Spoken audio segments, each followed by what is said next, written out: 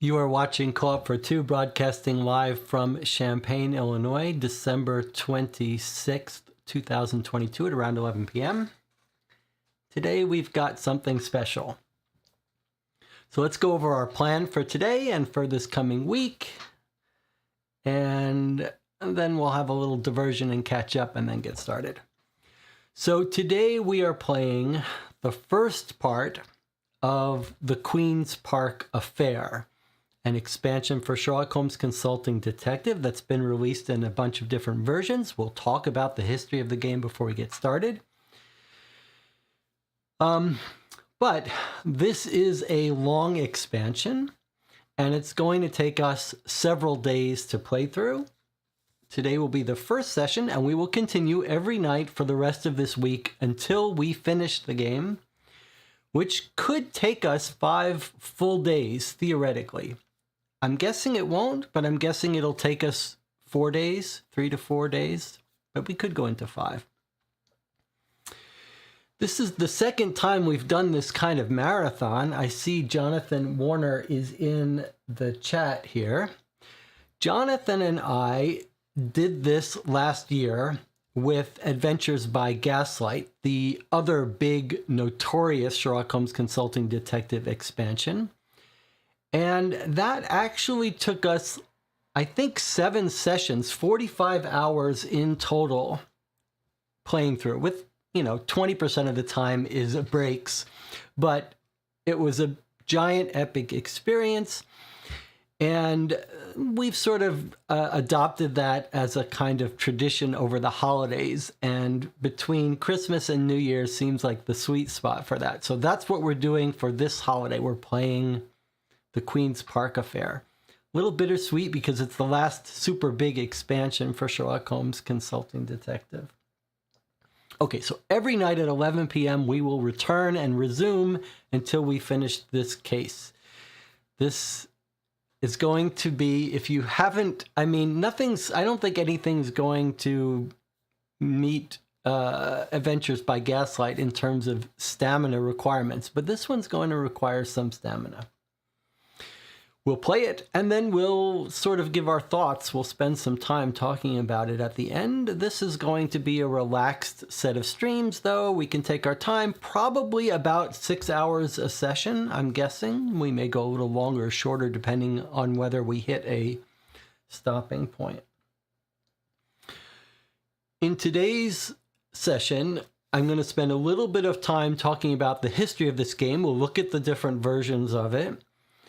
And then we'll take our first break a little early. And then if you plan to play this game yourself rather than watch it, this is a mystery game narrative story. You can only experience it once unless you want to wait 20 years till you forget it all. But this has been reprinted in a modern version, and you can still pick up the original version that we're playing today on eBay quite cheaply for about $30. So there's no reason that if you have a group that would play for 30 hours, that you shouldn't play this yourself, and you can come back and watch this stream, the set of streams, after you finish it. So when we take our first break, after I go through the history, spoiler-free stuff, you might want to tune out, get the game, play it yourself if it looks interesting to you, and you can come back and watch the stream afterwards and give your comments, your thoughts in the comments if you don't want to stick around with us for the whole time. All right, a little more bookkeeping. In addition to what we're playing this game over the next 7 days, however many, 3 to 5 days, on Sundays, we will be playing the play-by-mail game, The Blinded Birder, by murdersbymail.com. That's gotten quite interesting. We've played 3 turns so far. They're only about an hour each. And those I've been playing Sundays at 3 p.m. So if you're not normally up at this late hour, you might consider joining us for that. You could easily catch up. And then I think our plan is in January, hopefully Greg and I will be able to get together and film some more playthroughs and reviews. We've got the Pandemic Star Wars game that we're going to try to play, and maybe some other stuff. But in addition, we are going to start the new year off by returning to the 1930s and playing some of our crime dossier games that we've been saving up. We've got a couple of them from the 30s and then some more recent ones. Those are quite unique sort of time capsules, so you might want to consider joining us for that. All right, let's check in with the chat and see if anyone has anything interesting to do. The other thing that's going to happen in today's stream is we're going to try to do a little bit of a, during one of the breaks, we'll have a taste testing of some cookies. I'll give you a recipe for chocolate chip cookies that I like. And I'll give my little movie apology for a recommendation that I made recently, and maybe we can talk about that. So that's our plan for tonight. History of the game, we'll start playing the game, and then during one of our breaks, we'll have a little cookie taste testing and recipe and movie chat. And you guys can fill me in on what you've been up to. All right, does anyone else have anything interesting? Well, it doesn't have to be interesting. Does anyone else have any other projects they're working on? Good presents they got? Robert says, thanks for mentioning one of your streams last week that Netflix has Knives Out mystery called The Glass Onion. Okay, well, spoiler alert, that's going to be my movie apology section for recommending Glass Onion. But we'll get to that when we get to that. And, yeah. So let me not talk about Glass Onion until that break comes. But if you have thoughts on it, you can chime in when we do that little review. Not a review. I won't be reviewing Glass Onion. That's for Greg's movie channel, but I will be apologizing for recommending it. Anyone else get any good presents? I know what I should recommend. Okay, this is going to be a weird recommendation because I don't know exactly how to point you to it. There is a Facebook group for people who play puzzle games like some of the games we're playing here, but more of the puzzle escape room type games. I forget exactly what it's called, but I think there's only one big main Facebook puzzle something it's called. Someone can put it in the chat. And it's quite good. I don't really use Facebook, but I did sign up to take a peek in there, and there's lots of good recommendations and people occasionally selling some used games there. I definitely, if you are a Facebook user, I would highly recommend it. And I'll just recommend, again, Deadbolt Mystery Society games, which you see over there, the little pile, a little stack of them right there. We've played 4 of them so far, and they've all been good. Stacy says the name of the Facebook group that I'm trying to think of is called, whoops, that was a little advanced. Didn't want you to see that yet. Puzzle People. Okay. All right. So wait, before we start, since I already showed you, let me go. If you're trying to throw in some new stuff today. Okay. We've got a question of the day for you. I'm going to try to do these in all of the streams, and then I'll catch back with the chat in a second. Here is your question of the day that we could talk about if you have some thoughts now, but also if you go to the community tab on the YouTube page, you'll find a link to the Board Game Geek Guild section for this YouTube channel. And in there I posted this question, and I really am curious about this. I was thinking, we play these Sherlock Holmes consulting detective games and other puzzle games where you really need to see the whole screen for some of this stuff. But when you're watching a live stream, it's difficult because the only other option for YouTube to see the chat on the side makes the window, at least on a desktop, the video window quite small. So I was wondering, how do you guys watch these long live streams where you want to see what's on the screen, but you also want to participate in the chat? I know some of you use a big screen TV. I was wondering if anyone does it with 2 displays, one where they can full screen the video and then a tablet for the chat. If you don't know, you can actually, when you go to a YouTube page, pop out the chat so that it's full screen, so you could on a tablet just have the chat. Let's see what some people are saying. TV and iPad. So Shay, do you use an iPad with the video showing or just the chat? Jonathan says, got an anthology of mysteries that don't have a clear conclusion. That sounds interesting. Do you mean, Jonathan, is it an anthology specifically about mysteries without a clear conclusion? Because that sounds wonderful. Jonathan says it's called The Lady and the Tiger. Steve Bowen says, first time I caught your stream live, I received the new 4K release of Mickey Splain's Mike Hammer film, I, the Jury. Mickey Spillane's Mike Hammer. that's a famous series detective, and I used to watch a little. My father used to like watching the TV series like Starsky and Hutch and Mike Hammer. I forget if the show is called Mike Hammer, but it was Stacy Keach playing Mike Hammer. And I never got super into it. We used to watch Columbo. Now, Columbo I loved. Jonathan says it's an anthology supposedly on the topic. Huh. I love the idea of movies that don't have clear, clean endings. AJ Hunter says the name of the TV show might have been Mickey Splain's Mike Hammer. Yeah. I don't know what year that was, but I know it's Stacy Keach.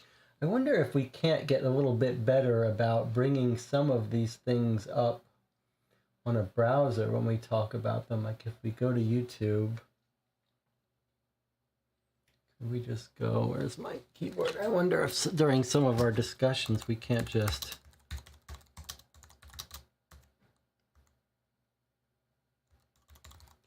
bring up stuff and just take a look at it.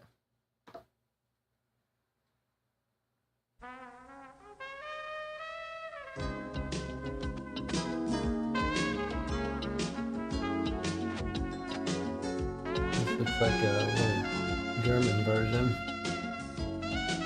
There he is. There's Stacy Keach. He looks like a pretty rough guy. Like you wouldn't want to get into a fight with Stacy Keach.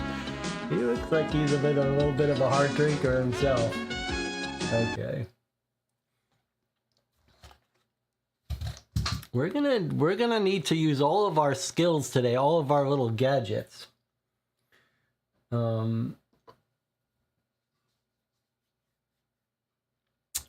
Megan says she got Mystery at Hunter's Lodge. That's one of the standalone small box hunt-a-killer games that I haven't played.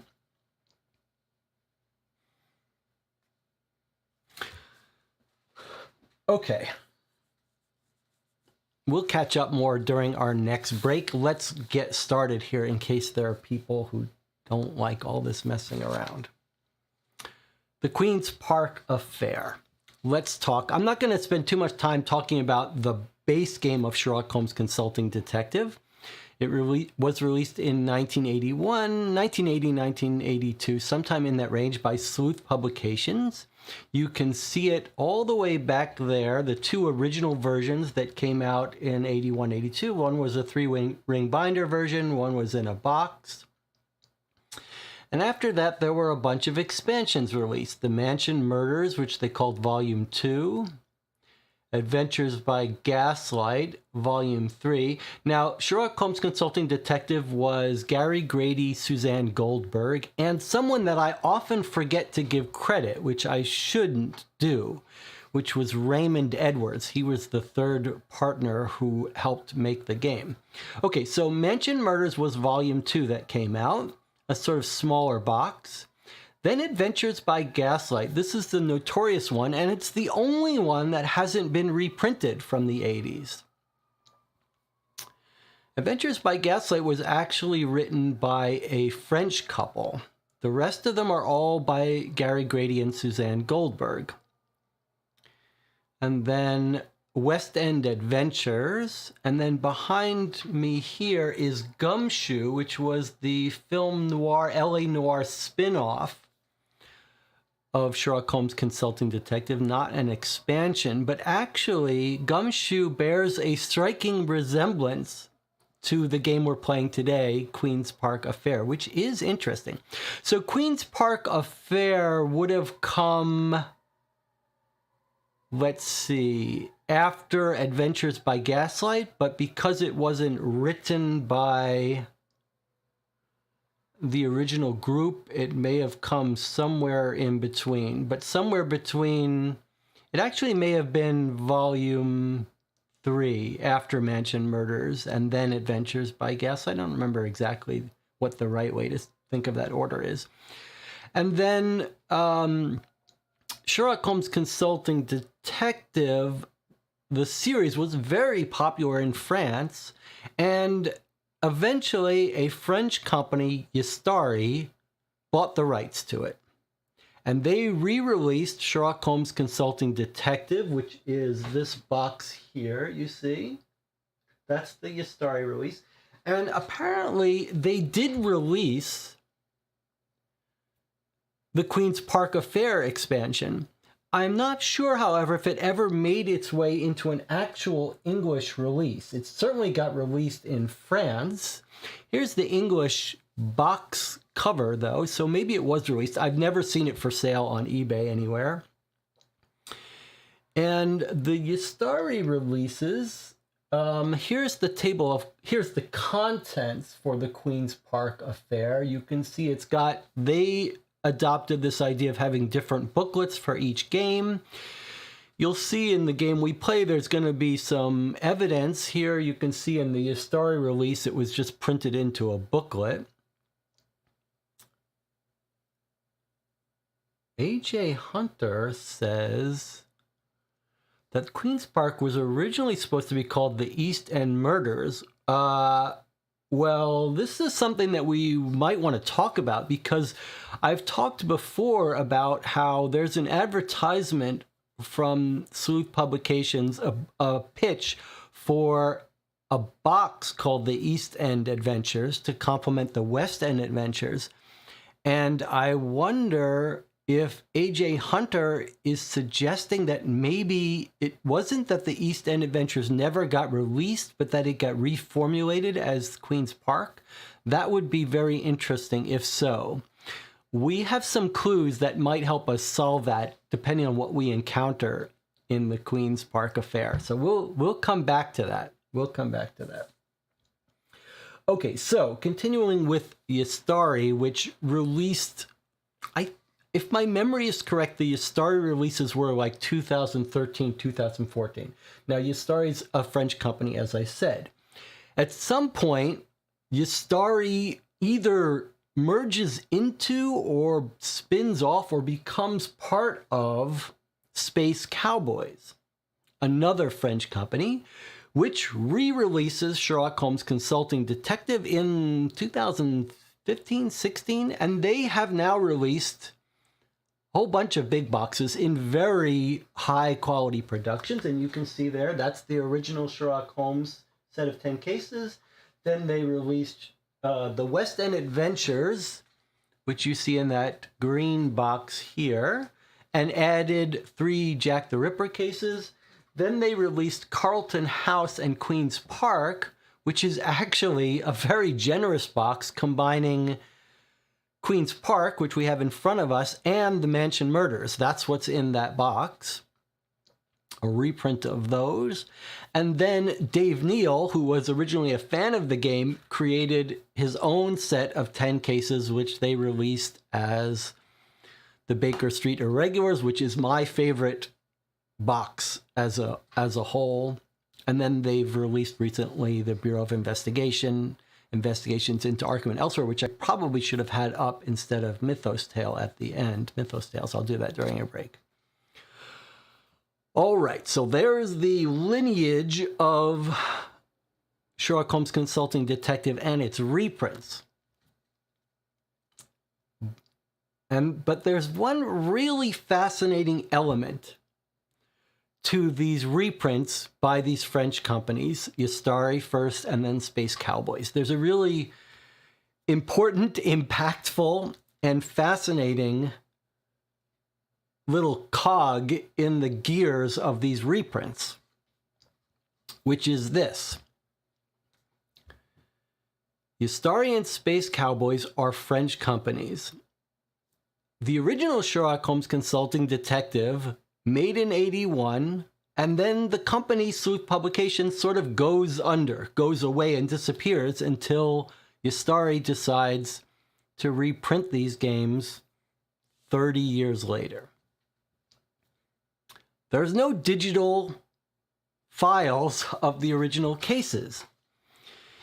And Yastari and Space Cowboys have French translations of these cases that were made at the time in the 80s. So when Yastari and Space Cowboys decided to re-release and reprint these 30 years later, they started by reprinting the French versions that they had. And then to make the English versions, they didn't go back to the original source and re-release the original English versions. It appears that what they did was they took their French versions and translated them back into English. So they went English to French in the 80s, and then in the 2017, which is when Queen's Park Affair Space Cowboys release came out, they went from French back into English. So what we have now is we have the 1984 version in front of us here, and then we've got the Carlton House Queen's Park box, the blue box over here, which that's just the cover. I've taken the cover off and brought it in front of me. We have the 2017 version, which is different.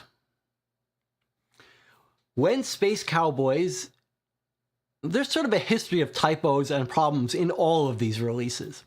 And when Space Cowboys reprinted and Yastari's, well, they changed things. They tried to fix some problems, and some of the issues get fixed by the translators. Some of the issues got fixed by the people managing it.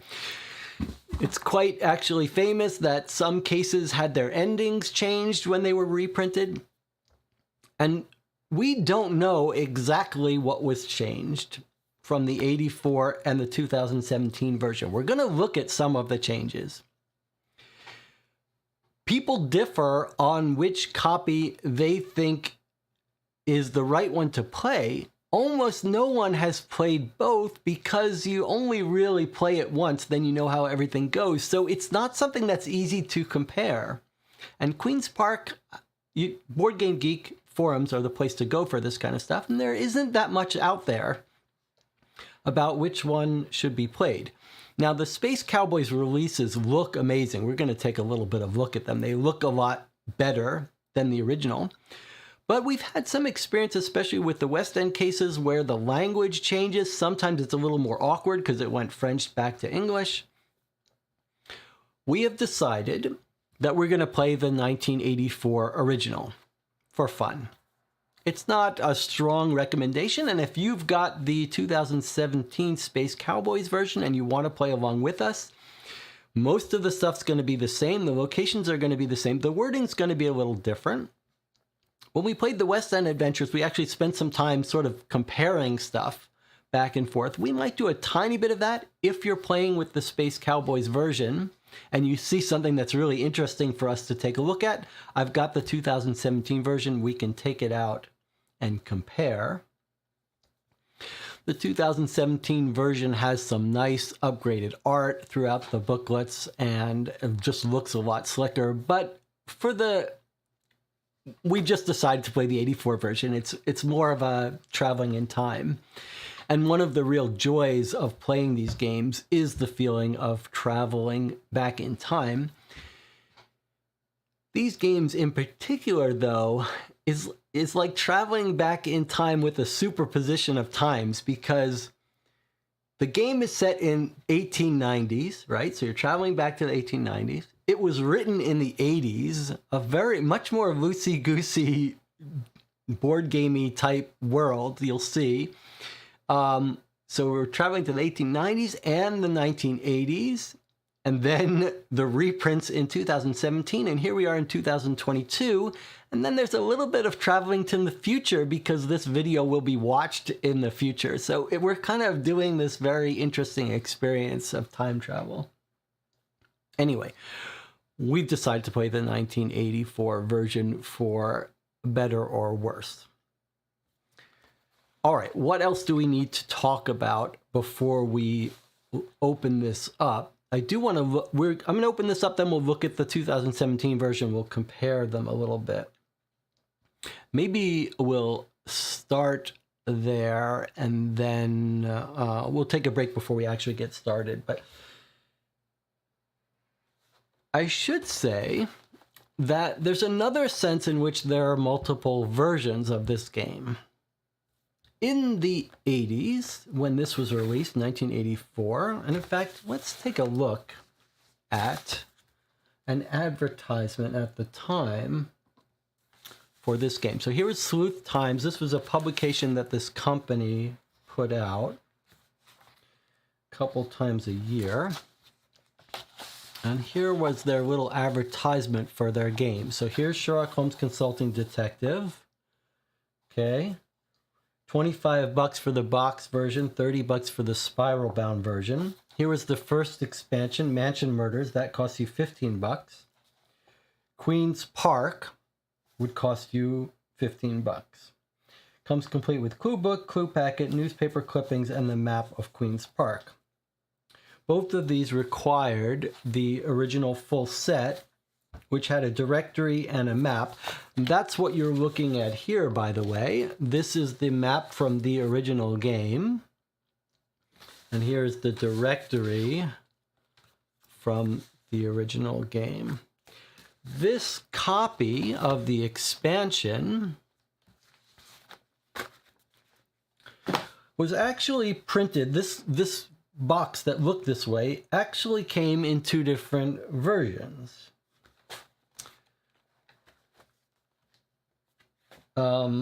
Here's one of them. This one requires the original. They also produced a version of this box, and if you go and buy this on eBay, you can get it in two different forms. You have to pay attention to the back. One of them didn't require the original. It came with its own version of this map, its own version of the rules, and its own directory in the box. This one requires the original, but there's also another way in which the versions were different. And we're going to take a look at that right now. All right. So here's the big clue book. We'll go into that in a minute. Here are rules I had to download and print out because I believe my copy is complete and didn't come with rules. Now that was not uncommon. If you look in their sleuth publications, you can see in one of the letters to the editor, or the sort of editor's comments, he's talking about how people were confused because Mansion's expansion didn't have any rules in it at all. Let me not try to find it anyway. But you can see there's two copies of rules here. They're all the same. We'll go over this. But one difference between the two versions, one version had this printed differently, but here is a main way there was a difference, which is, much like Adventures by Gaslight, they released an early copy of this without solution. So you go to your bookstore, your game store, if you're lucky enough to have a game store back in the 80s, you buy it, and there's no solution in the box. Well, how do you find out the solution? The answer is you don't. You don't get a solution, not for many months, because of this.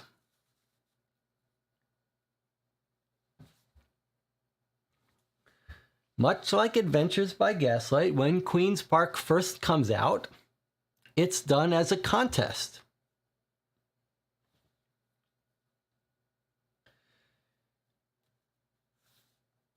Okay, so here's what we get. No thing. You go buy it, and then when you're ready,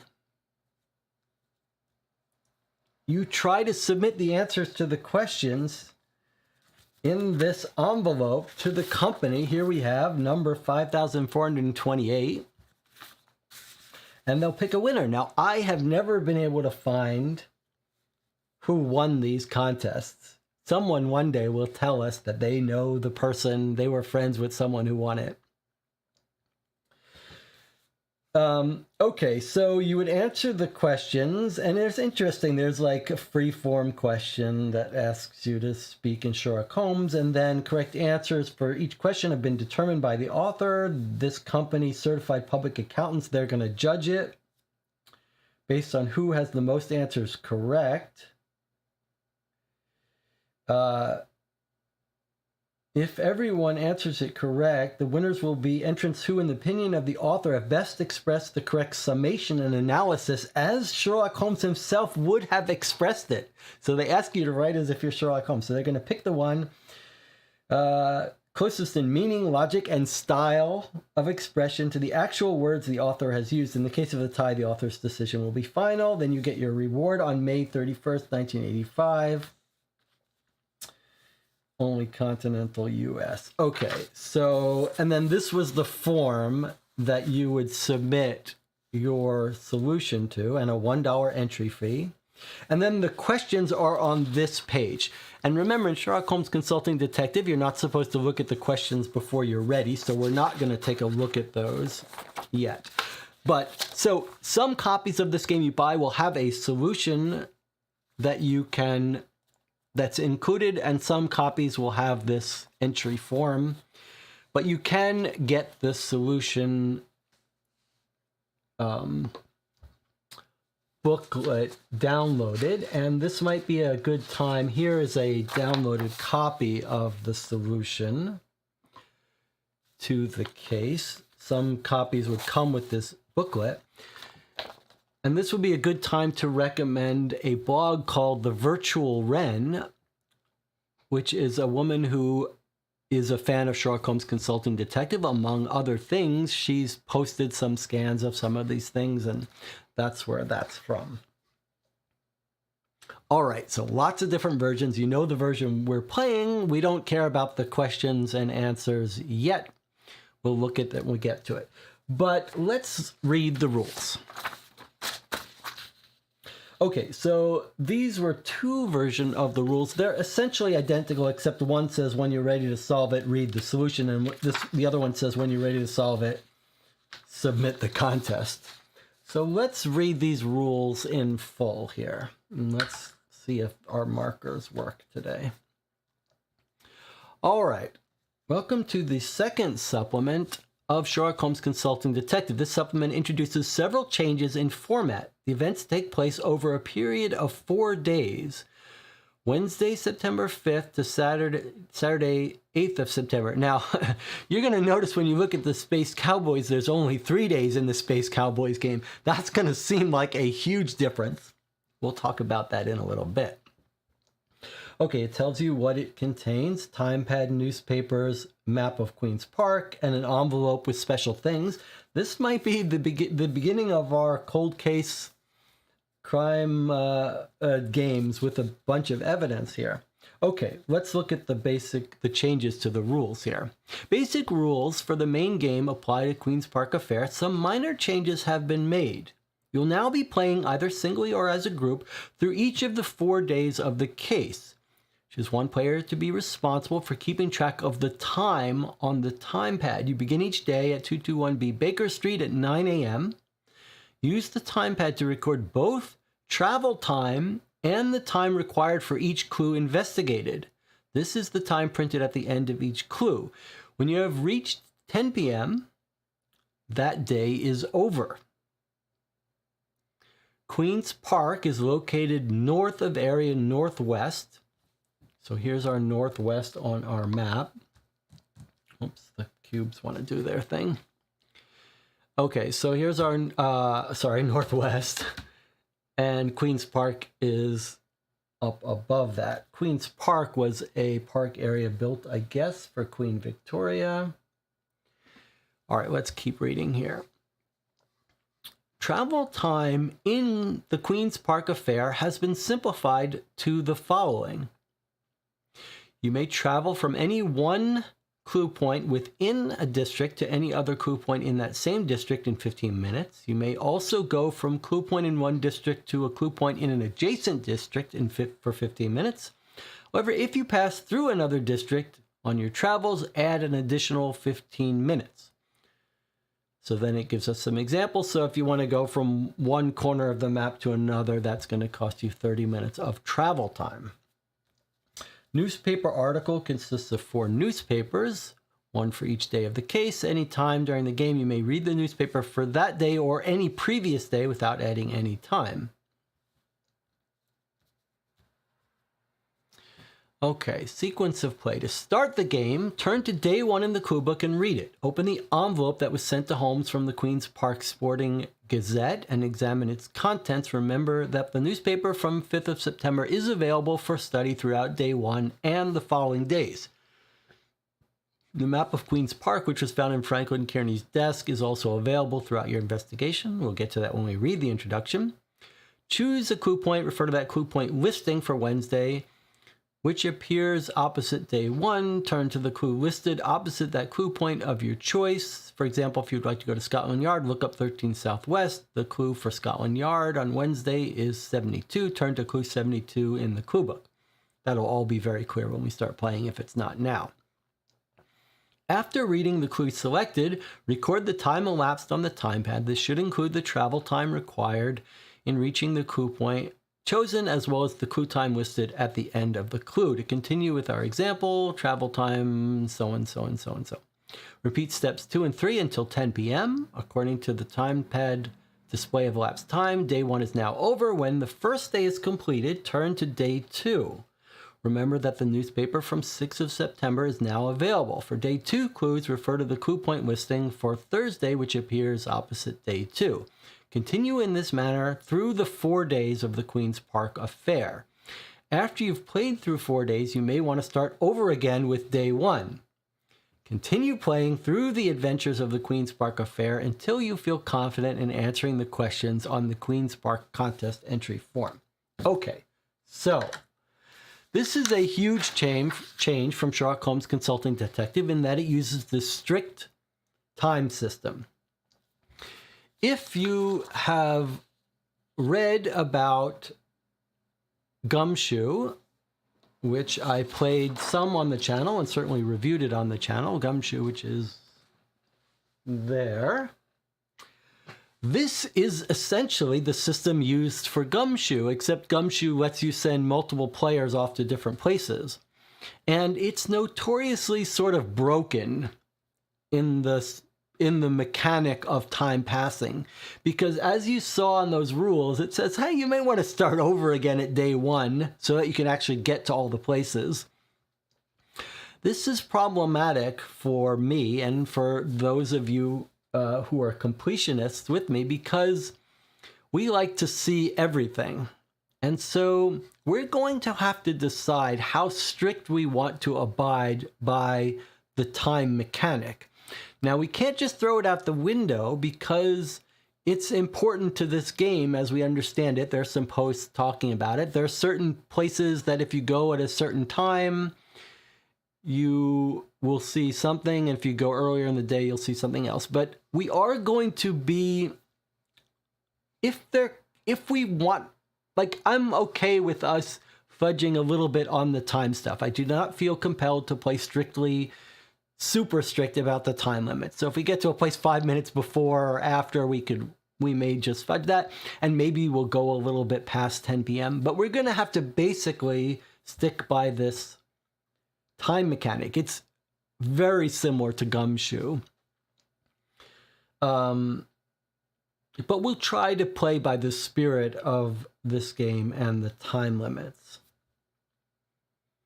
All right. So let's take a look. We've gone through the rules. There's our time sheet that we're going to use to keep track of our time. We've got this envelope of evidence that we're going to get given to us in the introduction, so we'll wait for that. We can put aside the solution. We won't need that for several days. We will need our newspaper archive. So the old Sherlock Holmes games had newspapers in a bound thing here. That's what we've got here.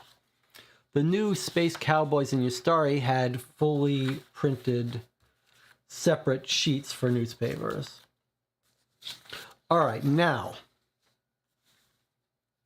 let's look. We won't read yet. We won't start, but I just want to show you what the format of Queen's Park, but also same thing was followed in Adventures by Gaslight, which was, we'll read all this when we start in a second. I just want to show you what a clue point page looks like, because it's not used anymore by Space Cowboys or Ustari. So we've got the introduction to the case, day one, and then we've got these clue points. So first you say where you want to go in each neighborhood, and then you get a number, and then you look up that number in this book. And day 5, the first day has one, the second day has one, the third day has one, and the fourth day has one. So 4 full days of investigation, and then on the 5th day you're supposed to solve it. Okay? So you've got a list of all the places that can be gone to. Now we know they've hid some false leads here, like you can't just look up stuff, but we tend to keep track of all the places we've gone so we know if there are places we've missed as completionists, but that's going to be a problem with our time limits here. But that's how this works, and you can see here's what the clues look like. All right, so before we get started and read the introduction, let me show you the newspapers. Here's the newspaper for day 1, September 5th. Okay, it goes 3 pages here. Then we've got the newspaper for day 2, newspaper for day 3, newspaper for day 4. Okay, so 4 full newspapers, 4 full days of investigation. Now let's look at the Space Cowboys version. So Space Cowboys was nice. It was a full standalone thing. There's a rule with your informants. Same informants are used in our current game. The directory, which is essentially the same, except we've got a separate yellow pages section of just... So we're going to keep this so that we can use this as well. I didn't show you the map of Queen's Park that came with in that green box in the 1984. That's just because I, already got it out. So this is the original Sherlock Holmes map from the base set. We're actually not going to use this. We're going to use the more modern map. But here is the Queen's Park map. This is the one other thing that came in that green box. The Queen's map of the Queen's Park neighborhood. This was the original map in the 1984 version. I've just put it on a board here so it's easier for me to move things around. And then that map I just put away from the original Sherlock Holmes, we're going to use the map from the Space Cowboys reprint. It's just a better size for us on this stream, and it looks better and it's easier to read. And it's essentially the same except for a tiny thing. Okay, but here's the Queen's Park map from the original, and here is the map from the Space Cowboys version. Significantly smaller, in some ways easier to see. It's certainly easier to read these numbers on this map. We could absolutely use this map. I've looked at it. It's mostly the same, but not entirely. All of the location numbers are the same, but the legend of locations is different. So because we're playing with the 84 version, we should use this version. So we're not going to need this. It is interesting to notice what things changed, but essentially the map and locations are unchanged. There's the map from Queen's Park. In the Space Cowboys version, they've got a nice big generous envelope of clues. Here in the 84 version, it's here. In this version, it's here. It's bigger and more nicely produced. We might want to eventually compare this. But I think what's most interesting, what jumps out, is here are the 3 days of books for the Space Cowboys version. Day 1, Day 2, and Day 3. They are huge books. But the first thing that should jump out at you is Why are there 4 days in the original with 4 newspapers and 4 sets of leads with 4 full days of time to spend? And yet in the Space Cowboys version, there's 3. Now, let's get out our newspapers here. And our rules for the Space Cowboys version. Again, we're going to be playing the 84 version, but we're going to take our time here and we're going to look at the differences a little bit. So if you look at the Space Cowboys version, remember they combined a couple of expansions, the Mansion Murders with Queen's Park. So it's basically all the rules are telling you how to play the normal game, and then there's a page telling you how to play Queen's Park. So let's just look at this together briefly. Essentially, the rules are exactly what we read there about time. Investigation lasts 3 days. You start at 9, you end at 10, just like the original, except there's 3 days now instead of 4. Then it tells you the same rule before about it takes 15 minutes to go within a neighborhood or to an adjacent neighborhood, and if you have to go more, you add 15. You start the same exact way, you do it exactly the same way, except when day 3 is over, then you read the rules about solving it for day 4. So you have 1 full less day with the Space Cowboys version. That's a significant decrease in number of turns and leads you can read. Unless they've changed all the time durations here. That's very weird. However, and then each book has its own introduction, and there's some beautiful art in some of these. The production quality here is just astounding, and so it might be nice to come look at these after we finish. Then also, though, let's take a look. So these cases are September 3rd, 4th, and 5th. They've changed the days. We've seen this before in Gaslight or in West End Adventures, where they seem to change things for no apparent reason. Like our case starts on September 5th. Their day ends on September 5th for no reason. But, okay, so I want to find the newspapers for, I see, they're all over here. Okay, so here are the newspapers for the Queen's Park one. We've got September 3rd, September 4th, and September 5th. 3 newspapers. 3 days, 3 newspapers. All right, so we don't want to read them, but the point is, another sign that we've just got 3 days here.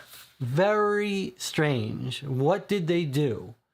Did they combine the 3rd and 4th day? Now, there is one... Okay, before I tell you what I think the basic answer to that is, let me just point out something. A huge change that Yastari did and Space Cowboys adopted, whether that's the same company or not, is there's no more list of clue points. The booklets are instead organized by neighborhood and have the locations in them. So if you wanted to go to 13 Southwest, you'd turn in this clue book to the Southwest area and then find the paragraph for 13 Southwest. Whereas in the original versions, as you saw, to get to 13 Southwest, you first look up 13 Southwest on this page, the clue point list. If there's no entry, you don't turn to it. If there is, you go look it up. And in fact, the rules say something like you should punish yourself 5 minutes. Point is, clue points are not used in the Space Cowboys Yastari versions. There's pros and cons to that. The major change is that it's harder. It's harder because you can't so easily cheat. You can't see on the list, hey, there's a place we haven't been to. Gumshoe used it a little differently. In the Space Cowboys version, it's much easier to miss a place, to not figure something out and never check and never go there. With these clue points, it's a little easier to see what you've completed, although for this particular case, we're not going to be able to be so completionist.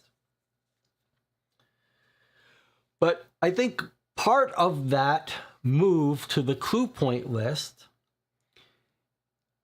is the explanation for 3 days versus 4 days, which is essentially this. I believe that if you look at the clue point list, just a quick glance at the 3rd and 4th day, the extra day, if you look at the extra day on the clue point list, it looks to me like it's essentially a copy of the 3rd day. In fact, it may be exactly a copy of the 3rd day with no changes. In other words, the clue point list for day 3 is the same as the clue point list for this extra bonus day in the original. So I believe the mystery to how there are 3 days in the new one and 4 days in the original is that the 4th day in the original is basically saying you get to replay day 3 so that you can go to some places that you may have missed with your time limit. Robert says, check out time number 7 at the bottom of page 13 of the rule books. It mentions the 4th booklet without a 4th booklet in the box for this version. Item 7 on page 13. Okay, I don't have a page 13 in my Space Cowboys version. Do you mean in the item 7? Item 7, okay, at the end of 3 days, read the last booklet, day 4, then the questions, then the answers. Yes, okay. The last booklet, day 4. Okay, so this is a bit confusing, but day 4 is actually the solution part in the day 3 booklet. It's confusing. But day 4 in the Queen's Park is when you try to solve the case. In the original, it's day 5. It's still 3 days of investigation in the Queen's Park, in the Space Cowboys one, and 4 days in the original. It's confusing. The rules are actually quite confusing about that day 4. But basically, they're saying just turn to the end of the book to answer the questions. It doesn't explain how they got from 4 newspapers to 3 newspapers, but we've seen before with the West End Adventures that they're fine with redoing the newspapers. But I believe what we're looking at is in the original, they gave you a bonus extra day, which just lets you repeat the day 3 clues. Nothing, I believe that none of the clues change, or at least most of the clues don't change. So it just gives you more time to do day 3 to wrap up the case. You could simulate that in your Space Cowboys version by just letting yourself play through day 3 again. Okay, there's our hour-long prelude before we get started. So I think we've covered... I believe we've covered everything here. We've got a Google Doc for keeping notes that we'll use. I will keep the Space Cowboys version nearby so that occasionally, for historical reasons, for game design curiosity, if we come across something in the original, like the evidence, we might peek back at the Space Cowboys version to see what it looks like, how it's different. But it's time for our first break. Everyone get your tea, get your coffee. When we come back, we will read the introduction to the Queen's Park Day 1, and we'll get started. If you want to play this game yourself, if you've been intrigued, if your curiosity is piqued, you can pick up the original on eBay for about $30 or more. You can pick up the new box, which looks to be great. No reason not to play the original as well. not to play the new version. And I'll see you in 8 minutes. We'll come back and we'll get started.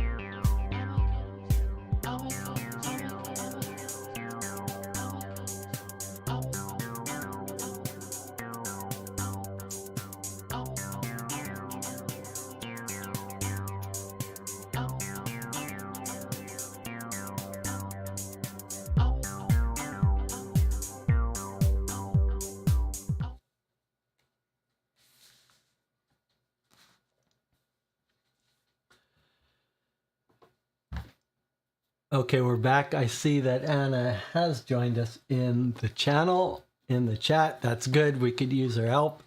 And anyone else. Reminder, if you want to play along with us and read ahead in your own copy and not stay synchronized with us, that's fine, but definitely do not give us any clues or hints or anything like that. All right, so let's get out our copy here. Now, one of the things that we normally have to decide with these games is if we're going to write on the game. It may hurt you to watch me write on this, but because this is still available, you could get this copy for 30 bucks. I'm going to feel free to write all over this. We're only going to play it once. Besides, for these really epic games, they're so enjoyable. They hold so many memories that it's nice to sort of keep the copy with the notes, and it helps to keep track of where you've been. So I'm just going to go ahead and write on this whenever there's something to write. All right, let's take a look at this together. Got a little drawing here. What may you be wantin'? She says. Queen's Park Affair by Gary Grady and Suzanne Goldberg. Published by Sleuth Publications, 1984. Cover illustration by Helen Doward. Okay, and then we've got this illustration, which we've seen before. It is my belief, Watson, founded upon my experiences, that the lowest and vilest of alleyways in London do not present a more dreadful record of sin than does the smiling and beautiful countryside.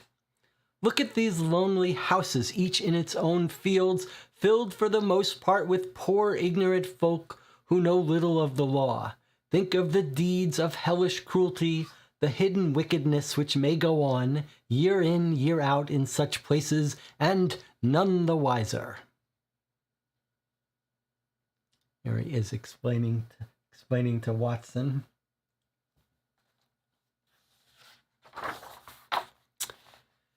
As the city of London expanded its environs in the late 19th century, it pushed its way into the tranquil countryside, creating the small cottages and houses of suburbia for its burgeoning middle class, offering the promise of peace and security previously available only to the ruling class.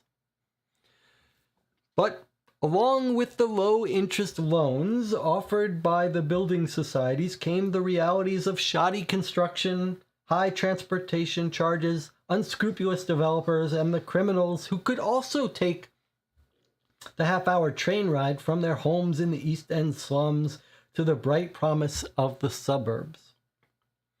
And where criminals lead, Sherlock Holmes and the Baker Street irregulars are sure to follow. The game is again afoot. There's the old Queen's Park area they're talking about in the suburbs. Okay, here we go. This is exciting.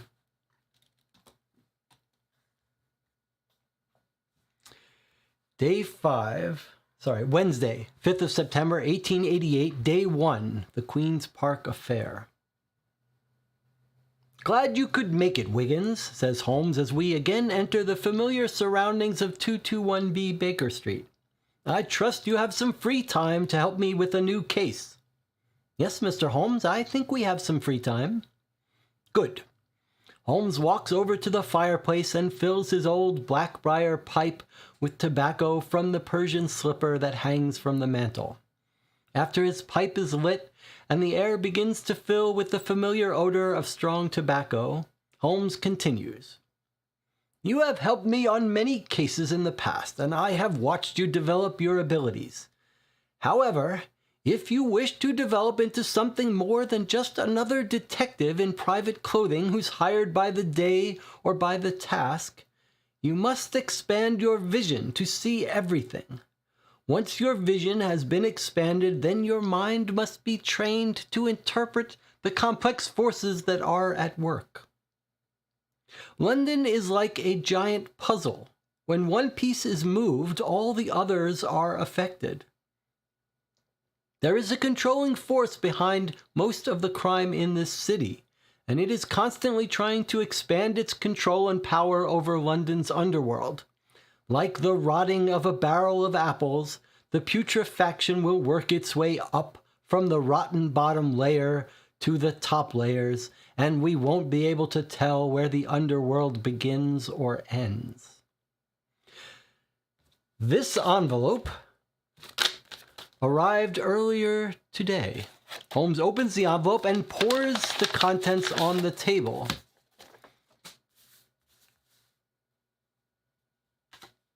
After looking over the various papers, he puts them back into the envelope and places it in the center of the table. Okay, I don't know why he did that. That seems like just making work for himself.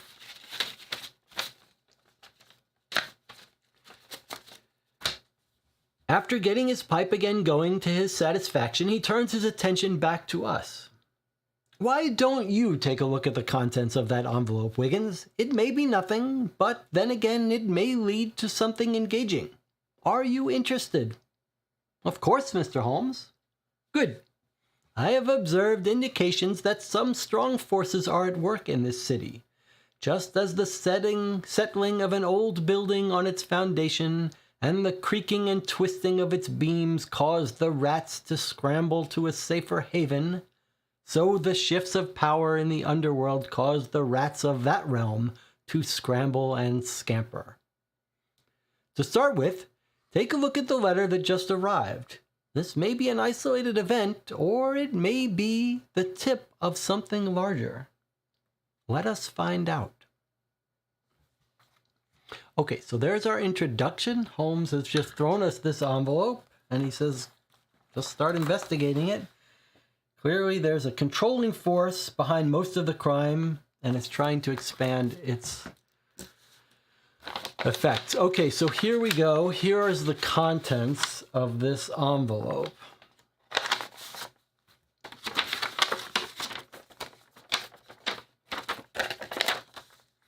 Let's take a look at the envelope itself before we just move along. It's from the Queen's Park Sporting Gazette, 36 Beethoven, London QP. So here's an address we could go to. The Queen's Park Sporting Gazette. It's addressed to Mr. Sherlock Holmes, Esquire. Mailed on 4 September 1888. Looks like it was postmarked. So sent from Queen's Park, from the Queen's Park Sporting Gazette. Nothing else jumps out. Let's see what we've got here. Got a bunch of business cards. We've got a couple of green little things here. We've got the Marleybone Cricket Club, the Players. It's a cricket program. Tells us who's on the cricket club, who the players are. I'm not sure what this means. Play will commence at 10 a.m. Luncheon will be served from 12 noon to 1 p.m. So we should remember everything's happening on times here. It's 9 a.m. So if we want to get there, we may have to leave right now for that. But is this... Oh, I see. This is 2nd September. So this day has already passed. All right. Then we've got a big cursive letter that we're going to have to read. Cursive, which is called cursive because it's a curse to try to read.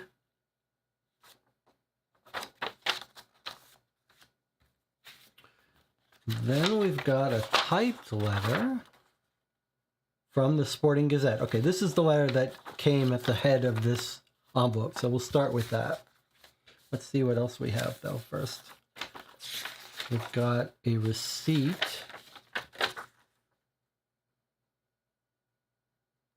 from the Aberdeen Shipping Company, and we've got 2 clippings from the Pall Mall Gazette on July 6th and the Pall Mall Gazette on July 9th. All right, and what is this handwritten letter about? Cricket ground, September 2nd.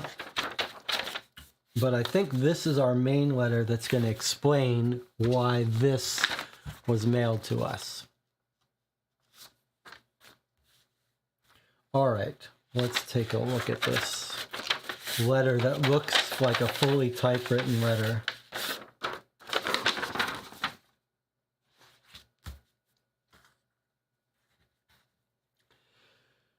All right.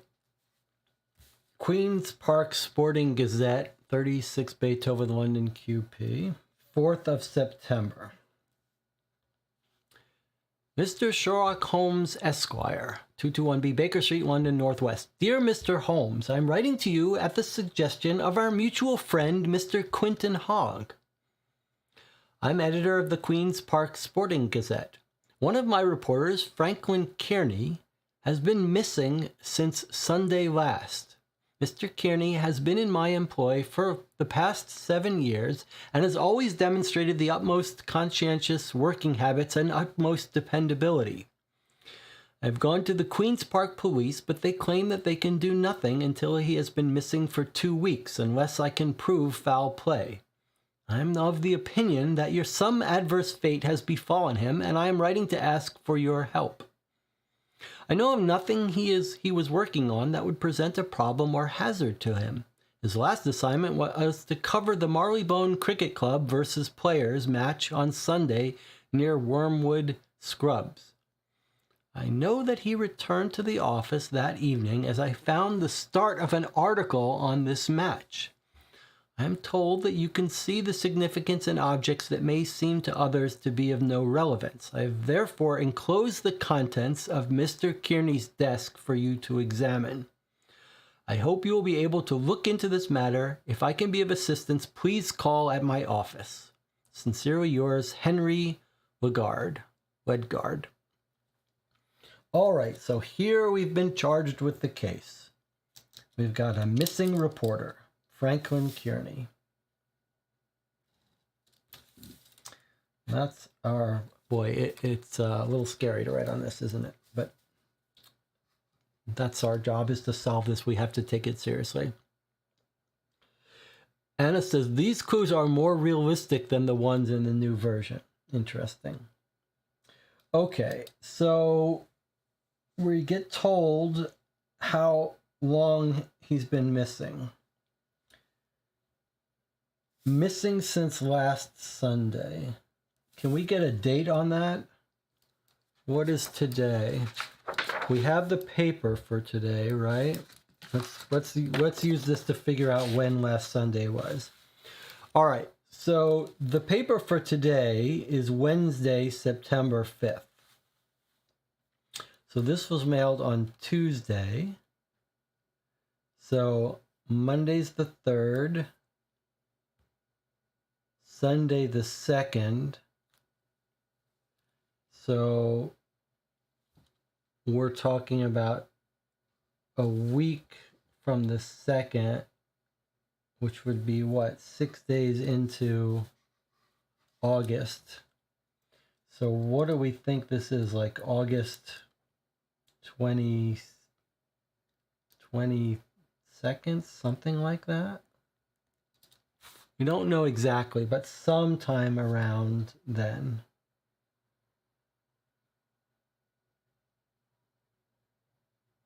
Might be nice to get that exact date if we need it.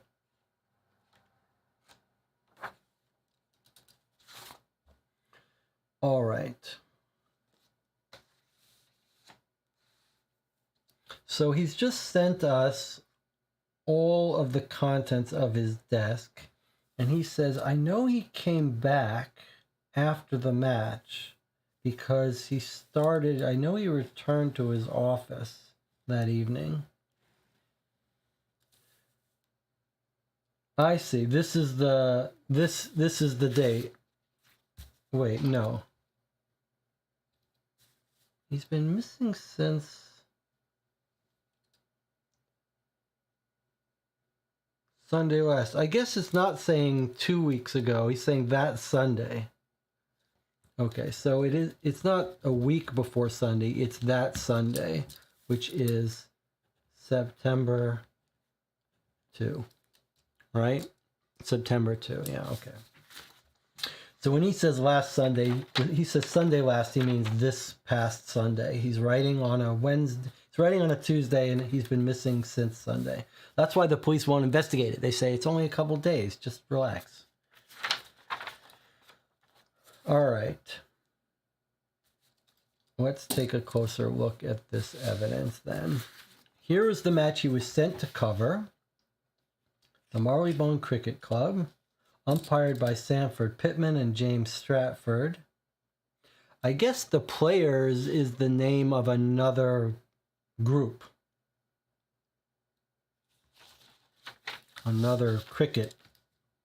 So here's the Marylebone Cricket Club's members, players, athletes, and here are the athletes from the Players, whatever that is. And then the umpires. Play will commence at 10, lunch at noon to 1. Jabez Balfour for providing the lunch, and then tea at 3. Very civilized. All right, what else was in his desk? We've got 2 green tickets. They kind of look like tickets, maybe betting tickets. W/C 4, W/C 14, or E, looks like C, 55EW 55W. And then sign. Don't know what this is about. Is he betting on stuff? They kind of look like betting tickets, but I don't know how to read them. Okay, a bunch of business cards. Let's take a look at these. Pinkerton's National Detective Agency. That's going to be in London, an address we've been able to go to. Daniel Oliver, Esquire, an investment broker. So there's Pinkerton's. Daniel Oliver, an investment broker. Remember, these could be just the contents of his desk, right? Could be there for years. Okay, Queen's Park address, Liberator Building Society. And then here's one that's Bon Marché, shopping for the discerning. Sporting goods. Okay.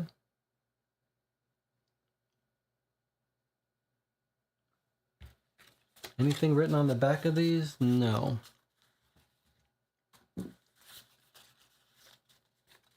By the way, this might be a good time to point out that the informants in Sherlock Holmes that we have a list of, I have printed out business cards for them that someone posted on Board Game Geek a long time ago. I don't remember exactly where I got it.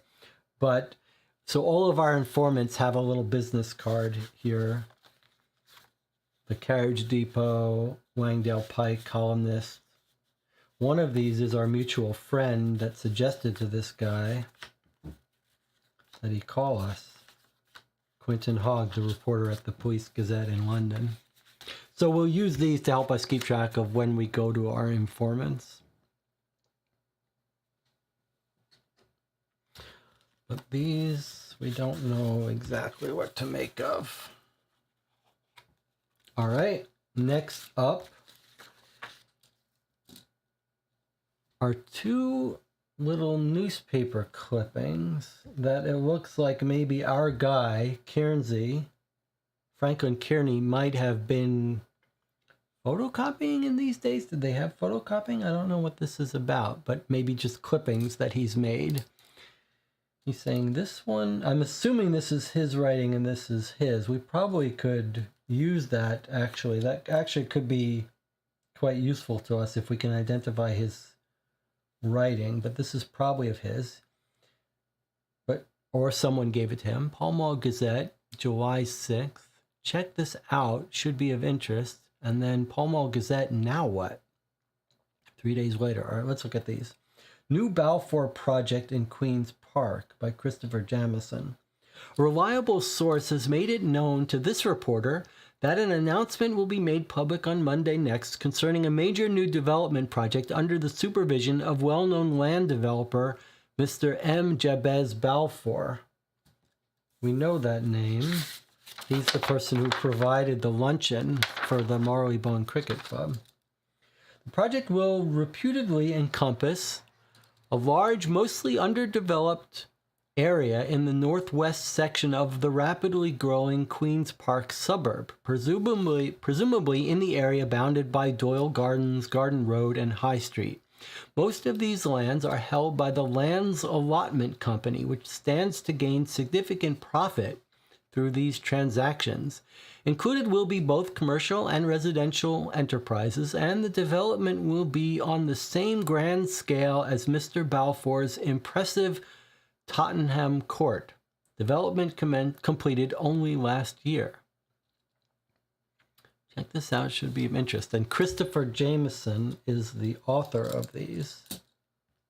Then we have this other article. Queen's Park development plans denied by Balfour. The rumored Queen's Park development project reported in this column on Thursday last has been vehemently denied by Mr. M. Jabez Balfour.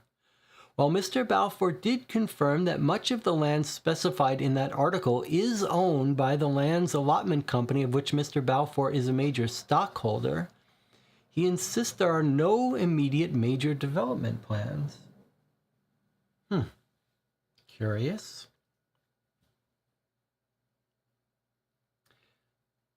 And why is this reporter involved in this? This guy Kearney is working for the Sporting Gazette, presumably writing about sporting events. Why is he caring about this? Although we know there is a connection with him, this developer providing lunch at the sporting club, but at the Marylebone Cricket Club. But boy, that's a pretty thin line. All right, let's see what else our guy Kearney, Franklin Kearney, has in his desk. A receipt from the Aberdeen Shipping Company at 26 Upper Thames Street, I'm told. Thames is pronounced Thames, Southwark Bridge, London. August 23rd, 1888. That's our current year, 1888. So August, just a week or so, a little bit more than a week before he disappeared. He's got a receipt for the Grecian cruise. October departure, round trip fare for 2 persons, paid in full. £62.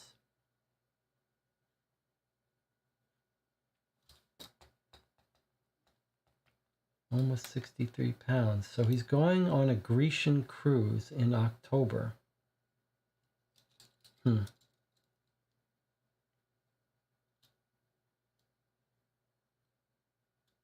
Why is a shipping company having cruises? That's a little weird. Okay. And then lastly, we've got this cursive letter that we have to. And Jonathan says one of the business cards is also for Jabez. Yes, Jonathan is right. One of the business cards for the Liberator Building Society is also Mr. Jabez Balfour. Interesting. This is a different company than mentioned here. This one is the Lands Allotment Company, who he's a major stockholder. And here is the Liberator Building Society. Okay. Let us read this letter. So it was written, I think this is the article he was writing. So remember, our guy says, I know he made it back to the office because he was writing up the article on the match. I think this is the article he was writing. Let's see if my cubes can pick this up even on yellow. Okay, September 2nd, 1888, Wormwood Scrubs Cricket Ground. The scene was progressing slowly when Hargroves, the googly bowler, was brought on. All right, let's just look who he's talking about here. Henry Hargreaves. Sorry, down here. Henry, where is it? Henry Hargreaves. So we may need to know that he's the googly bowler, whatever the hell that means. It was the 39th over. Overs, I know, in cricket are sort of like rounds. Something like that. Sir Julius Benedict, the batsman, had obviously never experienced quite the control that this rough coal miner from Yorkshire had over the ball. The first ball landed 3 feet outside the leg stumps, stopped in midair, accelerated sideways, pitched a foot outside his off stump, swung violently past the outstretched bat, missing the middle wicket by a coat of varnish. The disgruntled grunt from Hargreaves was heard around the field.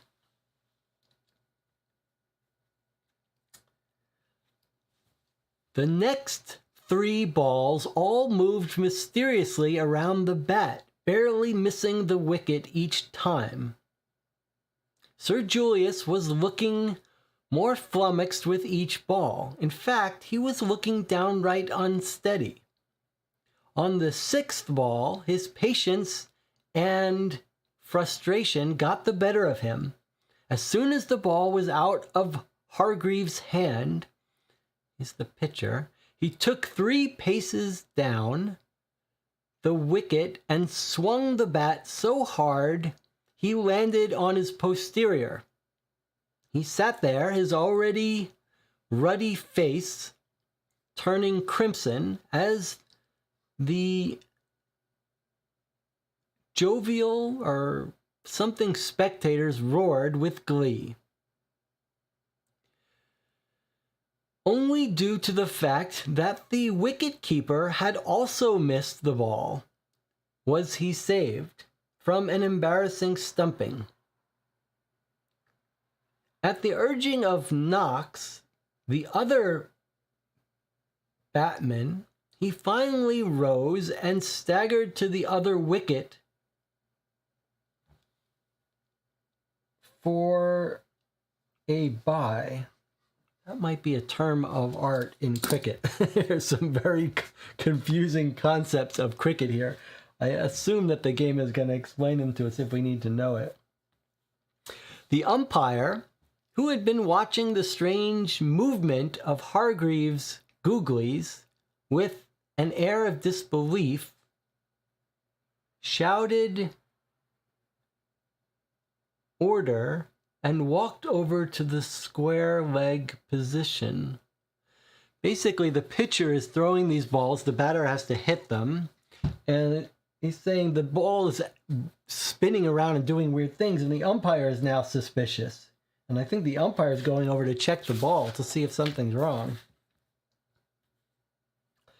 The other umpire walked briskly to his wicket, notifying the batsmen and fielders that it was the 40th over and a new ball would be put into play. He placed the ball into the hands of something man, either someone's name or a position, the fast bowler from Lancashire. Okay, so he's putting the ball into the new person's hand. Sounds like, let's see, what did he say? Truman,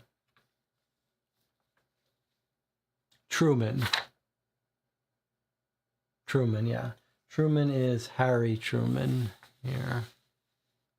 Harry Truman. Okay, so we might want to make note of when who's batting and who's bowling, etc. The fast bowler from Lancashire. Okay. Sir Julius Benedict, after taking another gulp from his water bottle, hammered down some imaginary lumps on the pitch. That last over must have taken its toll, as he definitely staggered on his way back to his crease. He finally took his guard, only to see Truman in the distance slowly start his 37-yard run-up to the wicket, each stride speeding him to bowling velocity. The ball, leaving Truman's hand, was a blur, traveling at over 100 miles per hour. Really? And appeared to be directed at Sir Julius's head. Somehow he managed to raise the bat fast enough to stop the ball and save his head, going over the something for 6. The bouncy for 6. There was a flash, followed by a loud bang. The crowd jumped to its feet in disbelief as the ball had exploded, covering the pitch in a cloud of smoke. So this guy pitched the ball at 100 miles an hour. The batter raised his bat just in time. The ball hit it and exploded and covered the pitch in a cloud of smoke. Sir Julius, his red face now blackened, picked himself up from the ground, laughing heartily, only stopping for long drafts on the water bottle. The water bottle that he kept in his jacket pocket. His back pocket. It sounds like he's drinking liquor. Okay, so that's a weird description of this match. It sounds like, though everyone's laughing, he's not upset about it. So I was thinking, like, is this a murder attempt throwing this ball, or are they just having fun and playing a practical joke? Let me get the chat's impression of all this. My initial impression, not knowing anything about cricket, is this is actually a code.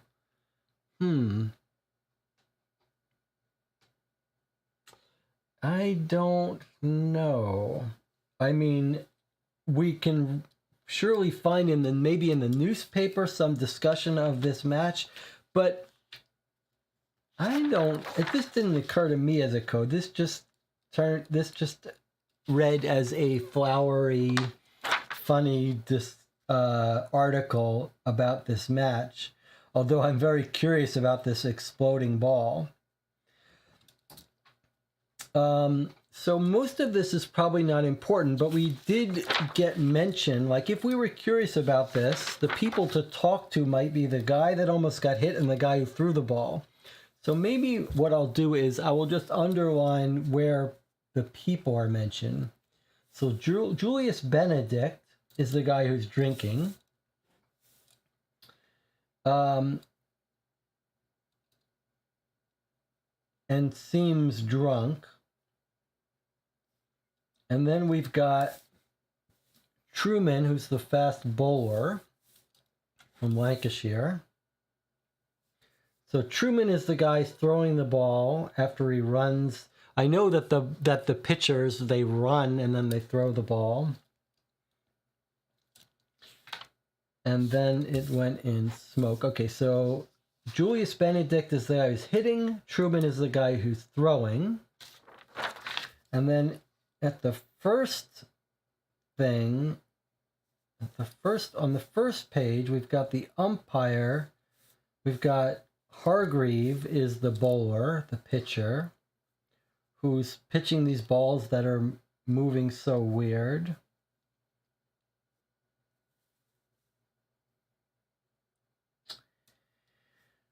And who's the guy who's batting at this point? Oh, Julius Benedict, still Julius Benedict. So Hargreave is pitching to Benedict, throwing these crazy balls. Then the umpire goes over and they say it's time to change the bowler. So they switch over with a new ball.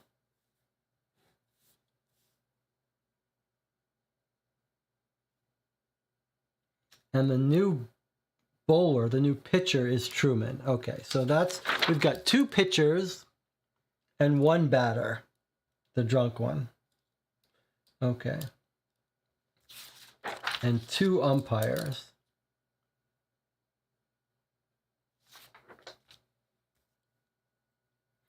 Do we know which umpire did what? Not that it probably doesn't matter. Got a main umpire and a secondary umpire. Okay. Well, at this point, it doesn't seem important, but it may become important. John says, it might be a good idea to look up the addresses for the players so we can plan the optimal paths to visit them. The match sounded like maybe there was rigging going on. We could, yes, okay. I think that makes, we do have to worry about who is where to maximize our travel time. Let us look at this and identify these people that are mentioned. So Hargreaves here is the first bowler, and then Truman is the second bowler, and then the guy hitting on the other team is Sir Julius Benedict. This is the batsman. So here are the 3 people that we have mentioned in this letter, in this story. Benedict, Henry Hargreaves, and Truman. And Truman is the guy who threw the smoke one. And then we've got our 2 umpires, which are mentioned in our story. And of course, Jabez Balfour. But we have no idea why we should care about any of these people. Why any of these people would have anything to do with our guy going missing. I mean, that just seems like a total side story that has nothing to do with going missing.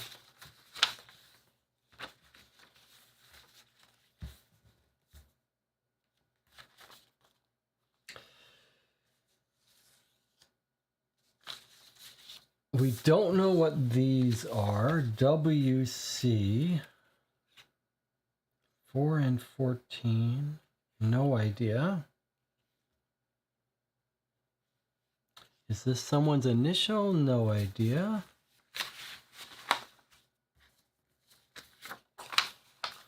We have no idea why we should care about his Grecian cruise. We do know it's for 2 people, so we might ask, who is this other person that this guy was planning on traveling with? That could be useful for us. And then from our business cards, we know he's interested in Jabez Balfour. We don't know why. It's curious that he's got a private eyes card here, but these could be from any time. This could be 10 years old for all we know. All right, and then of course, all right, what we should do is we should start making our notes file. And as Jonathan said, maybe keep track of all the locations we can go to. So I see that someone has already, Jonathan or Anna, in the shared document has started filling some stuff out here. Let's see. Let's start going and doing some stuff here. So let's see if I can do this right. Control Shift 8 should. Okay, so Franklin. No, I hope we don't enter the same thing as we have before, where we can't edit this file.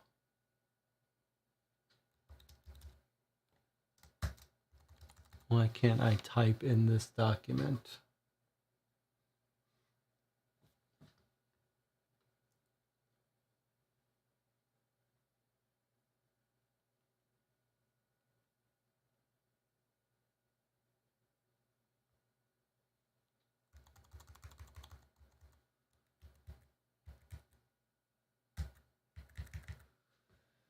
Okay, well, this is going to be a problem if I can't type in it. I don't know if it's confused because multiple people are trying to edit it at the same time, or if it's...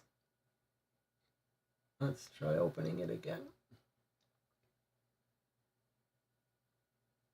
Oh, I see. That's what's happened. It's being filled out by someone, Anna or Jonathan. Anna says, I made a bunch of notes already. Okay, here we go. Let's take a look at what Anna has written here. In the envelope, we've got the letter from Henry Ledgard. Okay. Let's just add here. He's the sporting... Oops. All right, at least I can type now. Sporting Gazette.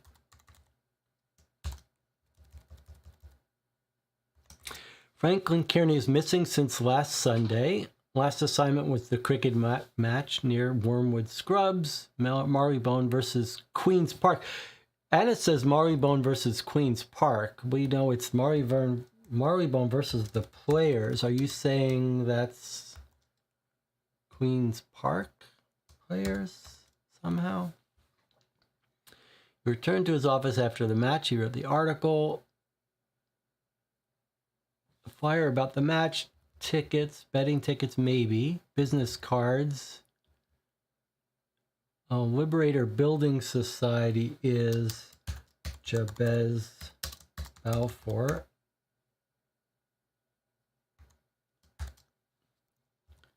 And Sporting Goods. Clippings from the Pall Mall Gazette by Christopher Jamison. Okay, good. Ticket to Greece, £62 for 2 people. And we know something more about that, right? We know that, let me do it this way. Well, you already said for 2. Okay, I see. How do I indent again? Okay, so 2 people purchased 23 August and departs. Does it say when it departs? No, it doesn't say when it departs. October departure. October departure on the, quote, Grecian cruise. Kearney's article, Henry Hargreaves was the pitcher, batsman, other. Let's say this is the second pitcher. This is the first pitcher. Now I want to make sure. Anna has written these out as being the Queen's Park people, but we need to be a little more clear on this. This is in our documents, it's called Players.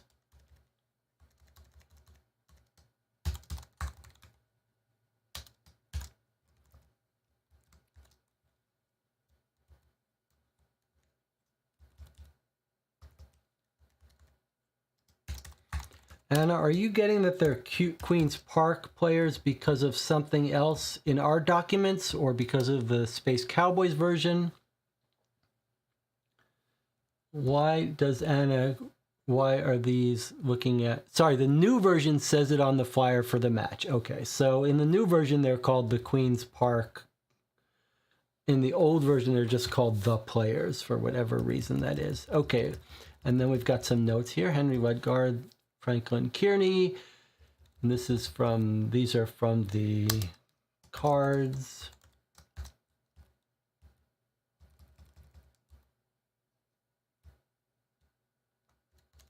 I'm assuming these are the same player versus QP. I'm just gonna write it out because it's our version calls them players.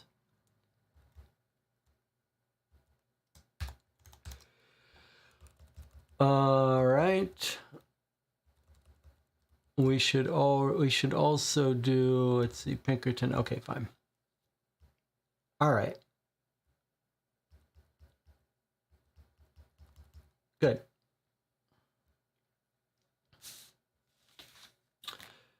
Now, I'm not sure. Remember, our directory is only for London, so I'm not sure we're going to be able to find these Queen's Park people in our directory, but we might be able to. We could go to this is Frank Kearney's house.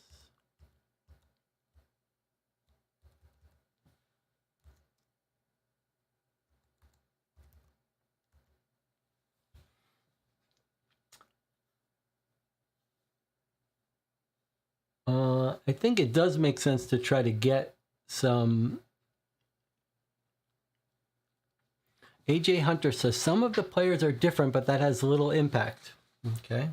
All right. Remember, be careful, AJ, because you've played this before. We don't want any hints of any kind, so just be careful what you tell us.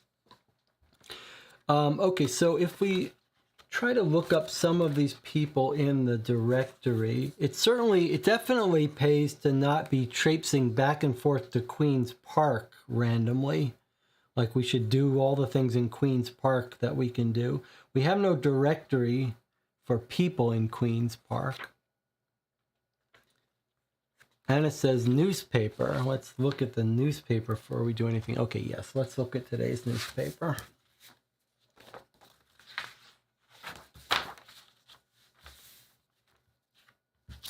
So we've been sort of getting, it's a big long newspaper. In our early playthroughs, we read the entire newspaper. Lately, we've been trying to sort of space it out a bit. So let's take a quick pass at the newspaper, but not try to read every word yet. And then we'll come back to it. So we're just going to look for things that could be related to our case quickly. Okay, entertainment at the Elephant and Castle, Club and Cattle Show, Cookery and Food, Prince of Wales Theatre. Here we go. Cruise of the Grecian Islands. Aberdeen Navigation Company. Okay. And let's remember, this is the 5th of September, so he's already been missing for 3 days by the time we see this paper from today, from this morning. Okay. Cook and Son, Egyptian authorities removing quarantine on arrivals from Naples. Here's some personals. A nurse, a traveling maid, a cook, and another cook. Remember, we're just scanning through this quickly. Okay. We're looking for anything related to cricket or our people. Freehold investment. Queen's Park Land Allotments Company. Is that our guy's company? He works for the Liberator Building Society, but in the newspaper articles, it's referred to as the Land Allotment Company. Okay, so here's an article about our company where Jabez Balfour works. Several lots of exceptional value in Queen's Park, freehold and leasehold land. Okay. Another Queen's Park House and Land Investment Trust. That doesn't sound like it's related to, but it is Queen's Park. I'm just going to put a little mark here. Here's a notice. Winston Rollins announces his practice is located at 51 Phoenix Road. Karen Cooking Ranges. How'd you like a fancy range like that? When you fix on a Karen range, you insure yourself against the 101 little worries which attend the use of a nameless Kitchener. You reduce labor, fuel, and repairs to a minimum, and you considerably improve the quality of the cooking. Of equal efficiency and uniform quality are Karen stoves, grates, mantles, baths, stable fittings, etc. Sold by all ironmongers. All right. Trade notices. Okay. Sporting goods of all types. Bon March. That's our Bon March. That's from, he's got a business card for that. So we probably want to make a note of that, right? Autumn sale. Tailoring. Okay. Sulfur hair restorer. Okay. Removing scruff, beautifying, cleansing the hair. All right. We've got more hair stuff. Irish socks, knit by the peasantry of Donegal. Warm and durable. 2 pair, 2 shilling. From Belfast. Fire Burglar's Fire, the finest from Leith and Ross Anchor Reliance safes, are cheapest and most reliable for jewelry, plate, deeds, and books. Beware imitations. Okay, Madame Sampson, high-class mantle maker, is now in receipt of the latest Parisian fashions and is showing a large selection of the newest materials for mantles. What is a mantle? Sounds like it's a piece of clothing, but what is a mantle? At 10 Great Prescott Street, no connection whatsoever with anyone of the same name. Men who dress well can be supplied with the most fashionable clothing at economical charges by Roberts and Parfit, merchant tailors. Patterns and illustrated guide to measurement free by post. The chat says a mantle is a type of scarf, or Anna says cloak. Okay, so it's one of those. The Pall Mall Gazette. So we should note actually that this paper we're reading is where these 2 articles came from by Christopher Jameson. So this is the Pall Mall Gazette, whose paper we are now reading. So that is interesting. Let's see if we can find an article by him. Here's an article about Parliament nears the Beer Act. Let's see, is this going to be relevant for us? Various aspects of the brewing industry and alcoholic consumption in England. The Gin Act, the Beer Act. Okay, I think we're going to skip over this. I don't see any, on a quick scan, I don't see mention of our people, so I'm going to skip over it. We can always come back to it. We'll read it eventually. China and Portugal Treaty. Victorian Chinese immigration. The steamer Afghan has arrived. Anna, I don't know if Anna is reading. Anna says Jabez Belfort is in the Beer Act. Okay, let's back up then. I guess we should read that. We would eventually find it, but okay. We got a whole team here. Nothing slips by us. All right, well, let's read it, assuming that that Anna is not just seeing something in the new version. Parliament will hear recommendations next week from its commission appointed to study the various aspects of the brewing industry and alcoholic consumption in England. Topics considered included the costs and benefits to society and possible government action. Diverse views are represented on the commission in the persons of MP Sir Henry Cole and Reginald Ormond, brewers Arnold Shank and Glenn Judson of Shanks and Treakstons, respectively, and Sir Wayne Whiston Dart. Recent developments in the brewing industry, including increased mechanization and improvements in cooling and refrigeration, continue to have far-reaching effects. However, while the industry supports many thousands of people throughout the country, the opposition to alcohol of any kind has grown considerably stronger of late. Most attempts to control drinking in the last century were limited to strong drink. Such efforts as the 1736 Gin Act and the 1830 Beer Act were meant as much to encourage the drinking of beer and ale, drinks which support the farmer with their use of English-grown barley and hops, as to discourage the drinking of gin. However, temperance reformers have been clamoring for more and stricter regulations on alcohol of all types. They have thus far succeeded in prohibiting the sale of drink on trains, and several recent London housing developments have prohibited the opening of pubs within their borders. Temperance leaders such as Jabez Balfour, F.N. Charrington of the Charrington Brewery family, and William Booth of the Salvation Army are among those urging the prohibition of spirits and beer. This comes at the same time as increased competition among brewers and their growing control over public houses. Okay, temperance leaders such as Jabez Balfour. So apparently our Jabez Balfour is a leader of the anti-alcohol movement. That's important. Okay, Victoria and Chinese immigration. The steamer Afghan arrived here from Hong Kong, 368 Chinese laborers, 67 of them being for the port. The Victorian government, however, has prohibited their being landed and has placed the vessel in quarantine where she has been for the last 3 days. Government has refused to recognize the naturalization papers of the Chinese. Okay, what have we got here? False alarm on Monday in the Gazette. Paragraph appeared under the heading Mysterious Affair, stating the body of a man was discovered in Hindholt Forest near Woodford Bridge under circumstances which could leave no doubt that the individual had been murdered.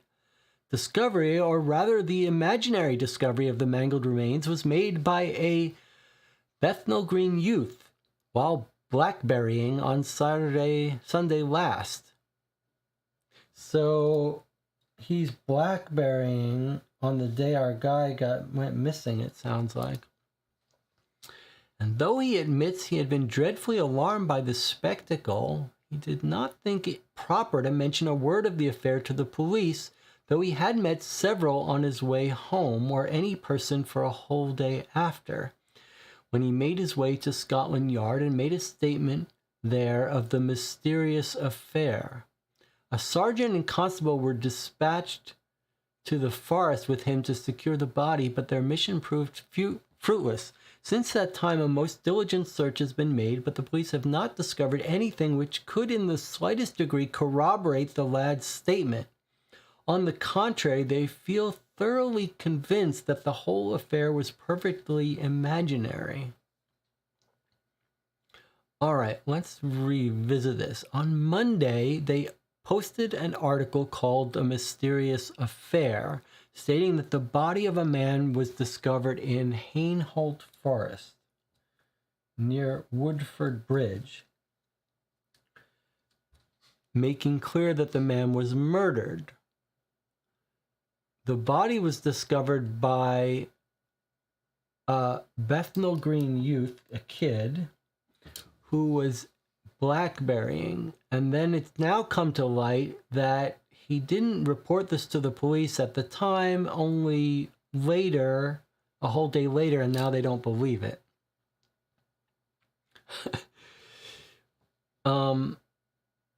Very interesting. Feels like this could be our guy if we could talk. It feels like it would be nice to read this article on Monday in the Gazette, but we might go talk to the Pall Mall Gazette writers and see if they could bring that for us. Mangled remains.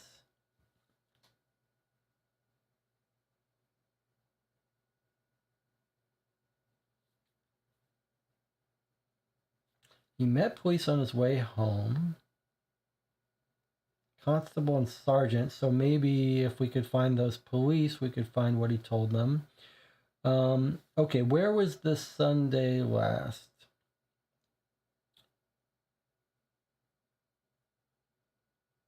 Blackberrying on Sunday last. Okay. All right, let's keep going. Charlington continues its crusade. New facility opens in Southwark. Frederick Charrington presided over open ceremonies on Sunday. Again, this is a Sunday, so it's potentially relevant. At his new assembly hall in Southwark, located at 8 Borough High Street, the complex centers on a huge mission hall, which can seat 5,000 people. YWCA, Sir Alfred Sipton's opening speech. Salvation to the sinner is undertaking operations on a large scale in periods of distress to feed the famishing and the starving, and I observed that in a short season of 6 weeks, 600 pounds were spent on bread and cocoa. Blessed is he that considereth the poor. So, as Sir Alfred so perspicaciously observed, can someone look up perspicacious? I feel like I used to know it, but I don't now. Jonathan says, Charrington is one of the temperance leaders mentioned in the other article. That's a good point. F.N. Charrington. Frederick N. Charrington, another leader of the temperance movement. Nice catch, Jonathan. So might be expected to be a friend of Balfour. Okay. Opening ceremonies at his new assembly hall in Southwark.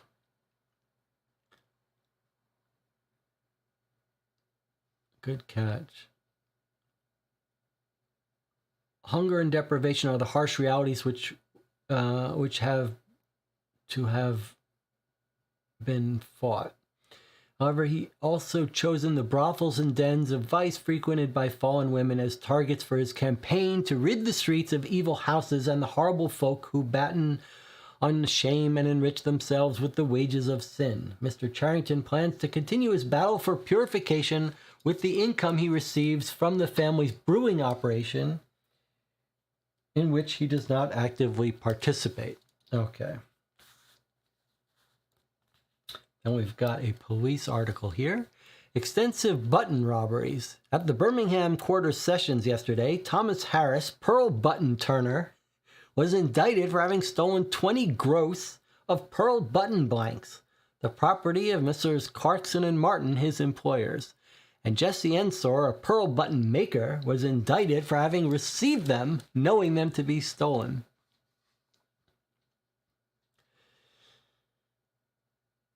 What's the definition of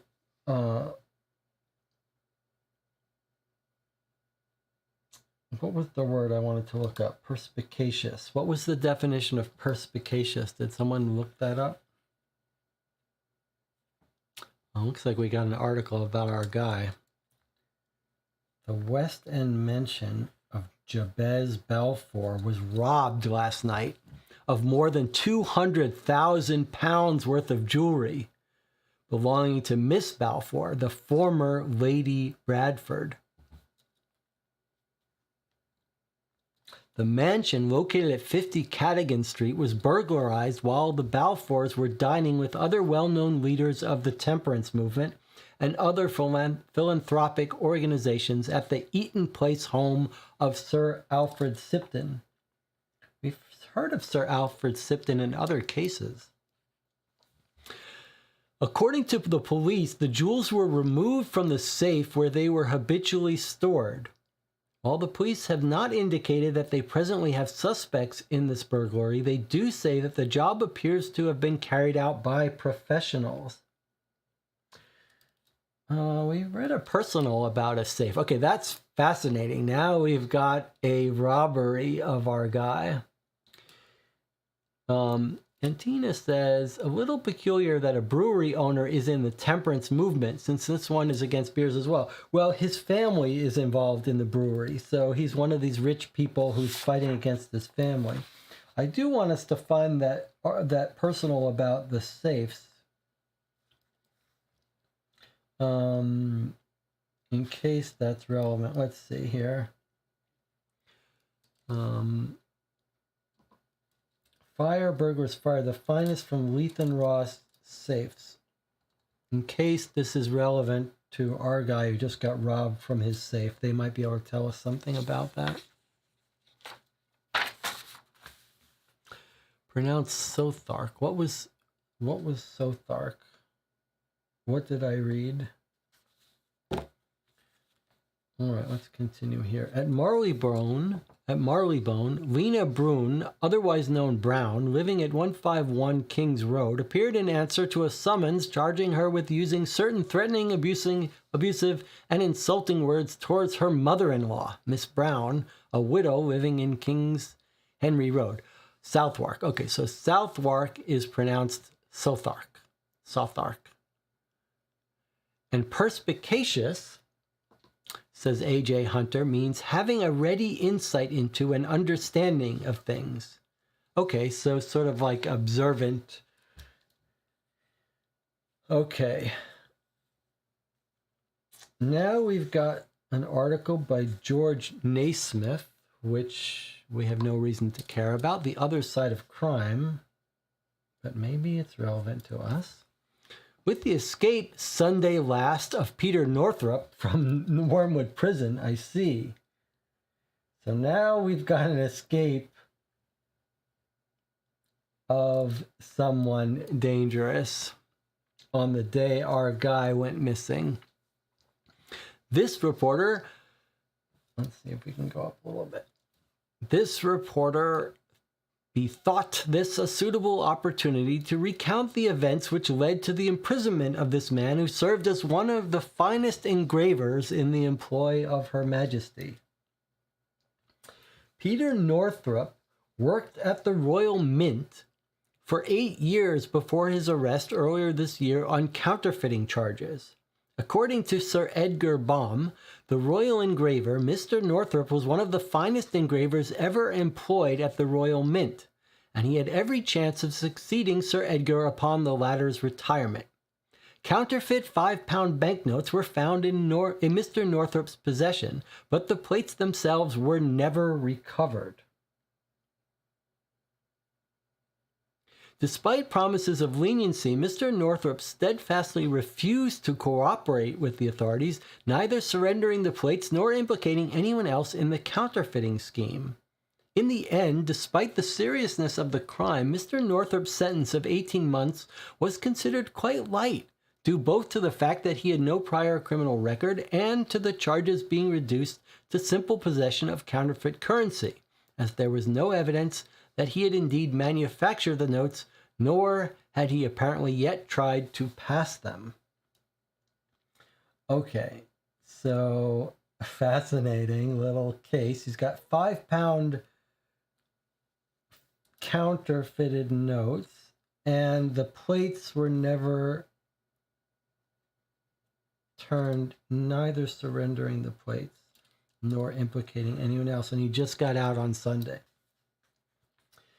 Theories abound concerning the causes of crime among the poor of Whitechapel and Spitalfields, but how do we explain and prevent the crime of such men such as Peter Northrop, talented men with loving families and promising futures? Greed is often offered as a reason, but Peter Northrop did not apparently live above his means, nor did he evidently aspire to grandiose material comforts.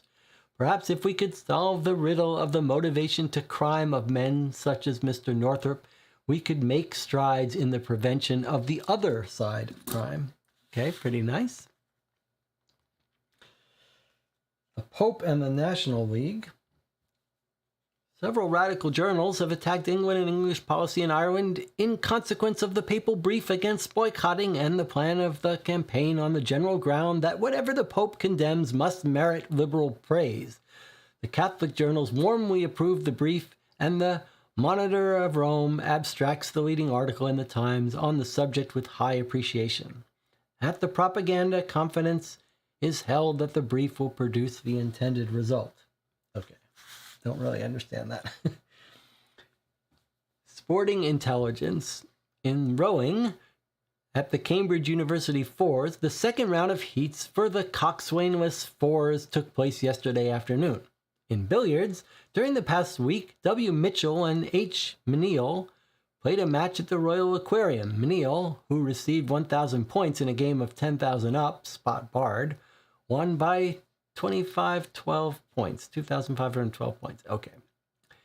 Sale of greyhounds. Mr. Rymel held his first sale of greyhounds this season on Saturday at the Barbican Repository. Fairly attractive catalog was put forth, but buyers were scarce and prices ruled low, The highest figure realized being 20 guineas for Don't Deny by Denier Klimbank, who divided the Sleaford Stakes on the 27th Ultimo, whatever that is, greyhound racing. In football, the London Challenge Cup, Old Etonians versus the London Caledonians. At Kensington Oval, these clubs decided their tie in the second round for this cup. The miserable afternoon caused the attendance to be small while the turf was heavy. The match was stoutly contested and ended in a victory for the Caledonians by 2-0. These seem all useless to us. In the Italian wine trade, Rome, September 4th, Signor Grimaldi, Minister of Commerce, on the occasion of the Provincial Wine Growers Exhibition at Catanzaro today, delivered a speech in which he declared that Italy would have no fear for want of outlets for vine produce. There was now a considerable export of Italian wines to England, Germany, and Switzerland, which would compensate for the deficiency as regarded France. France doesn't want the Italian wines. Worthington's Weaknesses Rumored by Christopher Jameson. Here's our writer, right? This is the writer of the two clips that our guy Kearney had in his desk.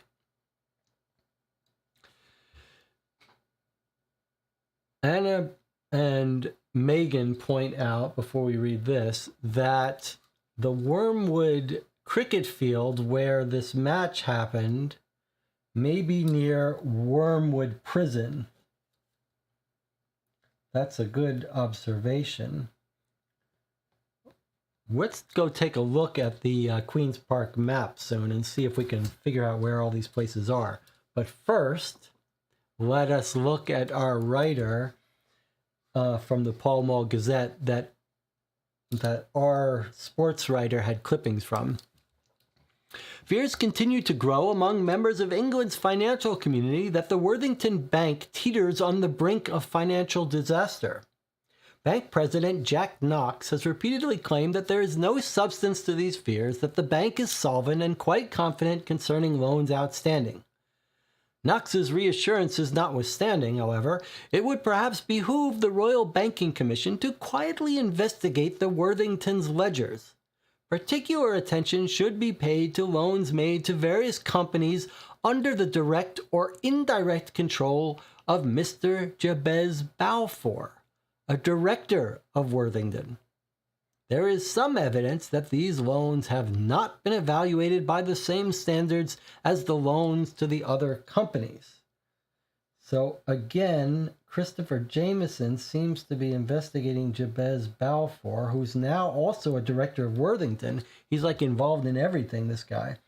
And it sounds like we've got the financial crash in the US recently is happening back here in the 1878s in London. If you haven't watched The Big Short, that is an amazing movie that you need to watch about the financial catastrophe having to do with all of these manufactured bundles of financial property of bad loans. Okay, let us read this final thing and then we'll take a break.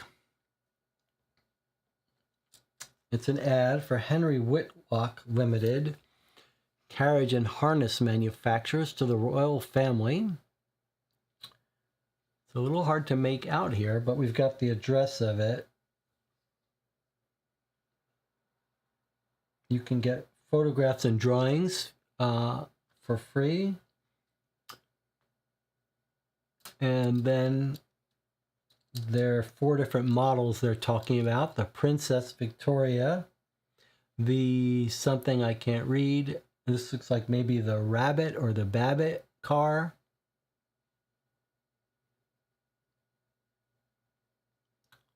Four in hand. So different models of carriage that you could get. We have no reason to care anything about that. All right, so we've read most of this paper There was a little cartoon here we didn't take a look at. Charrington's Moral Microscope. This is the guy whose family has the brewery, right? And he's a temperance leader, so it's sort of making fun of him not noticing that he's standing on his beer while he's looking into some moral questions of others. All right, well, that's our paper for today. Lots of stuff, but not exactly clear where to pursue next. I guess we've got people we can talk to, but it's time for a break. So I'll see you in 8 minutes.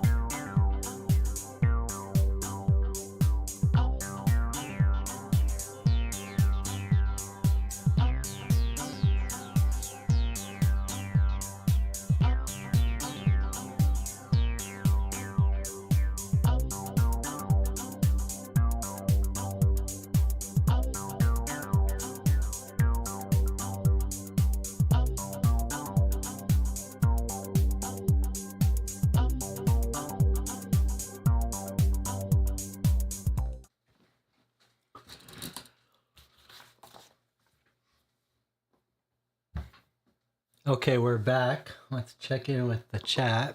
Anna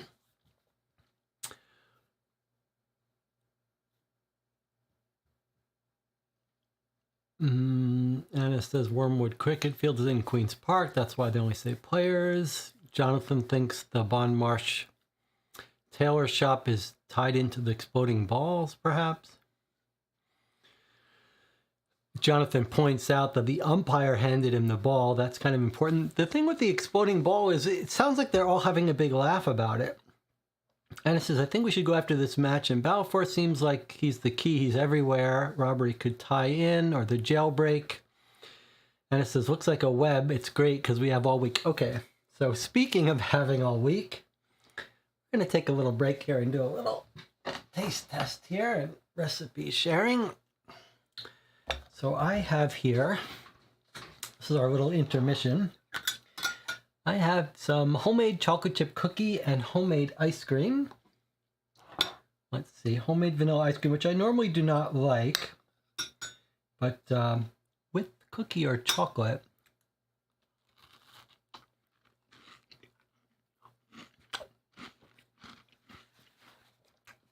that's pretty good.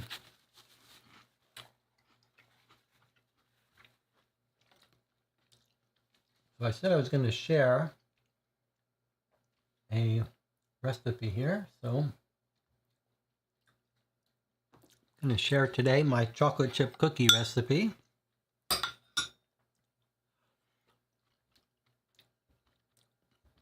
It's sort of half a batch of chocolate chip cookie. I like to make it watery, so it's got a half tablespoon of water, half tablespoon of cognac, which is really for psychology. It's an old cognac bottle in the pantry when my father died that I got. But you could use anything, but better to use a bottle of liquor from a deceased relative is my suggestion.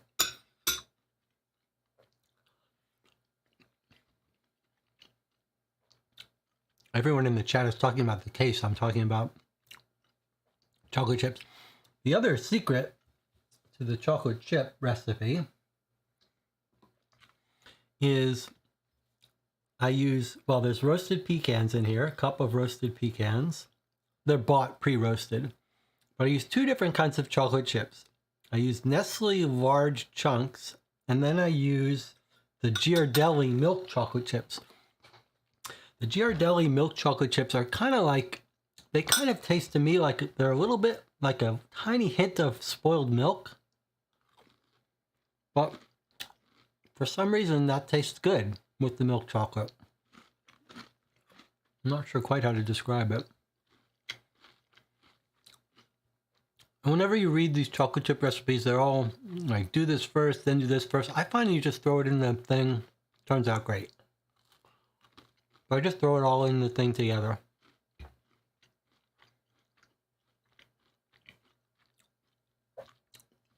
Makes for a very flat chocolate chip cookie, but that's how I like it. All right, let's check in with the chat.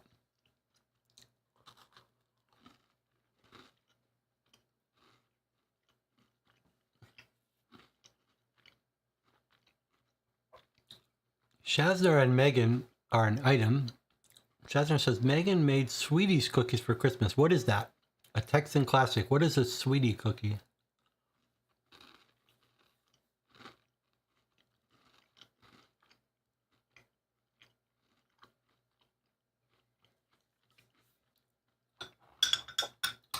As for the homemade vanilla ice cream, it seems to me that the vanilla beans, you use raw vanilla beans and you scrape them off. That's, again, one of these psychological effects. I'm not sure how much difference it matters to use, how much difference it makes to use real vanilla beans rather than vanilla extract. But it's one of these psychological things. If you make it yourself, it's kind of fun to do. Megan says, a sweetie cookie is like an almond sugar cookie. Okay. Sounds like Anna is like, get on with the case. All right, let's see. What can I do here?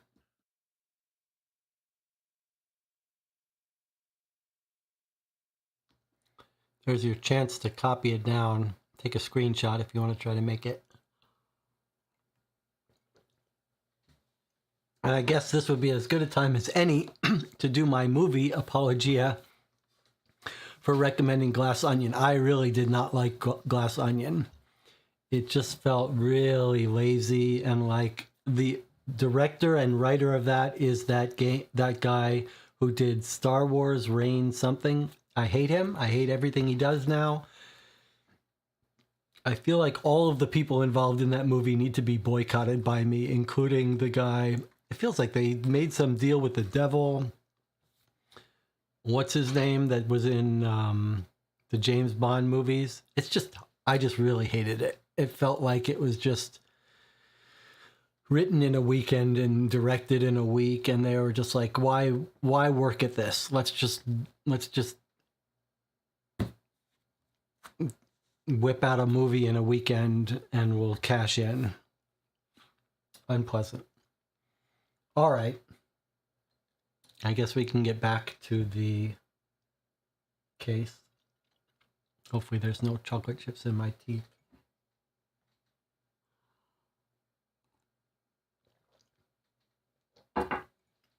Catching up with the chat, however, Shazner was saying it's weird that it's not in the paper. Anna points out that it's already Wednesday now, so the paper has passed. The thing about the exploding ball,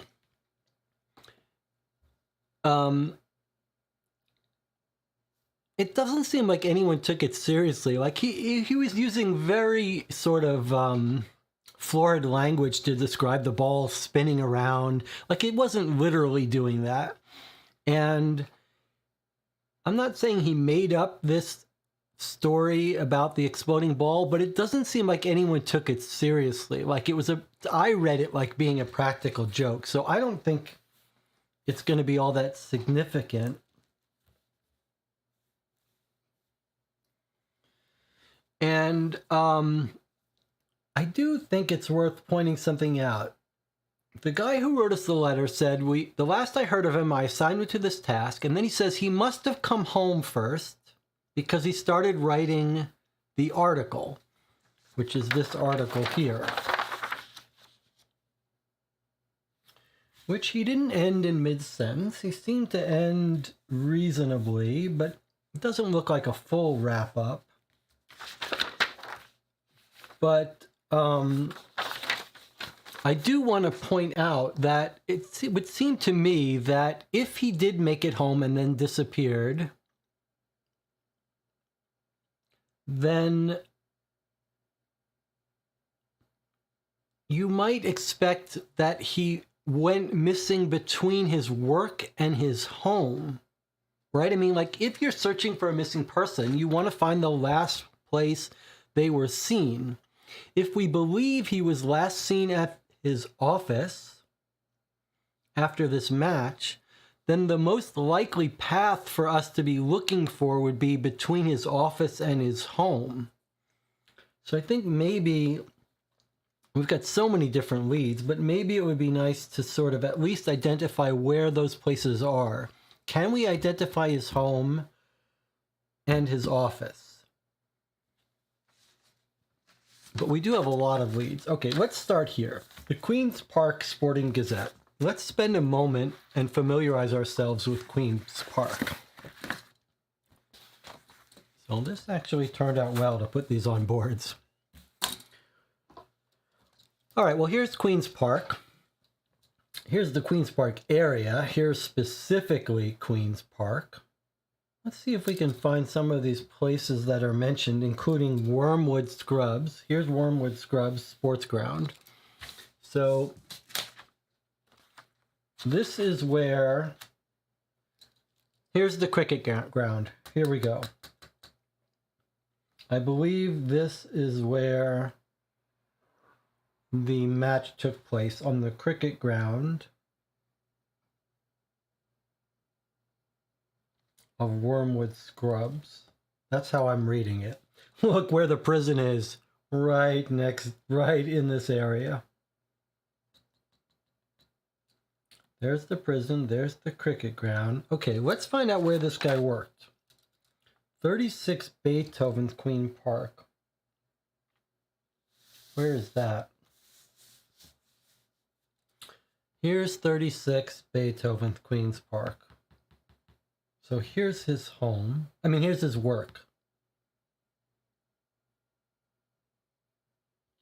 So he goes to the cricket ground, comes home, has to prison, but if we believe this, if we believe that he wrote this article after the match, then he made it home fine. If we found out he wrote this ahead of time, what if he made this whole thing up? Like one of these newspaper writers who doesn't have to actually be there. Anna says she was thinking that the ball might have been a diversion. That's an interesting idea. We don't know anything about why this ball was exploding or anything like that. All right, but just getting getting a sense, our lay of the land here. There's the cricket ground. There's the prison where the guy was released. Where was the guy? Where did the guy say he saw the body, the kid?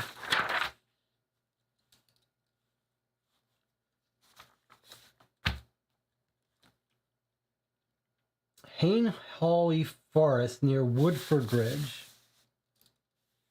All right, where is that?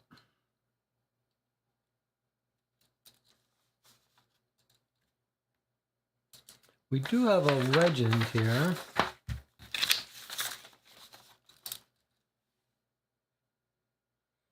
I don't see any of those places, though.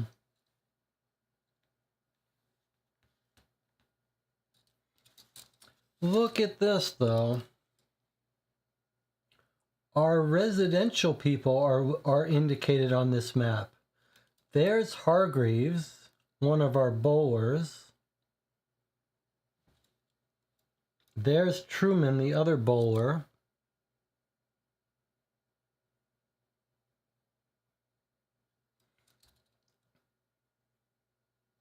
Let's just look at this brief. Let's look at this a little bit. There's a Julius. This could be our batter. Maybe.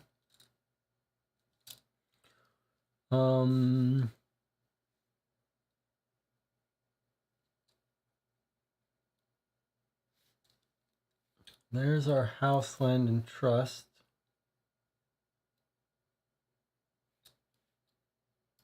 There's our land allotment company. There's our Liberator building. These are all Belforce places.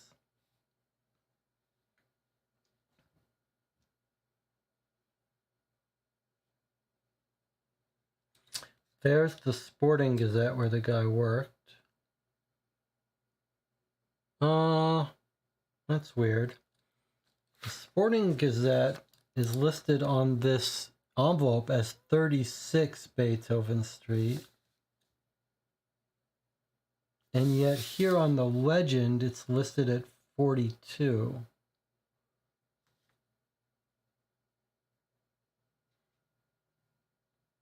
I wonder if that's because these are lookups. Like if we looked up 36, I just want to take a little look at this. If we look up 36 QP, does it point to 42?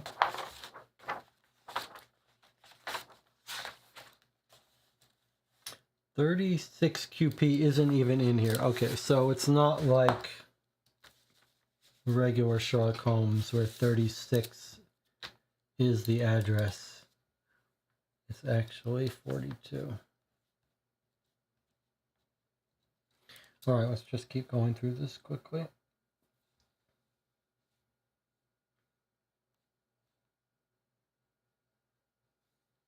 Okay, so we've got our main players on the club.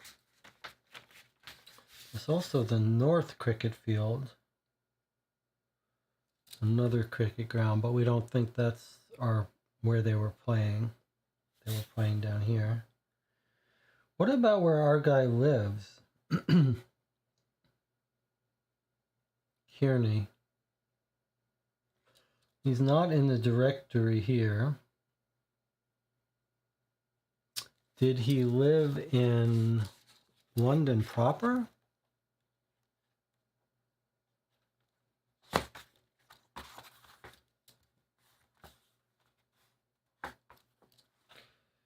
Okay, here he is, Franklin Kearney, and there's an Elizabeth Kearney who lives at 43 Northwest in the other side of town, but Franklin Kearney at 83 WC. Can we put that into our notes? Let's start getting some addresses down here.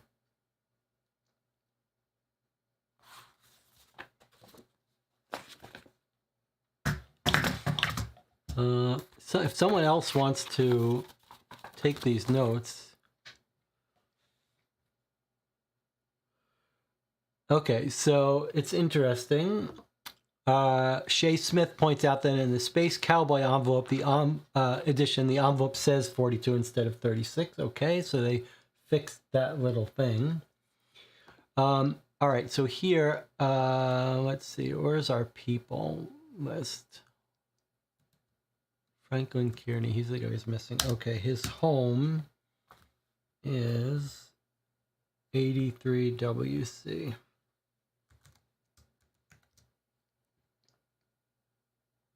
Where am I? Oh boy, okay, this is, I guess when Google decides that the document needs to be refreshed, it won't let me edit it. Okay, boy, we got a lot of stuff here. I see people are filling it out. All right, I'm not going to take notes then. You guys seem to be good at taking notes. Genesis says the notes were out of sync. I guess anytime it won't let me type, it means the notes weren't out of type. Okay, good. All right, I'm going to let you guys take the notes. I won't. If you guys are doing such a great job, that's perfect. Then you'll save me some trouble. All right, let's see what we've got. So can you add the addresses, or I guess I can add it here. We've got Harry Hargreaves and Henry Hargreaves and Truman. We've got their addresses in QP. Okay, Anna's going to do it for me. So Hargreaves is 41 QP, and Harry Truman is 26 QP. And Julius Benedict, who's on the opposing team, we don't know where he is. We do have a Julius in our directory, Bonowitz. He's at 58 QP. But we have no reason to assume that he lives in town, right? Because they're going to be from Marleybone, so that might be a totally different person. We could visit the cricket ground. We could visit the prison.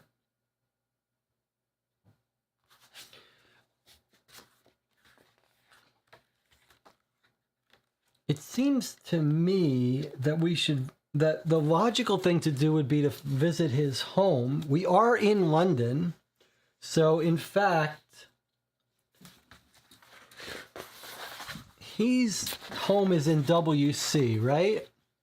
Okay, so his home is in WC. We're at 221B Baker Street. We're in Northwest. So in fact, just to remind you, traveling to areas in WC only take us 15 minutes. So 15 minutes to go anywhere in Northwest and 15 minutes to go anywhere in WC. So in fact, doing some London ones makes some sense, although I guess if we wanted to go in Queen's Park, we would want to be near the Northwest neighborhood before you leave it.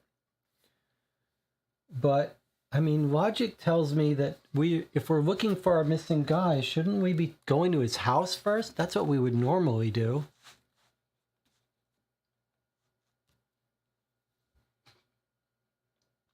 Let's look at the notes. Let me see what we've got here. I mean, I'm very curious. Where are the places that you guys are most curious about? I mean, yes, we've got all this stuff about Belfour, but I feel like we're really not justified in researching into Balfour yet. We need to get some background on Kearney and where he's gone. So it feels to me like we should be hitting his house and then maybe the Sporting Gazette where he worked, and maybe the cricket ground, get confirmation that he actually was there.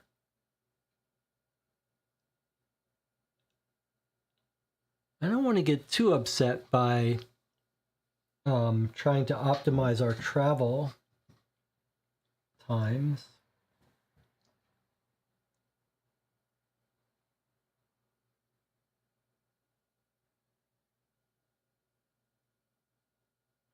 How would our guy Kearney get home if he works in Queen's Park, but he lives in West Central?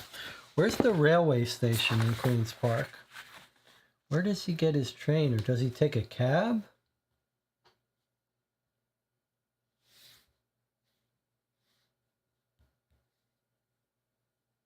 Are these train stations, these black things? I guess they are, right? These are going to be train stations. So actually, this is his nearest train station.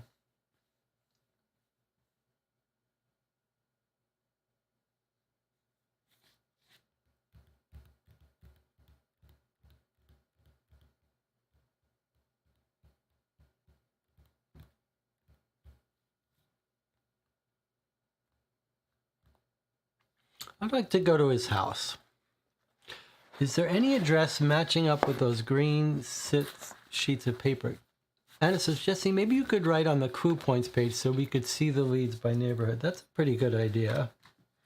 I actually scanned and printed out, but okay, it's going to be a little bit hard to do this, but let's see what we can do here.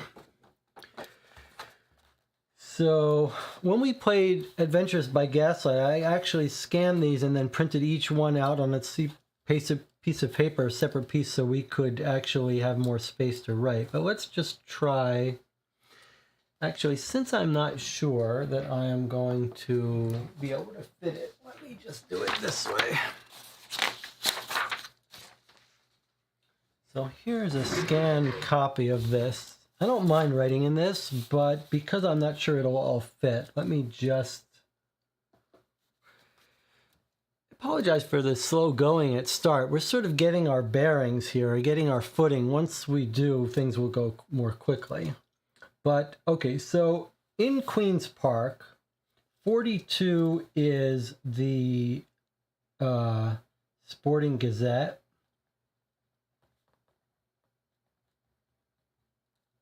And then Hargreaves is 41. And Truman is 26. Oops.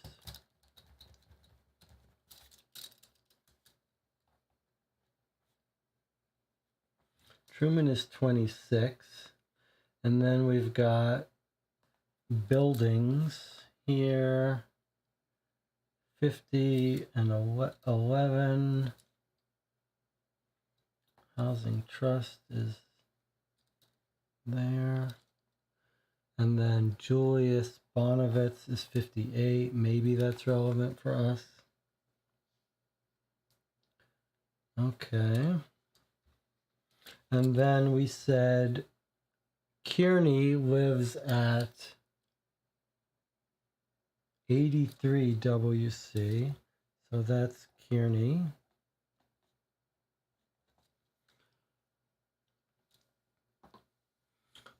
What else have we got?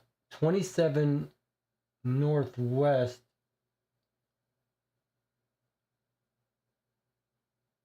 is Julius Benedict's home. So that's another, we don't know that that's our Julius. You're saying, how do we, stop for a second. we have in our notes that Julius Benedict lives at 27 Northwest. How do we know that? We don't know his last name, do we? Am I wrong? Oh, Julius Benedict, we do. Okay. And so did someone look up his address?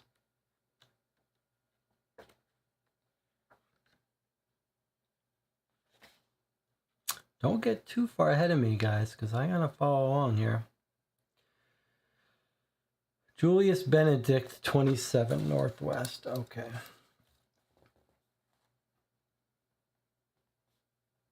So that makes Julius Bonowitz in Queen's Park not our guy, so we can take him off the list.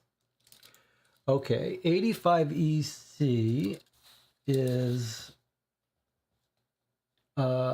Oliver from our business card list. Where's our business card list? Daniel Oliver is 85 EC.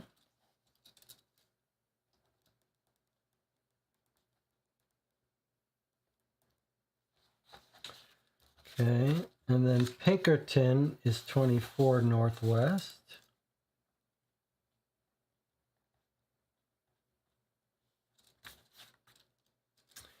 Bon March, is that 81? What does that say? What do our notes say about Bon March?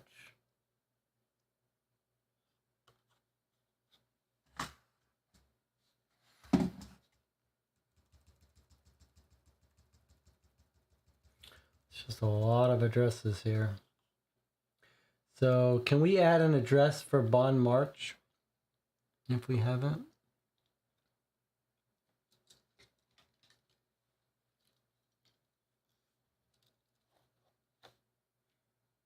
I guess that's 80. It's either 84 or 81. Let's look up.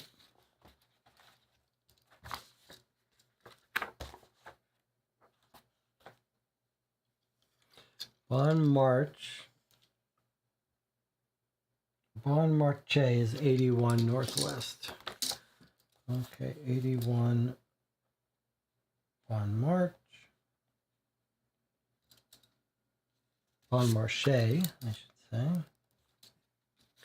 And the Liberator building is Queen's Park, according to the note 11, Queen's Park. Oops, I wrote it in here.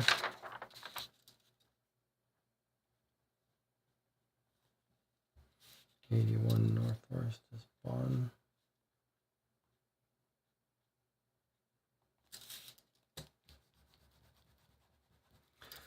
All right, boy, there's just so many addresses we're dealing with here.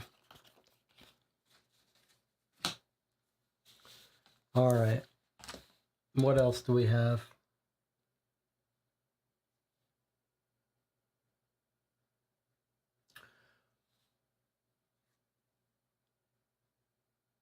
A cricket field. The cricket ground 72.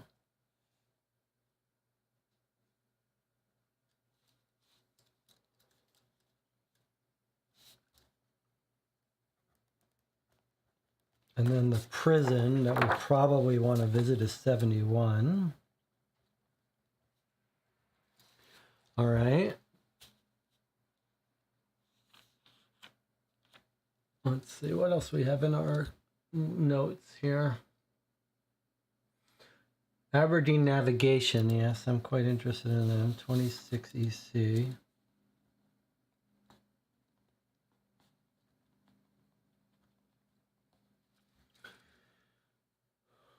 Scotland Yard about the body they didn't find and the jewel robbery. A temperance society.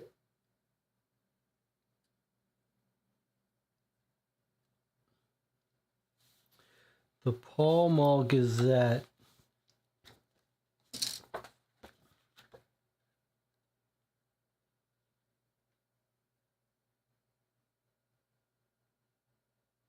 Is 90 Southwest.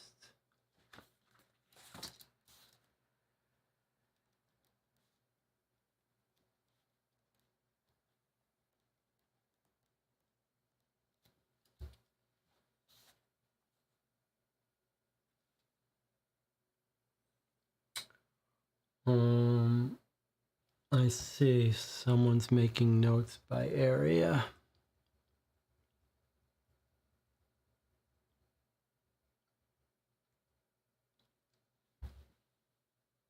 Okay, so Jonathan's adding some of our informants here.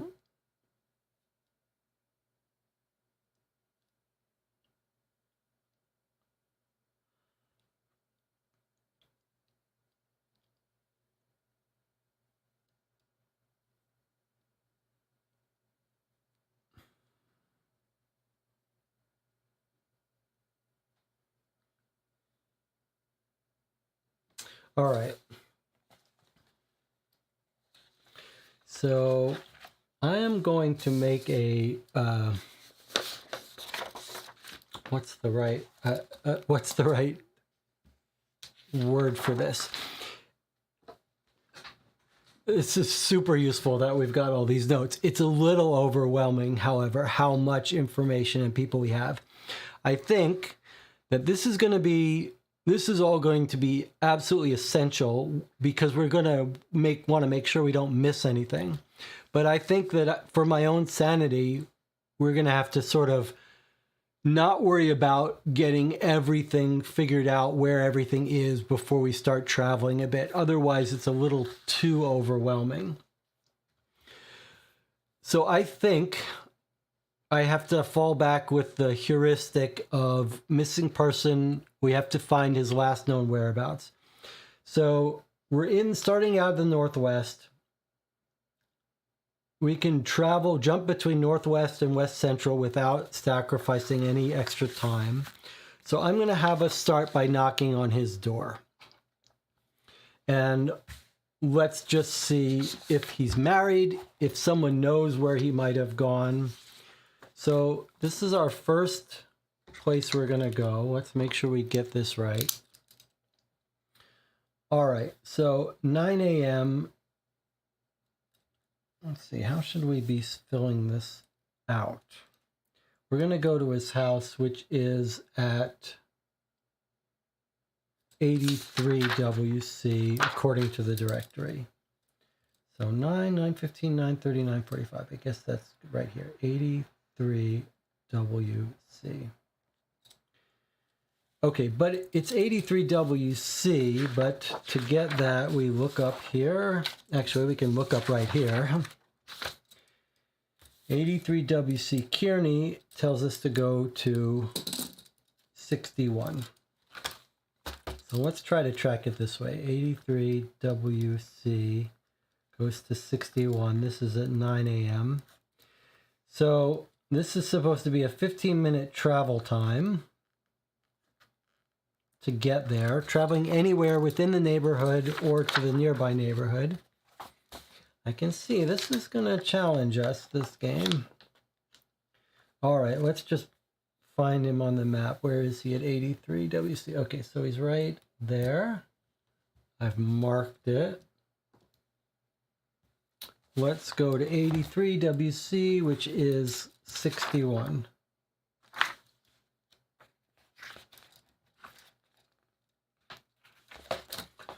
All right.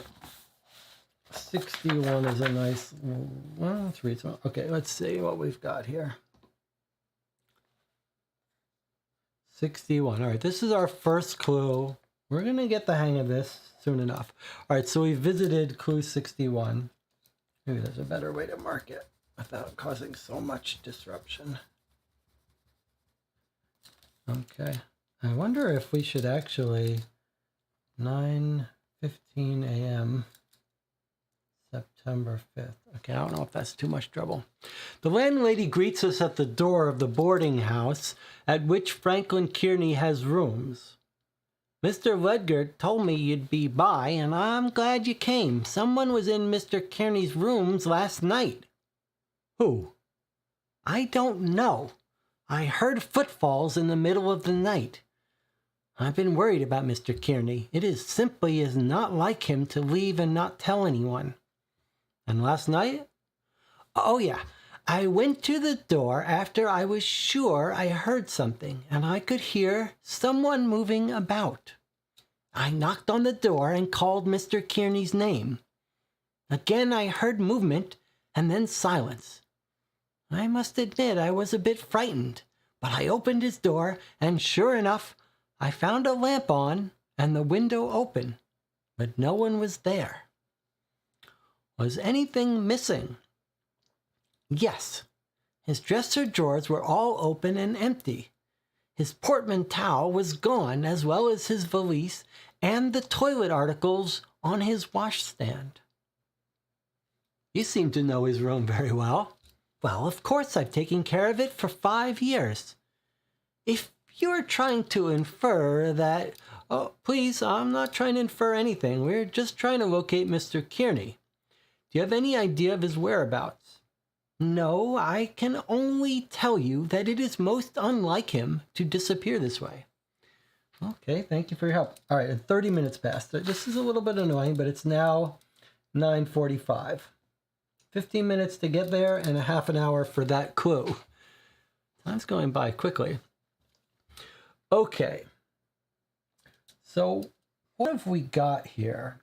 Is this guy on the run? She's described two things, the first of which kind of suggested like someone's rifling through his place. But then all his toilet articles are gone and his portmanteau. What is a portmanteau? I think he's alive and well and on the run.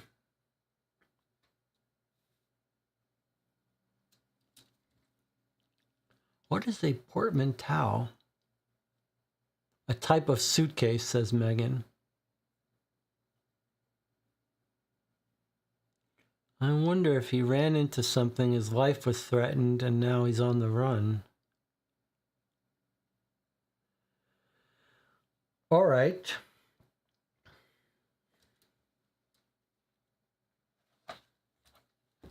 All right, so we've been to 61. Now, if there's another place, well, anywhere in here we can get to in 15 minutes, but where would we want to go next? So he's living alone, but someone broke into his house, but maybe it was him. It does sound like he's on the run. So what did he see? Who did he talk to? When he was writing this article on Sunday, he didn't seem to be on the run. Everything just seemed to be as normal.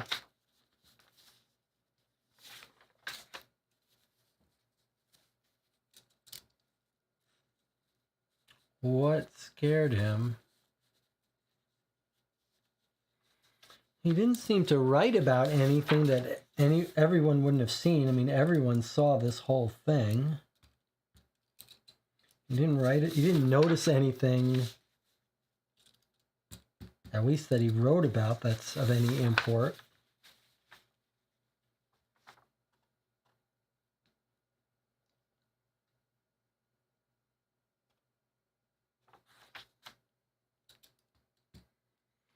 I am tempted to pursue the stuff we found as a heuristic. I am tempted, I think we should probably pursue the evidence we found in his desk, understanding that some of it is not going to be relevant for us. But it does seem to me like that's the way to start.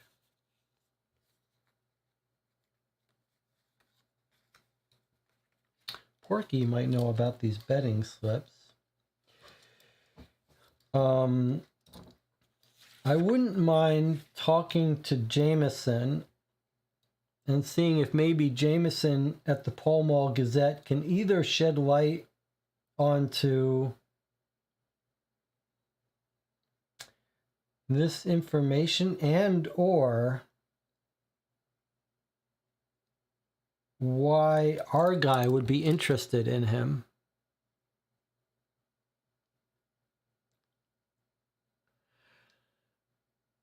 Jonathan says the carriage depot is in here. Is it too early for that? I think it's too... the carriage depot is one of my favorite places to ever go. And sometimes it's sort of overwhelming. You get a lot of information there and sometimes you don't. But I feel like yes, it is a little too early. And it says we could go to the Pall Mall Gazette. I do think we should go to the Pall Mall Gazette next.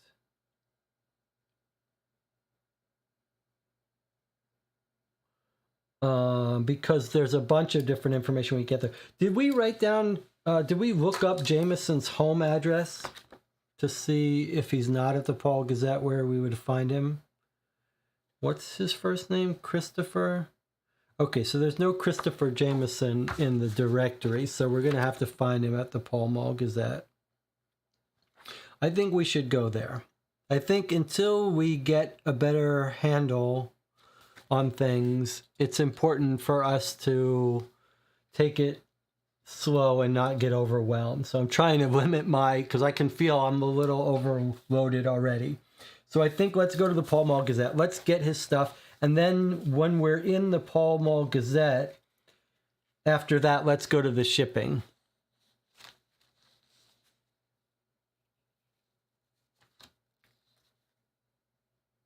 Okay, Pall Mall Gazette next. Where did we say that was? Pall Mall Gazette 90 Southwest. Okay, that's adjacent to us.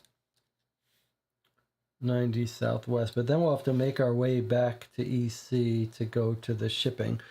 But I think Pall Mall Gazette is the next place. Okay, so 90 Southwest. So that's 117. 90 Southwest. All right, 117.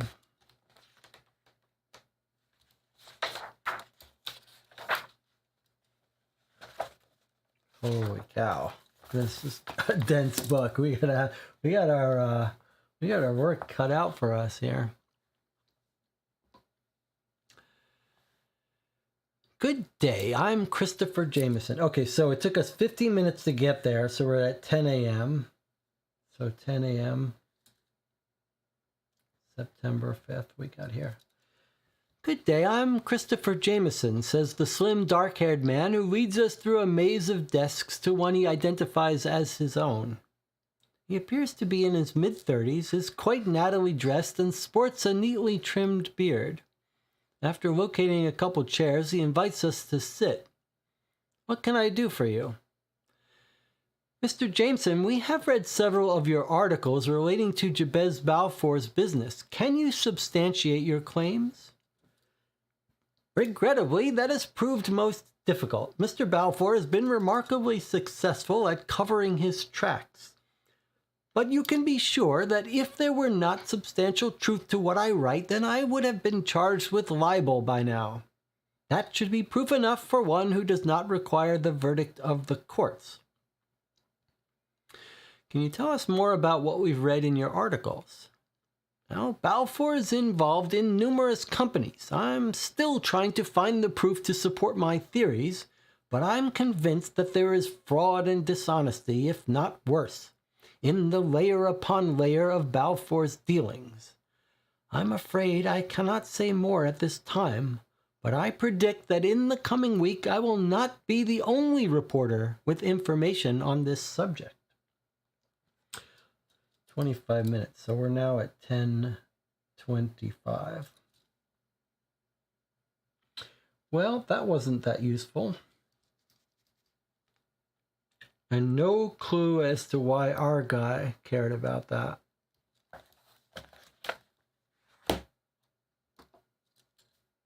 All right. What else do we have? All right. Why is our guy interested in this?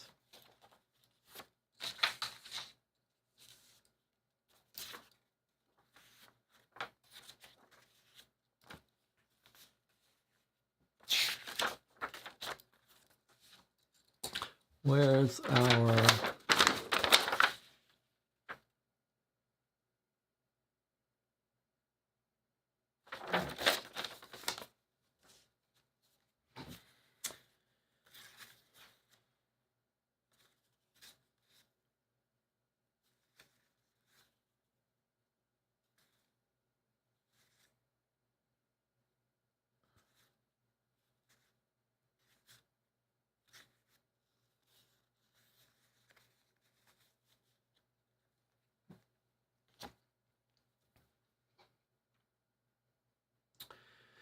Megan says, so Kearney was planning a story on Balfour recently. It does seem like our guy is suggesting that perhaps our guy was also working on this story to expose him.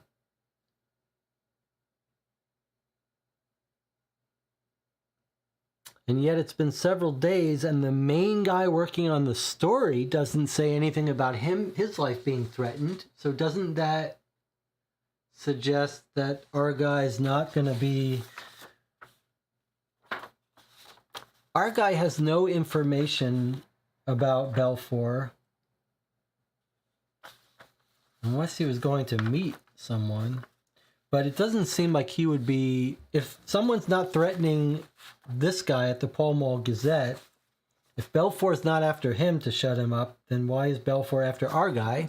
And if everyone's investigating Balfour, it doesn't help him to kill off our Sporting Gazette guy.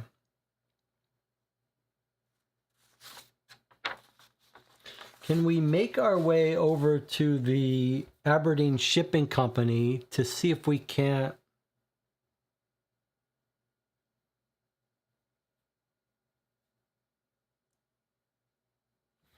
Let me add a mark where we just went first. 90 Southwest. Pall Mall Gazette.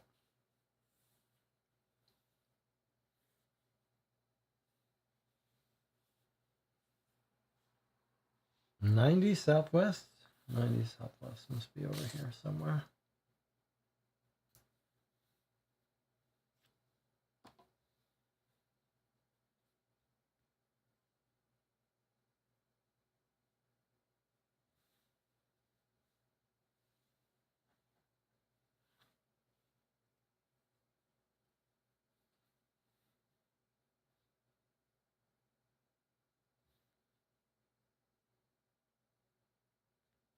Yeah.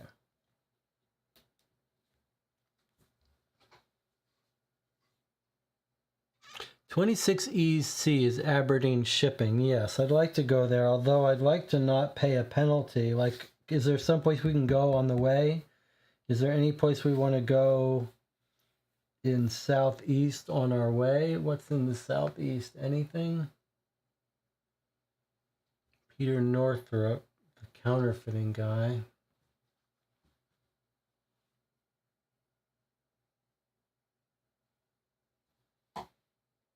WC, who we have? Broker. Why don't we stop by the broker? Let's go back to WC, stop by the broker that we have a business card for, and then hit the shipping company.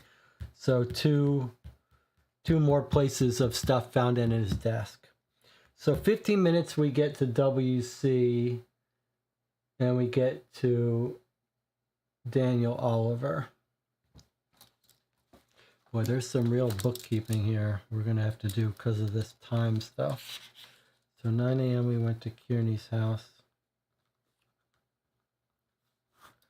And then 10 to 10:25, we went to the Pall Mall Gazette.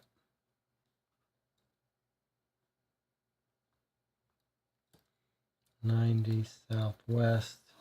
And now 10:40, we're going to go to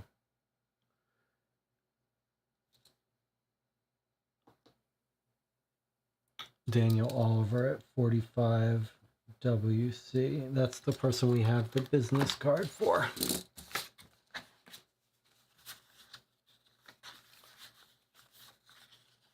No, Daniel Oliver is not at WC. Why do we have Daniel Oliver at 45 WC?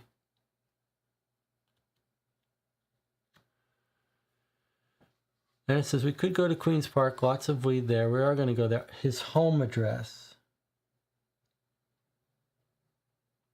I see, his home address. Let's see if his home address is in the book. 45 WC. His home address isn't in the book. Okay, so we can get rid of that.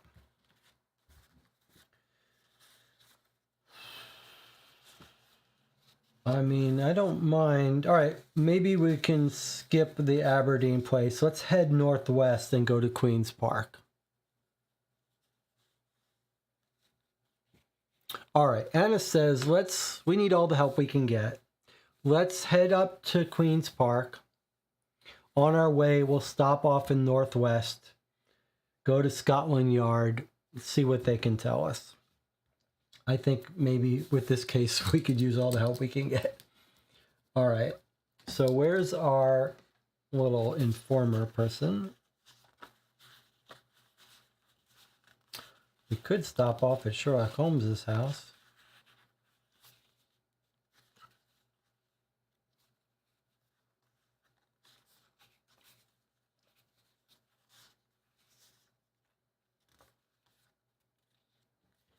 Scotland Yard is Southwest 13. We're in the Southwest neighborhood. Let's go to Scotland Yard. Okay. So according to the rules, that still takes us 15 minutes. So at 10:40, Southwest 13, Scotland Yard.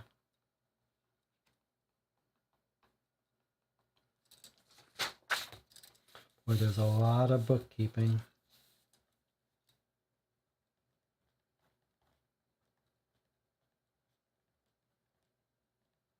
Scotland Yard is 72.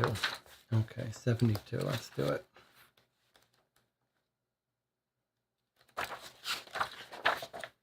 Surely there's some good stuff to learn at Scotland Yard.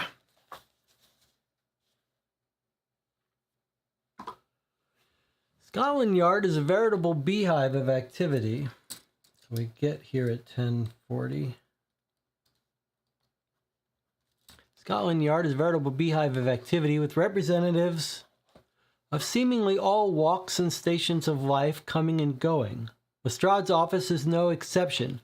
He's bending over his desk, studying the contents of a file while talking to Tobias Gregson, who sits at the side of Lestrade's desk smoking a cigarette. Well, it doesn't look like the O'Neill brothers. It could be Lenny Woods. He's the best there is. No, he's in Millbank, answers Gregson. Lestrade looks up for the first time. Oh, Wiggins, just what I need. What do you want? We were wondering if we could get your help in finding a missing person. Who? Franklin Kearney. The reporter? Asks Gregson. Yep. Never heard of him, snarls Lestrade. How long has he been missing? Since Sunday. Sunday? He's probably tying on a drunk. Wait a few days and he'll show up. Oh, we don't think so. He's a member of the Temperance Society. Yeah, he wouldn't be the first person to fall off that wagon, Wiggins. Look, Wiggins, we have a decapitated MP, an escaped convict, and a burglary. I don't need a missing reporter. Lestrade's right, Wiggins. We don't have time to look into Kearney's disappearance at this time. Why don't you check with the local police station to see if they can help you? If you find any hard evidence that points to foul play, let us know. We'll do that. Thank you, Inspector. And give my regards to Holmes, says Gregson. Lestrade is back looking at his folder. 30 minutes have passed. Okay, so now it's 11:10. Okay, so local police station. Check with the local police station. All right, can we add to our notes the local police station, presumably in Queen's Park? Where is our Queen's Park directory? Okay, Queen's Park Police. Queen's Park Police is 48. So we probably want to go there when we go there. We've got a lot of places in Queen's Park to go. Okay, so let's make our way northwest. Is there any place we can stop off in northwest on our way to Queen's Park? now 11:10. What have we got in the Northwest? Pinkerton's. I think we should stop off at Pinkerton's and see if our guy hired them. Anna says, what was that about a decapitated MP? Was it about the Beer Act? It could be just an offhanded remark, but I suppose maybe we shouldn't be so quick to write off what they say there. So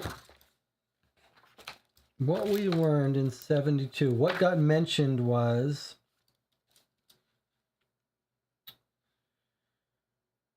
it could be Lenny Woods. He's the best there is. Sounds like they're talking about a robbery. I guess we should have paid more attention to that. And then he says, no, he's in Millibank. All right, so they're thinking about, and what are the two jobs? So he says,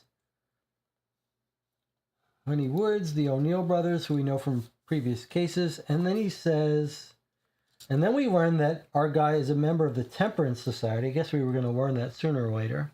We have a decapitated MP, an escaped convict, and a burglary.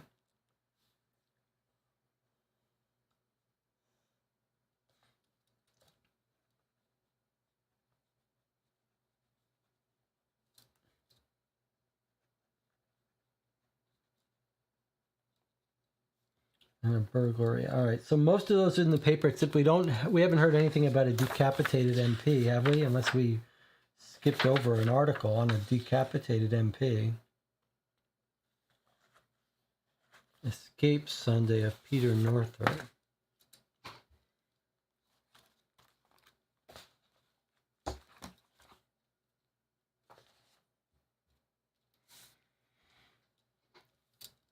I'm adding a D1 to places we visited. Okay, that's excellent. And that's a better way for me to write it than September 5th, day 1. Okay. So on our way to Queen's Park, we're going to pass Northwest. I think we should stop off at Pinkerton. I think going to these places that he's got cards of makes sense. I mean, if he hired a private eye to look into something, that could be a huge amount of information.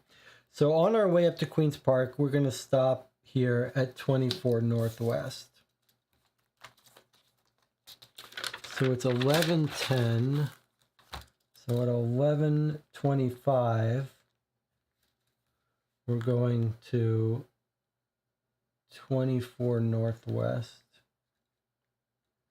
Pinkerton.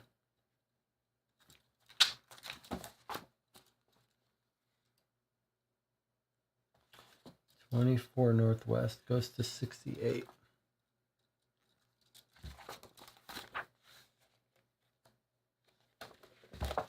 Okay, let's see what we got at Pinkerton's.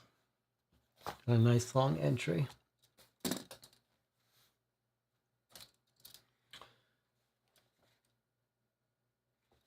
$11.25.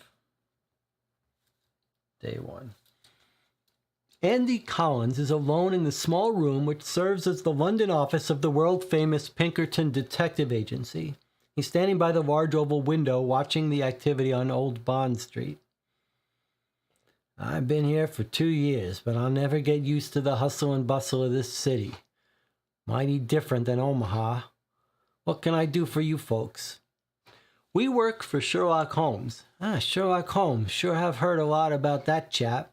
Real egghead, I hear. Looks for all those little clues and things with magnifying glass. We mainly look for men.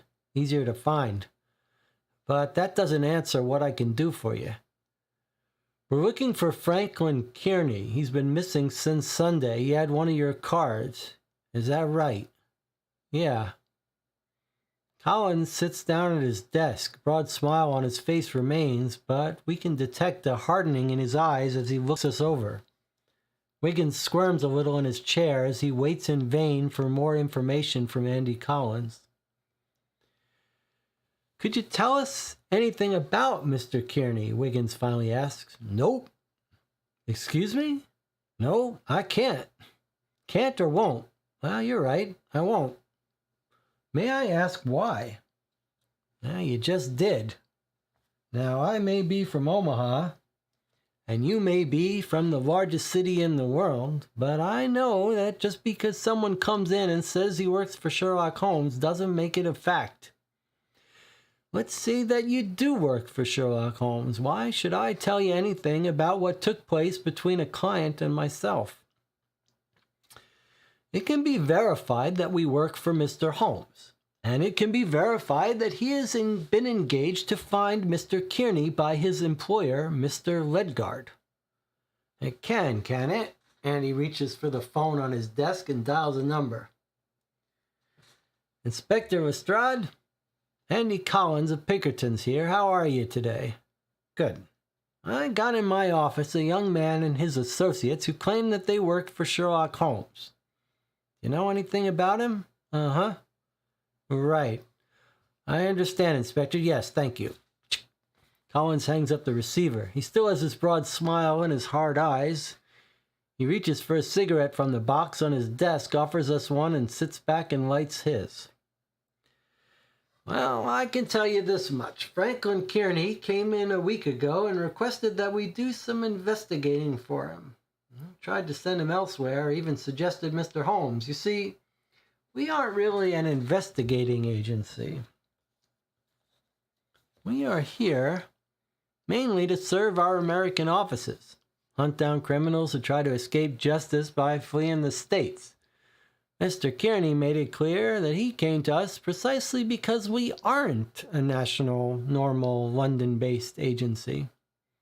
He was afraid someone with influence would be able to infiltrate London agencies. I suggested the American Matt Moser, but no, he wanted Pinkerton's. Can't blame him, we're the best. He was supposed to be here Tuesday to pick up his report, but he didn't show. The report is in that safe in the corner, and that's where it will stay until Mr. Kearney comes for it. It could be that its contents would be useful to Holmes, but I can't even tell you what use Kearney was going to make of the information, mainly because I don't know. I do consider Mr. Kearney our client, however, so I'll also put some men on his trail. That's our specialty. And that's all I'll tell you, Mr. Wiggins. Okay. So he hired them. Okay, Kearney hired the PI for what? A week ago. Hired PI 1 week ago. Do some investigating for him. Doesn't say what, but he's afraid of London spies.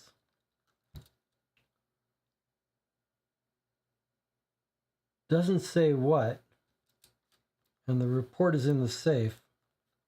That doesn't really help us. Plus 45 minutes. So it's now 12:10. Boy, time is going fast.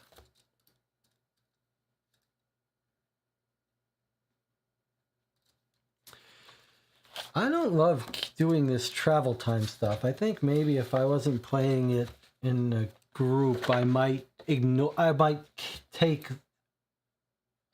count the time spent asking questions, but not worry about travel time.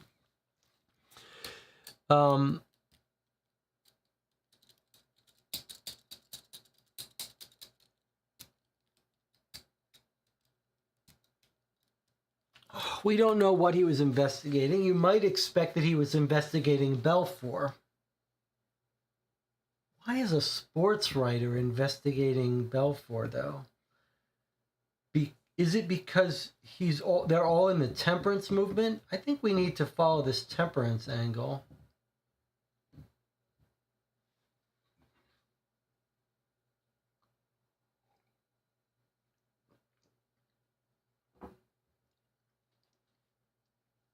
Jonathan says, it would be interesting to see if we get an update from the Tales if we come back later day. Okay, that's a great point. That's a really great point. That is a really good point, Jonathan. So the whole nature of having multiple days is you can come back to the same place on a future day. So we need to start keeping track of places we want to return to. Can we create a new entry on our notes document, places to return to? And Pinkerton, 24 Northwest Pinkerton, because he said he's going to put a trail on Kearney too.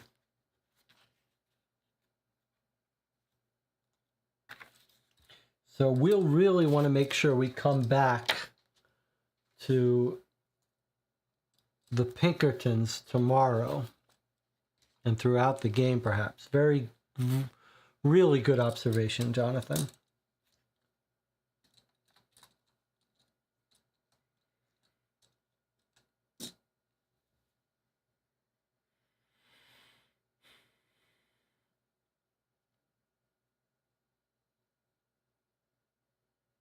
All right.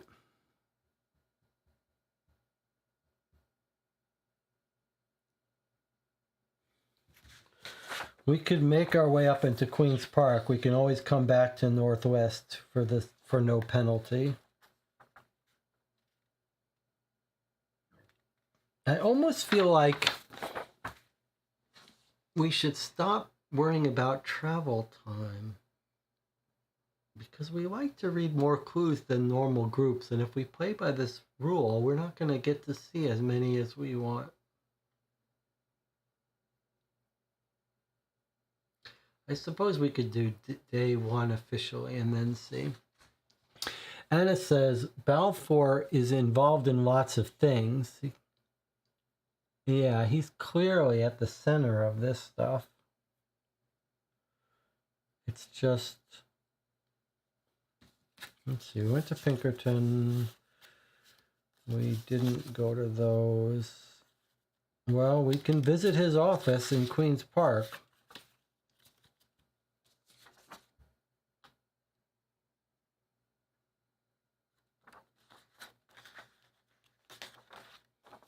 All right, let's head up to Queen's Park, yeah?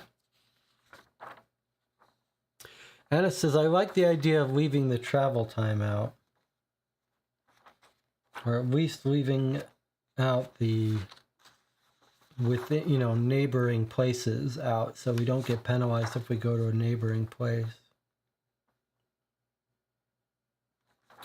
All right, shall we go up to Queen's Park?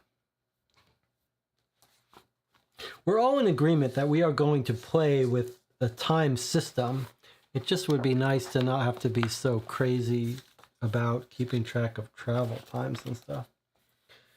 All right, we're heading up to Queen's Park.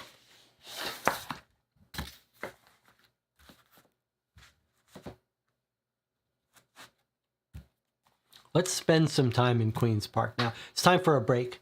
We'll take a break and then we're going to spend quite a bit of time going to all the Queen's Park places, I think. We'll go to we won't worry about too much about, we'll go to the cricket ground, maybe we'll go to the prison, see what they can tell us. We'll go to Balfour's place. All right, I'll see you in 8 minutes.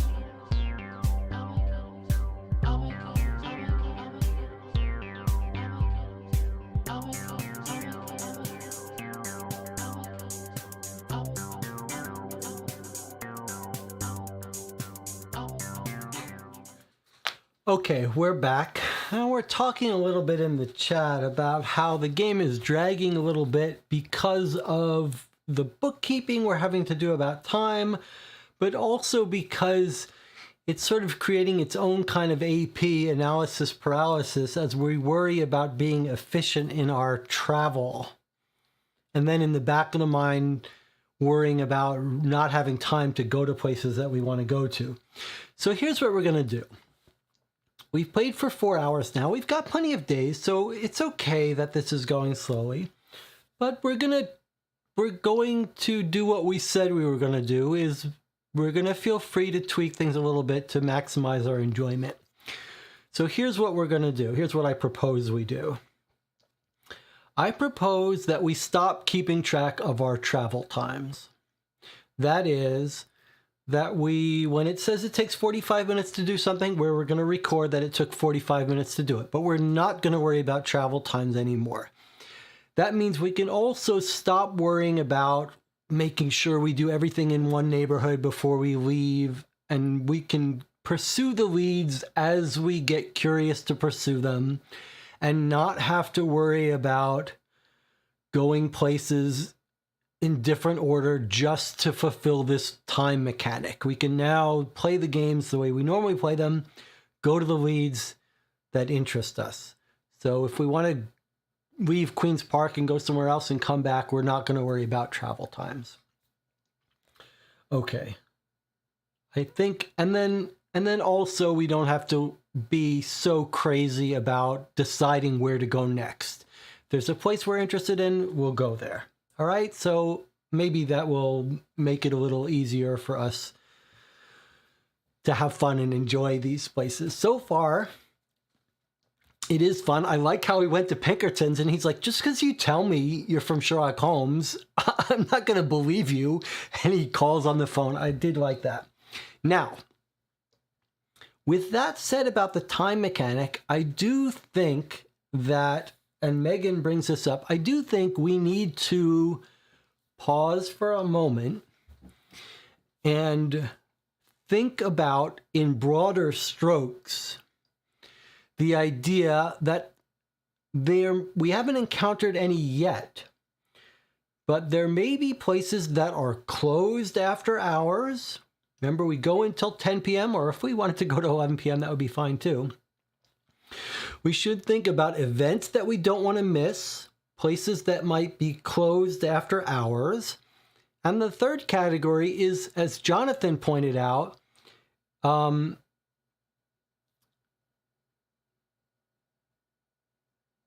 there may be places where it's important to go there now so that something will be there for us the next day.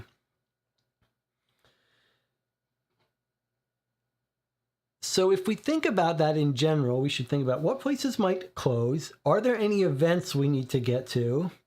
And then I think here's another kind of place. All of the newspaper places. We went to the Pall Mall Gazette. We haven't yet been to his office. But theoretically, all of the newspaper offices could have new news each day. So those might be places we want to make sure we hit each day.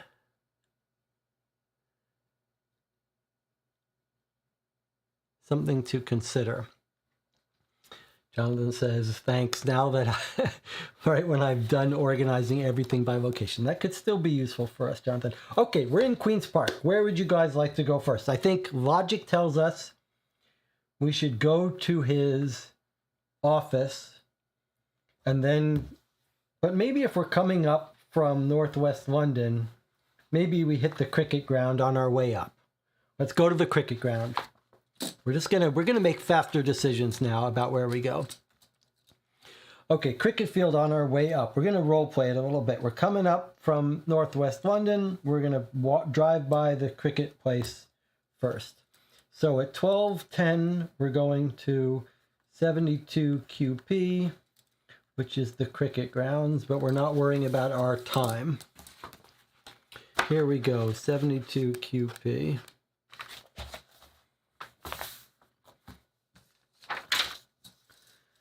72 QP is 185.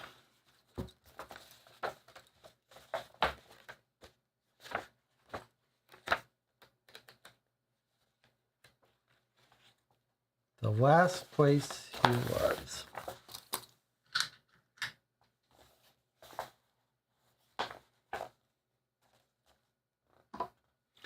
The Wormwood Scrubs cricket ground shows signs of regular use, but is empty of players at the moment. Chalk lines indicate where the stumps and various creases were drawn for a recent match. However, we can find no evidence of remains of Sunday's bombing.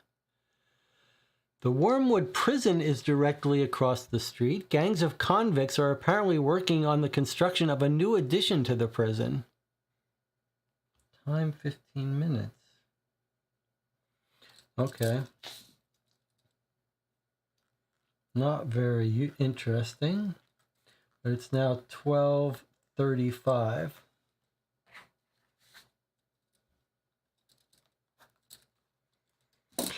Well, we're here. We are here at the cricket grounds. The prison is of interest to us. I think we should go to the prison. Now, why is the prison of interest to us? Is it the prison where the guy escaped from? Wormwood prison, yeah. Let's go to the prison. Prison is 71.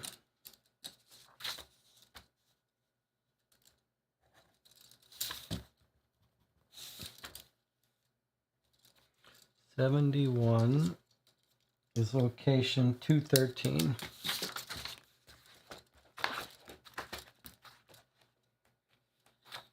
Doesn't seem directly related to our main case. Now this is interesting. 213 says a little bit like Gumshoe. It's giving us a choice. So do we want to talk to the guard or the warden?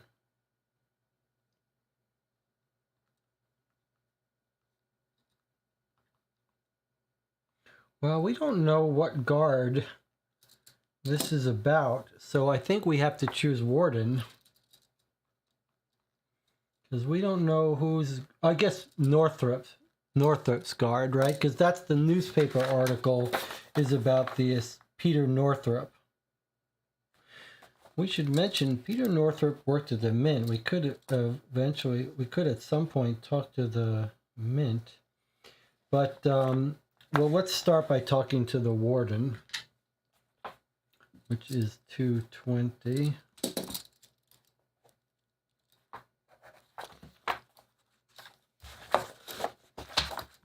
Okay, let's see what the warden says. If nothing else, it's a side case for us, right? I've been going through Northrup's effects, trying to find some clue that might help us find him, says Sir Basil Thompson, warden of Wormwood Prison. I've only found one embarrassing piece of evidence. Oh yeah, what's that? Asks Wiggins. A letter from Northrup's wife. I have to read all letters to and from the prisoners. Look at this. Dearest, I hope all is well with you. The children and I are fine. We miss you very much.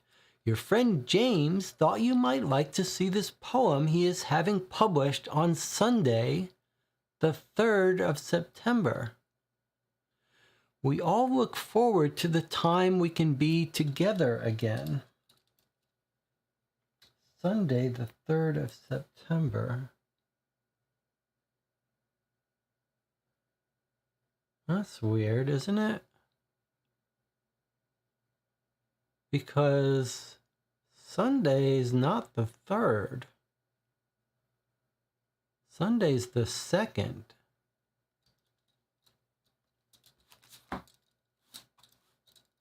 It does sound like a coded message, but that's still...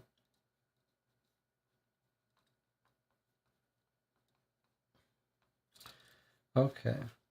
Your loving wife, Stella. And here's the poem that James was going to have published on Sunday the 3rd. When did he actually escape?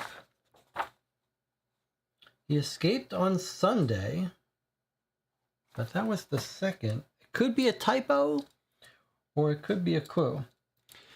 The trees, the grass, the open sky, seize the moment and away you fly. Such are the pleasures of an autumn day, seize the moment while others play.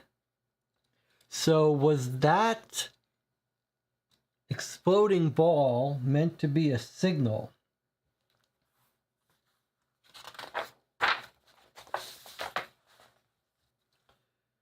Birds may fly and dogs may bark while you enjoy a Sunday lark. Follow your heart and you'll know the way where the woods are deep and monkey and donkeys bray.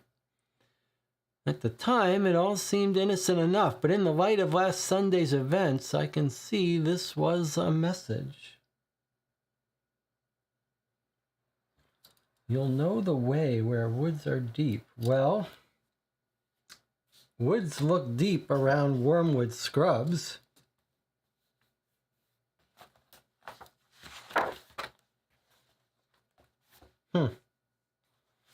All right. Sunday the 3rd. You think that's a typo or that's important?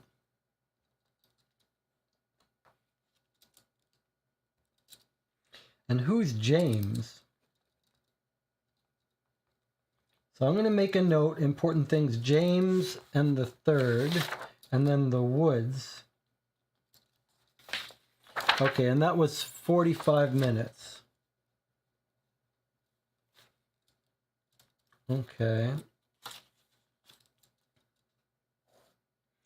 So 45 minutes brings us to 1:20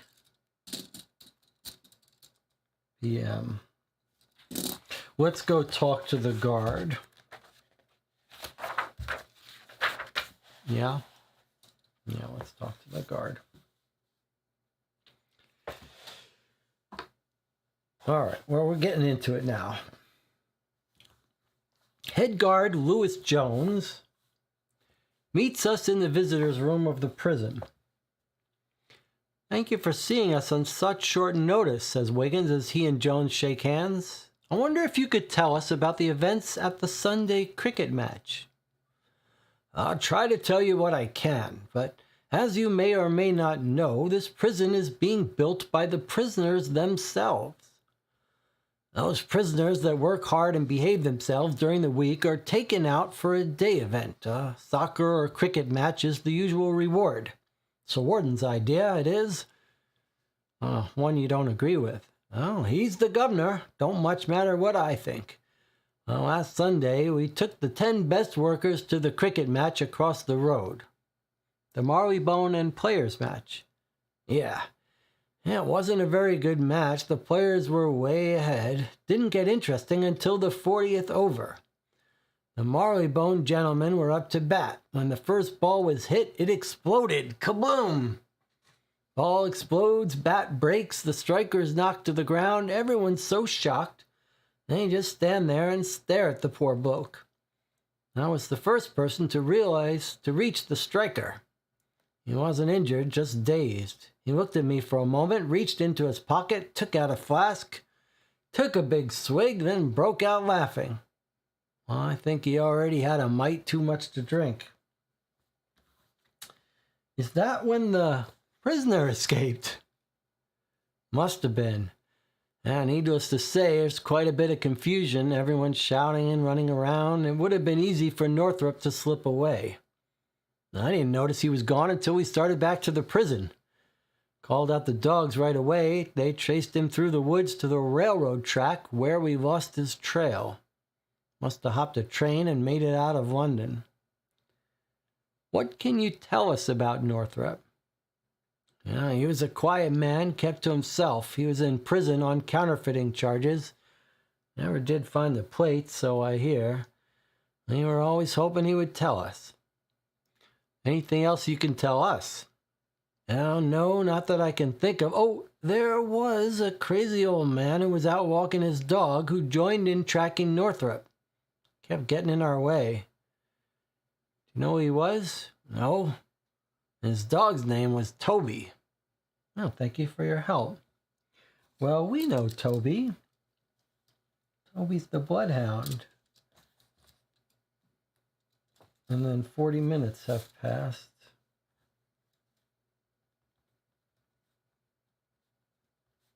All right, let's make some notes for this. Prison. 48. This is at 1:20 p.m. to 2:05 p.m. So it sounds like we understand a little bit more. Chat has a good idea here. It sounds like that the cricket match was a diversion that they had planned for Northrop to escape. Okay, and he went to the railway tracks and disappeared. Almost 40 minutes. And we've got Toby the dog. Do we know where we can find Toby the dog? We found him in our previous cases in the newspaper, I believe. I don't think we've seen any sign of him, where to find him, unless we could remember from a previous case what location to go to. And then railway tracks is where they lost him.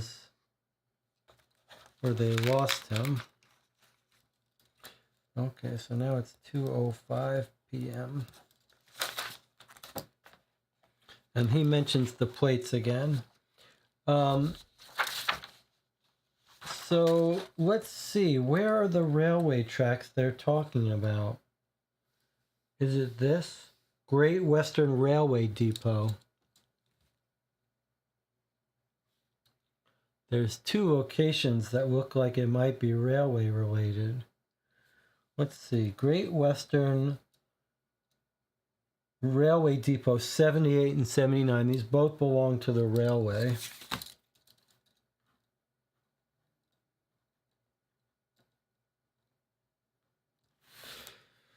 So, I mean, we could stop by there to find out Peter Northrop. The problem is, how is this tied into our guy? If our guy went home afterwards to write the story,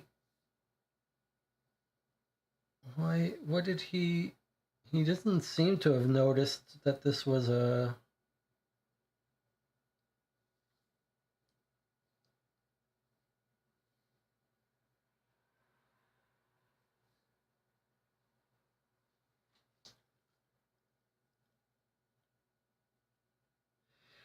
Well, okay, and then the channel had an interesting thought, was that she writes a poem about James, and the chat reminds us that James could be James Moriarty, Sherlock Holmes' nemesis. Okay, so the cricket game is the diversion. Deep in the woods, could the youth who spotted the dead body...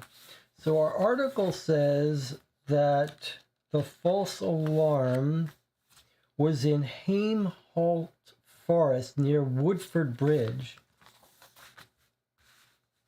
I wonder if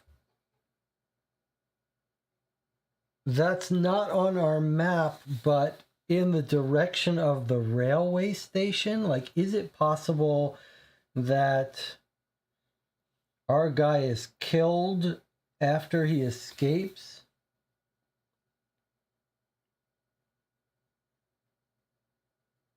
All right, so one whole thread of ideas is the escape of Northrop. So if we just think about that for a second, we've got the railway station, we've got Northrop's wife, we've got all of the players involved in the cricket match, and Jonathan was right to discover that it was probably the umpire who was in on it. all of those things, Northrop's home, the mint, where the railway went, the dead body, could be related to, all of that is related to Northrop. But we need to remember that all of our evidence suggests that Kearney is not involved in that. Other than writing about this cricket thing, that has all the feel of a side case.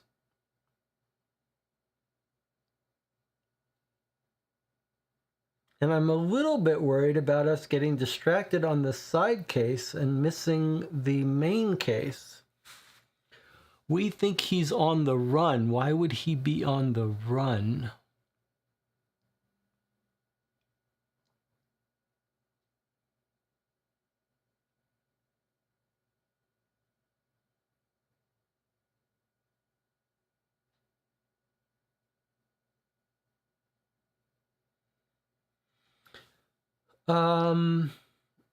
I have a question.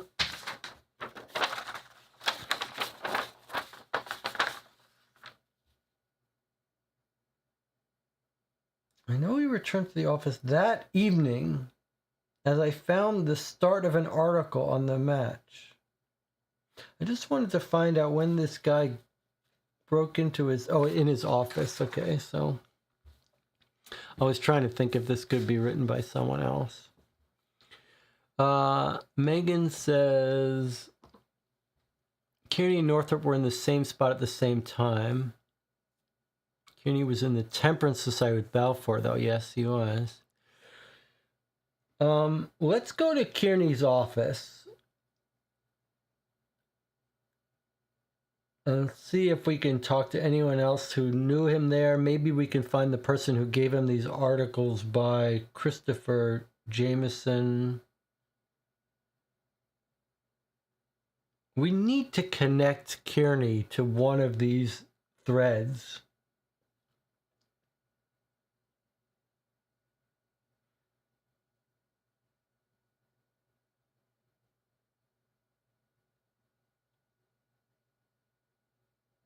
All right, let's try going to Kearney's office. Okay, 1:20 p.m. No, 2:05 p.m. We're going to go to Kearney's office.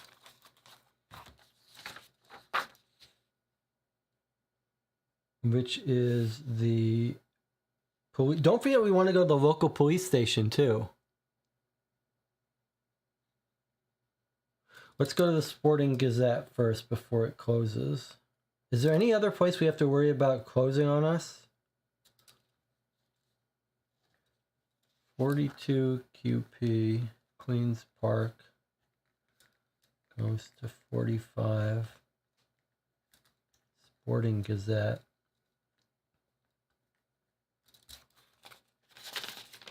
(2:05 p.m.) Let's try that. I know we got the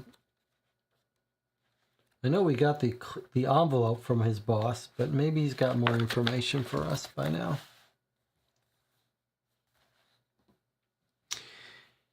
Harry Ledgard greets us in the small glass enclosed cubicle that serves as his office.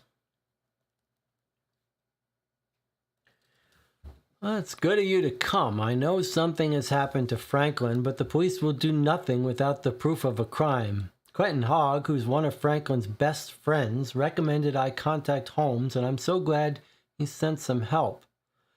I checked with Alice Gardner, Franklin's fiancée. And she's heard nothing from him. Now I ask you, would a man take off and not tell his fiancée or his best friend or his boss? Not likely, I say, not likely at all. Do you have any idea what would cause him to disappear? Don't you listen, boy? I just said I don't, and no one I can find does. That's why I wrote to Mr. Holmes. That's why you're here. Now go out and find him. Yes, sir. Wiggins jumps out of his chair like a cub reporter on his first assignment, and we're right behind him. 20 minutes. 2:25. Okay, that was a nice 20-minute clue. All right, so what have we got? We learned his fiancée, Alice Gardner. Is that the person that was planning on taking the trip with him? Most likely.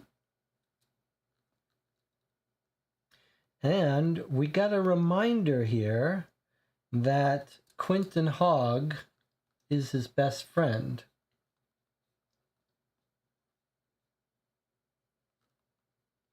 Well, I'll bet it's Quentin Hogg sending him these clippings, because Quentin Hogg is the reporter for the Police Gazette.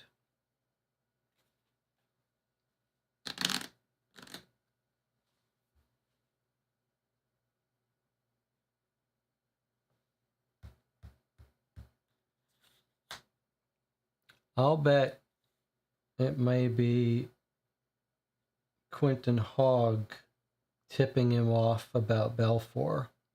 So these two people, his fiancée and Quentin Hogg, are high on my priority list. Anna says, I think our longest evidence is about this match. It has to be the main case, not just the side one.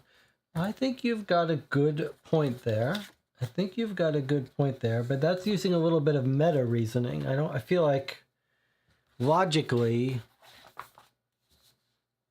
I mean, yes, it's certainly likely to be Peter Northup. Let me just mark some of these places that we've been to. We went to the cricket grounds. We went to his office where we heard about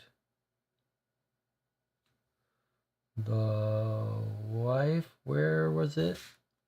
42.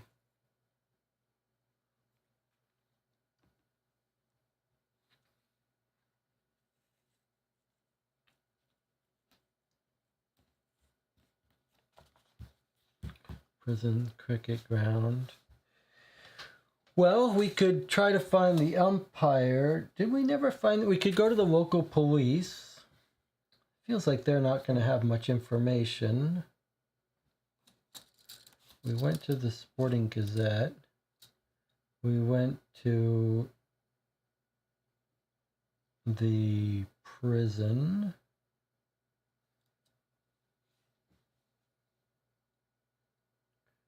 We went to the cricket ground. We went to the prison. We didn't go to Wormwood Institution, which is right next door. Can we look up Alice Gardner? Does she live in Queen's Park? She doesn't seem to live in Queen's Park. Let's see if she lives in London proper.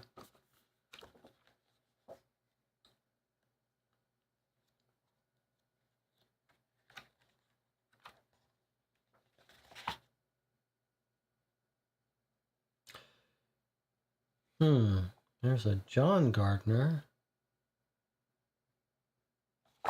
There's a John Gardner, but we don't have an Alice Gardner. Seems like a common enough name that that's not likely going to be her. John Gardner, 82 East. That's not even in our available stuff. Did I get her name right?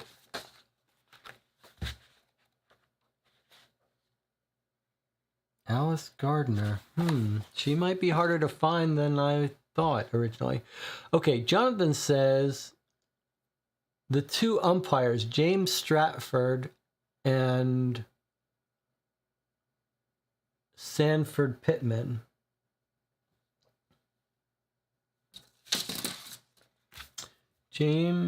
Sanford Pittman and James Stratford. Okay, so James Stratford is 87 EC, and Sanford Pittman is 93 WC. And we had no information about which was which. We know one guy hands him the ball. That's the person we think is probably involved, but we don't know which umpire it was, right?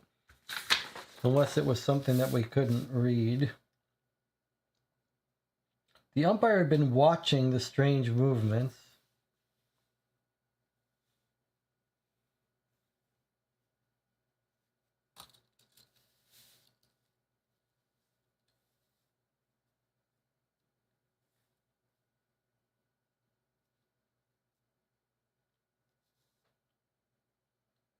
I'm just trying to see if we got any hint, because we sort of know which...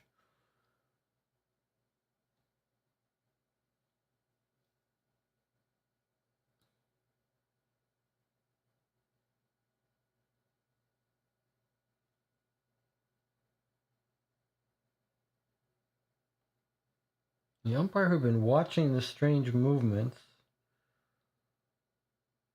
an air of disbelief, walked over to...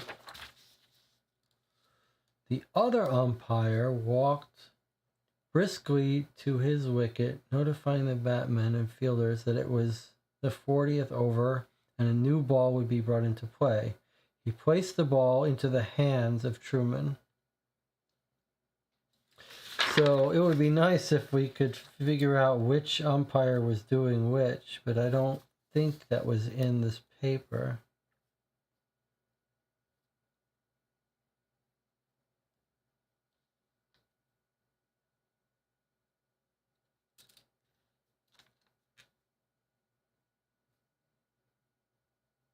At the urging of Knox, the other batman,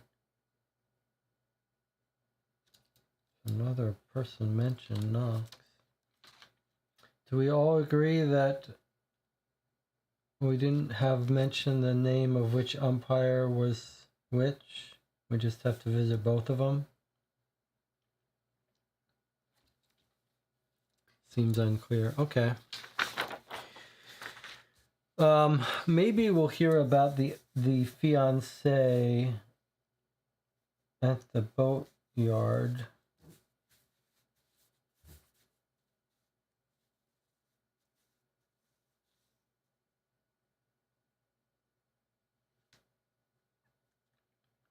Well, we're in Queen's Park. Let's visit these. Let's visit. We think it's the umpire. Let's visit the umpires. And it says Harry Truman, the pitcher, could tell us which umpire gave him the ball. I think the observation that it was the umpire. Megan says Knox was in the newspaper article. So I just noticed that we have a Knox, the other batman. And Megan says there was a Knox mentioned in the newspaper. I don't remember that. Well, let's follow that up later then.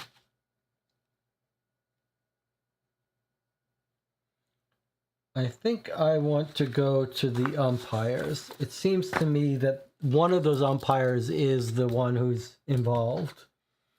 So our fastest route was to find out.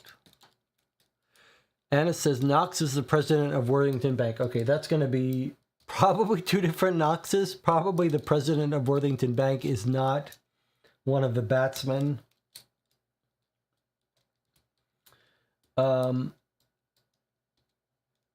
Although Anna is certainly right that we may need to find out from the bowler which umpire gave him the ball. But let's just visit the two umpires first.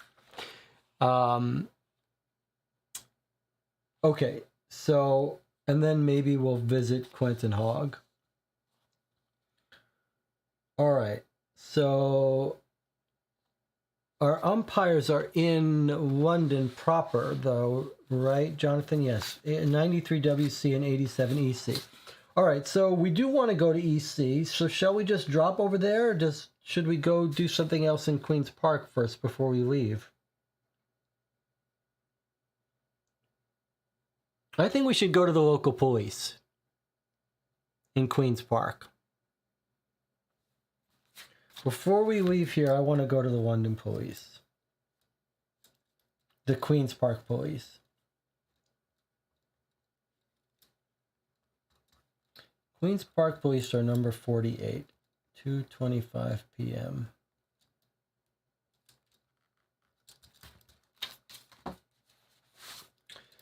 London police 48.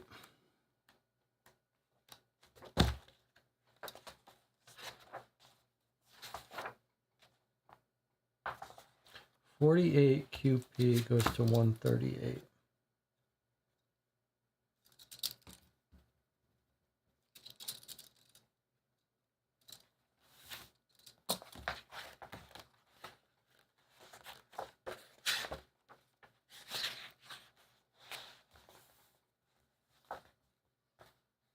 Okay, let's see what the local police say. This is at 2:25. Or actually, we were supposed to eat 10 minutes, so maybe 2:35. Yes, both Mr. Henry Ledgard and Miss Alice Gardner have asked us to search for this Franklin Kearney chap. We told them we don't consider a person missing unless he's been gone 2 weeks. People often disappear for a few days. If there was some evidence of foul play, then maybe we could do something about it. But all they told us was it's not like him to be gone. I'm afraid we need more than that to warrant a police search. So that was useless. Okay, but it was only a 10-minute waste of time. Okay. I think we're going to have to leave here and come back because unless we want to go to the railway station. Do people have any feel for about the railway station? I mean, if we think it's all about catching Northrop and he escaped, doesn't it seem likely that he might go to this train station? And we should see if... I'm going to go there. This is a possible witness to an escaped convict. I want to catch him before he escapes. Well, look at this. What about 68? What is 68?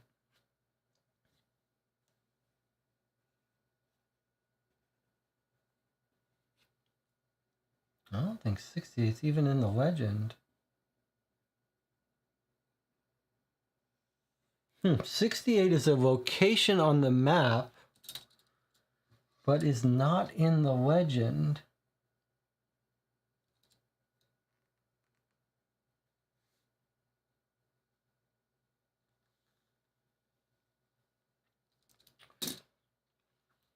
Let me just mark the local police. Where were they? 48. That's where the local police were. All right. I want to make a note here. Well, maybe I'll make it on a piece of paper here. Okay. Peter Northrop. Escape to rails. Possible locations could be 78, 79, 68. I'm really curious now about 68. Could he have gone this way? And I'm very curious that that's not on our legend, but probably that just means that it's not going to be in here, right? All right, let me just look if it is, because if it is, we should stop by. Okay, there's no 68 QP, so we can cross that off. And there's no 79 QP, which was the other place on the railway. And there's no 78. So actually, there's no entry for either of any of these places. So that's that.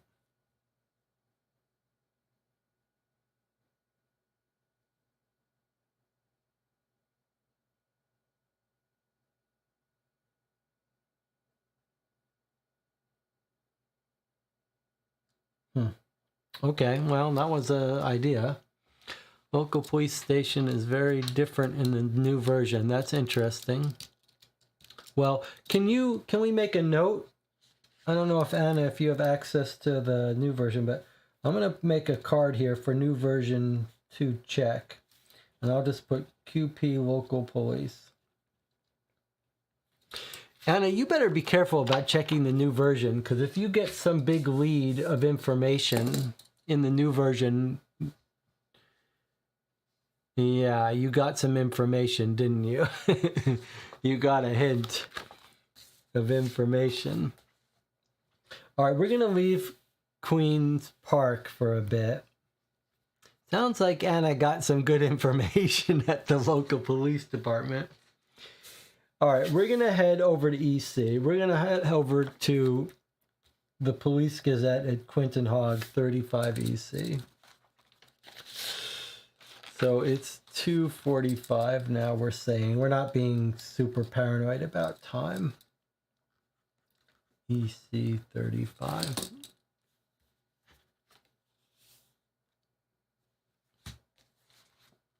All right, we're heading back to East Central London. We're going to talk to Quinton Hogg, the Police Gazette reporter and best friend of Kearney.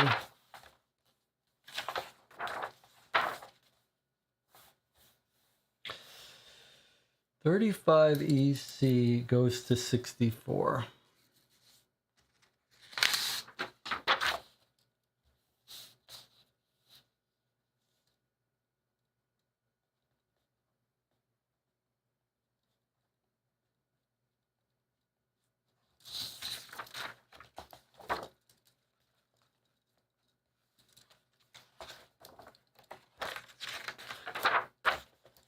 Okay, I got a nice long entry here.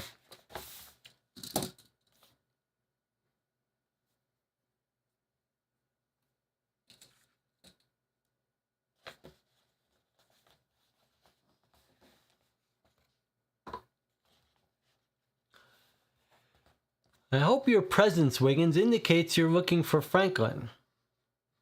We're visiting Quinton Hogg, his best friend at the Police Gazette, another reporter. 2:45 p.m.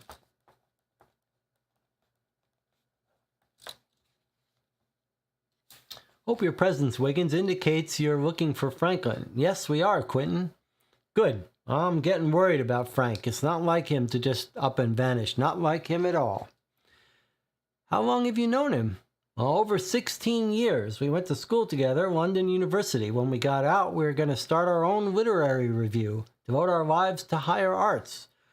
Our job at the Police Gazette was just a vulgar interlude while we raised the capital to start our own journal.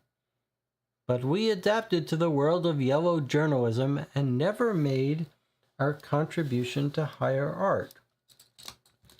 He says, our job at the Police Gazette. Sounds like maybe our Sporting Gazette writer would have been involved in Police Gazette. He says, I'm sure the art world is all the better for it. I know the sports world is better for it, for Frank's a great sports reporter. He was also a good police reporter. But the work wasn't good for him. Okay. So he was originally a police reporter, and now he's sniffing onto some crime stuff. That explains partly why we were saying, like, why is he involved in this other stuff? He's not just a sports reporter. Work wasn't good for him. Well, what do you mean? As you well know, Wiggins, investigating the underworld and the seamier side of London can place a lot of pressure on a sensitive and intelligent man like Frank. His is an all too often told story. After a few years of seeing the darker side of society, he turned to drink and gambling. Gradually at first, not enough to affect his work, he began to drink. Just enough to raise his spirits, but as time went by, it took more and more drink to raise less and less spirit. I tried everything to help, but nothing worked. He was about to lose his job, and I saw nothing before him but the life of a drunkard and an early death. I take it that dire eventuality did not occur. Well, you're right. It didn't. What I'm going to tell you may sound like a testimonial from a temperance meeting, perhaps because it is. One night, after a week of drinking, Frank was chasing, or being chased by, I can't remember which, a herd of pink pygmy elephants through the streets of Stepney. This chase led him right into the arms of a Salvation Army worker, Alice Gardner.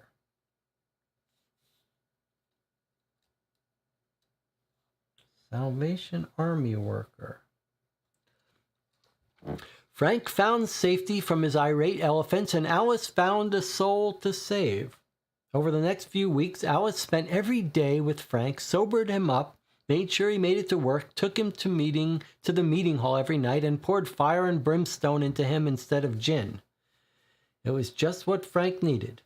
As you see, when he was sober, he knew what the demon drink did to him, but he wasn't strong enough alone to fight it. With Alice's help, he was. Well, how long ago was this? Let's see, 8 years ago this month, I think. Yes, that's right, 8 years ago. Within 6 months, Frank was his old self again, full of life and optimism. He quit the Police Gazette, went to work for the Queen's Park Sporting Gazette. That's what Frank needed: fresh air, a new start, a chance to get out of the cesspool of London. And what of Alice Gardner? Oh, they're still together, going to be married next month. I see, they were going on honeymoon on the cruise. I'm to be the best man. That's a long courtship. Yes, it was slow in developing. Frank took his pledge seriously. He joined the Salvation Army and then the Band of Hope. He's become a leader in the Queen's Park Temperance Society, and as far as I know, he's not had a drink in 8 years. Alice was at his side each step of the way, but I think neither of them realized that they were falling in love. Too busy with good works. Alice started nursing school, and Frank began gaining a reputation as one of London's best sports writers. Then, 2 years ago, with Alice an established nurse, and Frank a pillar of the community, they had time to fall in love. It was quite pleasurable to watch. Okay, so now we know she's got a job. He's in the Temperance Society, the Band of Hope, if that's related. And then she was an established nurse. And then they fell in love. So you've kept touch with Mr. Kearney over the years? Oh yeah, even now we talk of starting our literary journal. He's my best friend. I hope I won't have to start saying he was my best friend. When was the last time you saw him? Well, we had lunch a week ago, but I talked to him on the phone Sunday night. What'd you talk about? Wow, they talked Sunday night.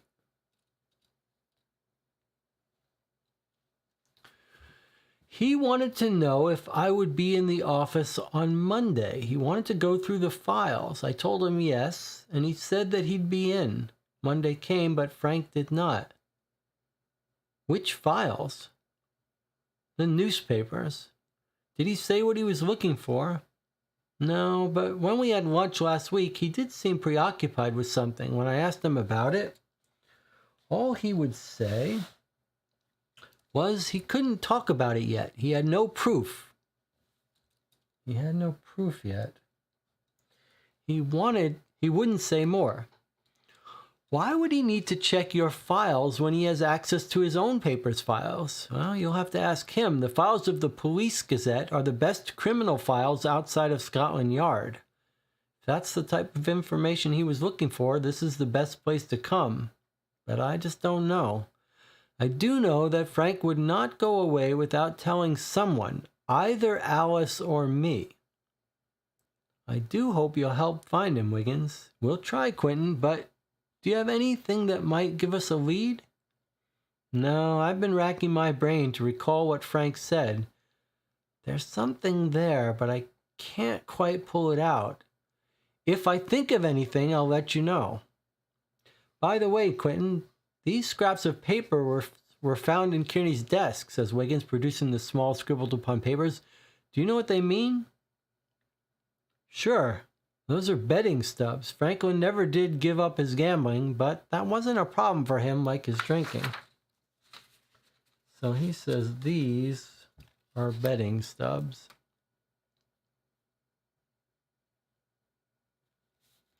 And then 1 hour.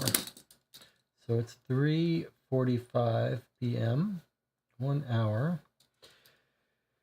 Okay, we learned about betting stubs, and he does gamble. So those are likely his betting stubs. And then we've got a bunch of new information here at this place. First of all, we learned Alice Gardner is a nurse. Jonathan says Alice Gardner is in the directory.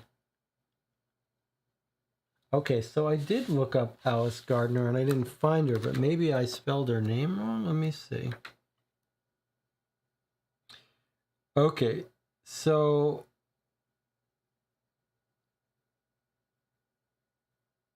in the new directory, we have just a John Gardner at 82 East.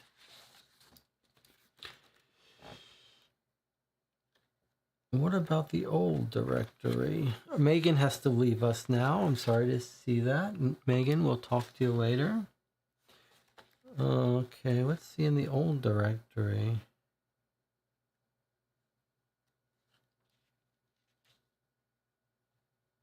I thought I checked both. In the old directory, we have an Alice Gardner. Wow, look at that. 3 Northwest. Why on earth would that not be in the new directory? Let me see if I just didn't overlook it.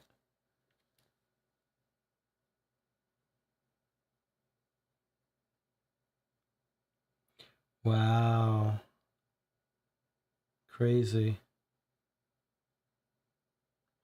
That may be the first time I remember not finding someone's name in the new directory.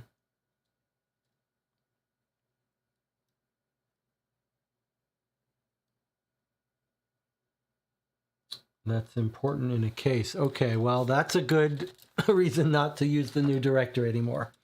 All right, great work, Jonathan. So we now have Alice Gardner's address, and he says that our guy would never leave without telling one of them. Okay, now, the other thing, did you guys catch that he said he thinks he can remember there's something more that Kearney said, but he can't quite, it's on the tip of his tongue, right? I can't quite pull it out. If I think of anything, I'll let you know. This sounds like maybe we should return to the Police Gazette to see if he's remembered anything more.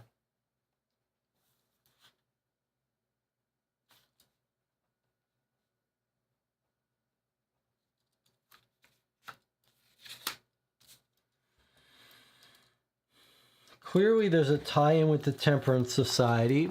We've got a little bit more of a clue that our guy was involved with police work, and he wanted to check some files with Quentin Hogg, but he's disappeared. Well, I think we should go talk to Alice. This makes sense that we're sort of tying up or fleshing out who our guy is. Let's mark where we've just been. PC 35 at the Police Gazette. Let's go see Alice, don't you think?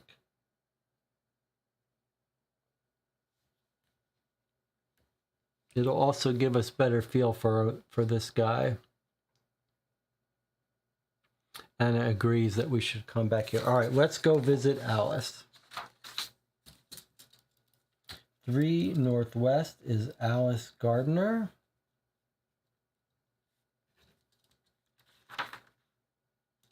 $95. Okay, and it's now 3:45 p.m. Is there any place we have to start worrying about being closed? So far, none of the leads we've been to has cared about the time.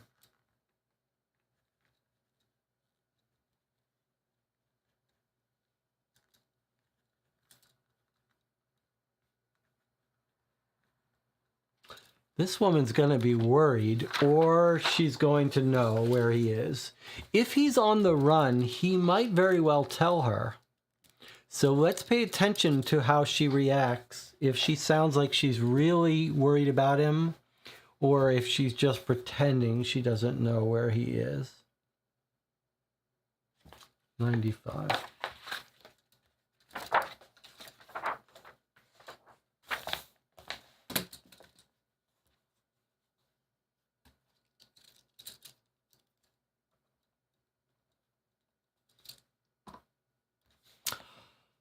Oh, I'm so glad that someone is looking into Frankie's disappearance. I can't tell you how worried I've been. Alice Gardner is a handsome woman in her late 20s. She's tall and moves with a natural grace. When was the last time you saw Franklin? Sunday evening. And did he say anything at that time that would indicate that he might be going away for a few days? No. On the contrary, we had plans for dinner on Monday. He was a little mysterious. He said there were some things he had to look into over the next few days. I asked him what they were, but he said he couldn't say yet. He did ask me for my shares of the Land Investment Trust. Say what? Did he tell you why? Only that he was checking into something. Again, everything was very vague. Frankie and I are planning to be married next month and have been looking for a house in Queen's Park. I just assumed that it had something to do with that, but he really didn't tell me much. Did he say anything else? Well, he said he was planning to go to the temperance meeting Tuesday night. It seemed important to be at that meeting. I got the impression that there was something bothering him about the society.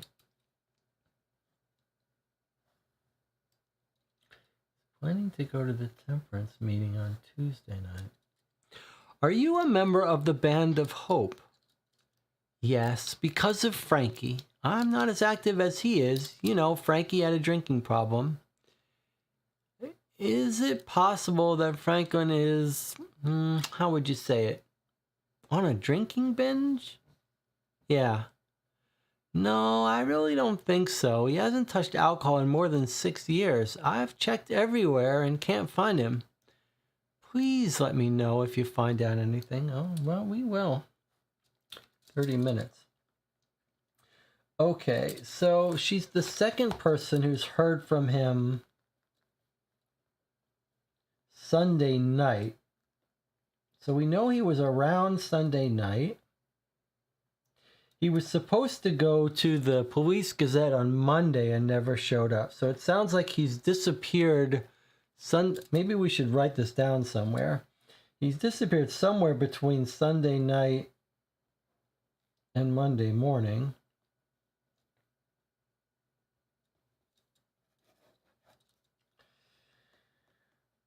And she says he wants the shares of the Land Investment Trust. What does that mean, he wants her shares?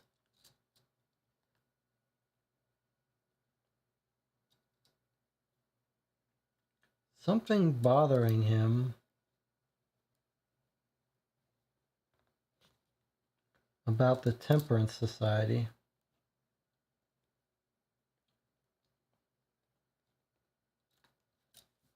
I mean, this is our tie into Belfour, right? Like, our guy has stumbled onto the fact that this Belfour guy who's involved in the Temperance Society is actually up to no good.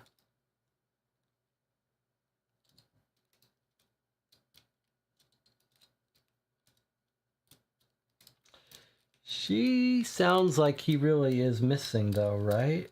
How does he go missing and not tell his fiancée?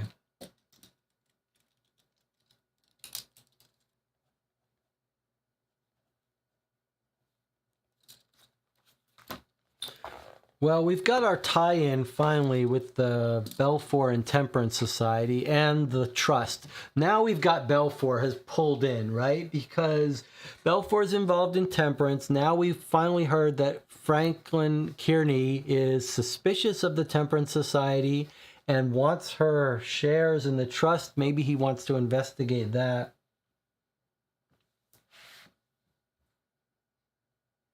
It sounds like maybe he's figured out that Belfour's involved, but why?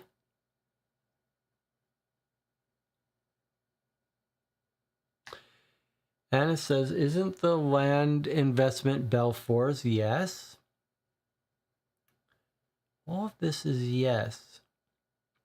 Let me point out something that's should be at the forefront of our mind. Sunday night, he's obviously putting some things together and suspecting things. He talks to his fiancée and he says, we're going to go to this temperance meeting on Tuesday. Something fishy's going on. He talks to his friend Quentin and says, I need to come in on Monday to check some files. What has happened between Sunday night when he's all gung-ho about his plans to investigate and Monday morning? What has happened that has made him either go on the run or get kidnapped, but probably go on the run because who else is breaking into his toiletries? What happened between Sunday night and Monday? Sunday night, he's all gung-ho. And on Monday, he was going to continue his investigation. Why? What happened on Sunday night? Where did she see him on Sunday night? I mean, where is her interaction with him that she talks to him?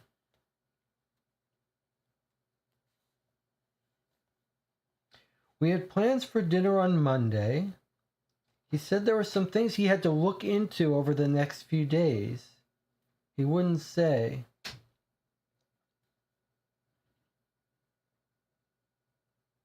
He's planning on going to the temperance meeting on Tuesday. Where would he go on Sunday night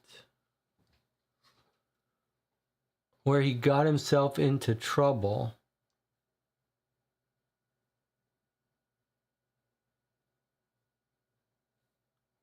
Well, I guess as a working theory, imagine he goes to his office, he writes this up, and he reads the paper and he realizes that they were breaking someone out, that this was involved in the prison.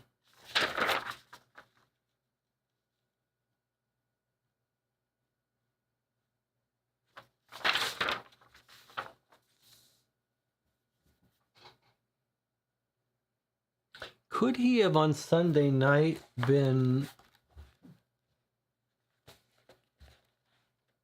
following up another lead? If so, it would make sense. When did he ask for her? Was it Sunday night that he asked for her shares?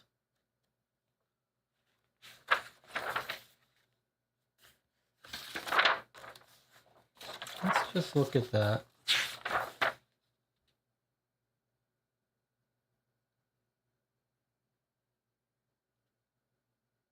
When was the last time you saw him? Sunday evening. Did he say anything on Sunday evening that might indicate he was going away? No, we had plans for dinner on Monday. He asked for my shares of the Land Investment Trust on Sunday night.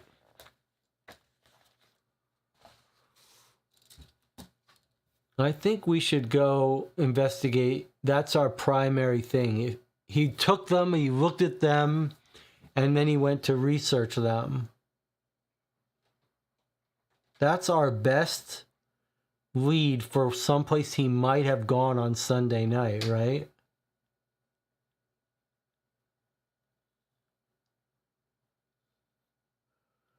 Either showing them to someone. What did we run into recently that made me think we should...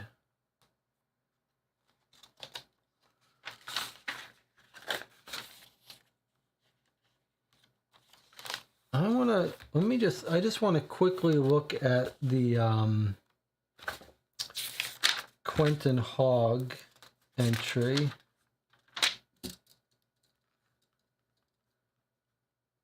Somehow I remember him telling us something about a place that we should check out.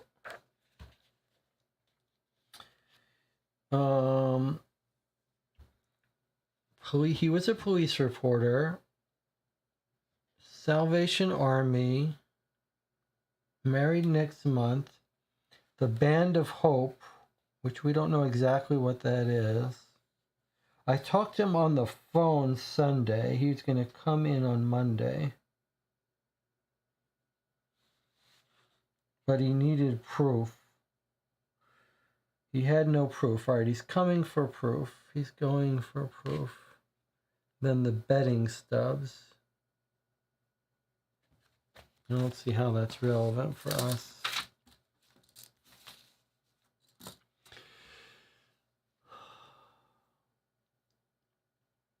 So he could have been talking on phone. We don't know what time. I think we have to pursue those shares at this point. And I think this cruise has now become not so important for us, right? Because we think we know what that's about. We think that's their honeymoon plan.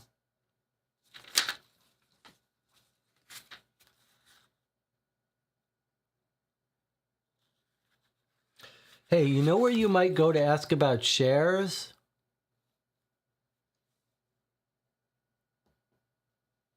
The investment broker.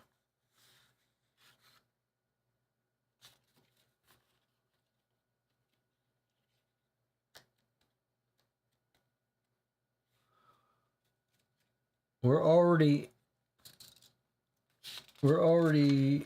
I don't know if we're in EC, but we're in London. Let's go to the Daniel Oliver. 4:15 p.m. Daniel Oliver investment.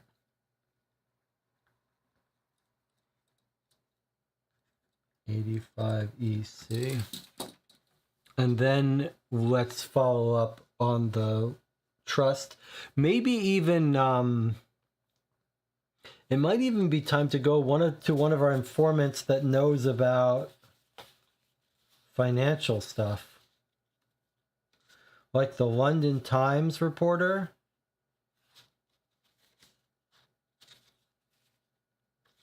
Maybe someone at the Old Bailey or Records.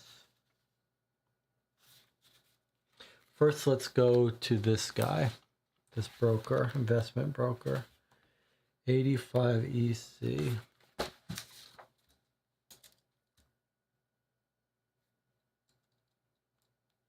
$145.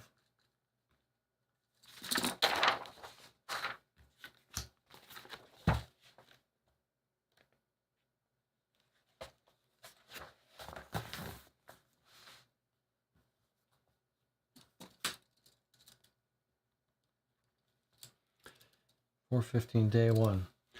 Hello, we'd like to see Mr. Oliver. Is he in?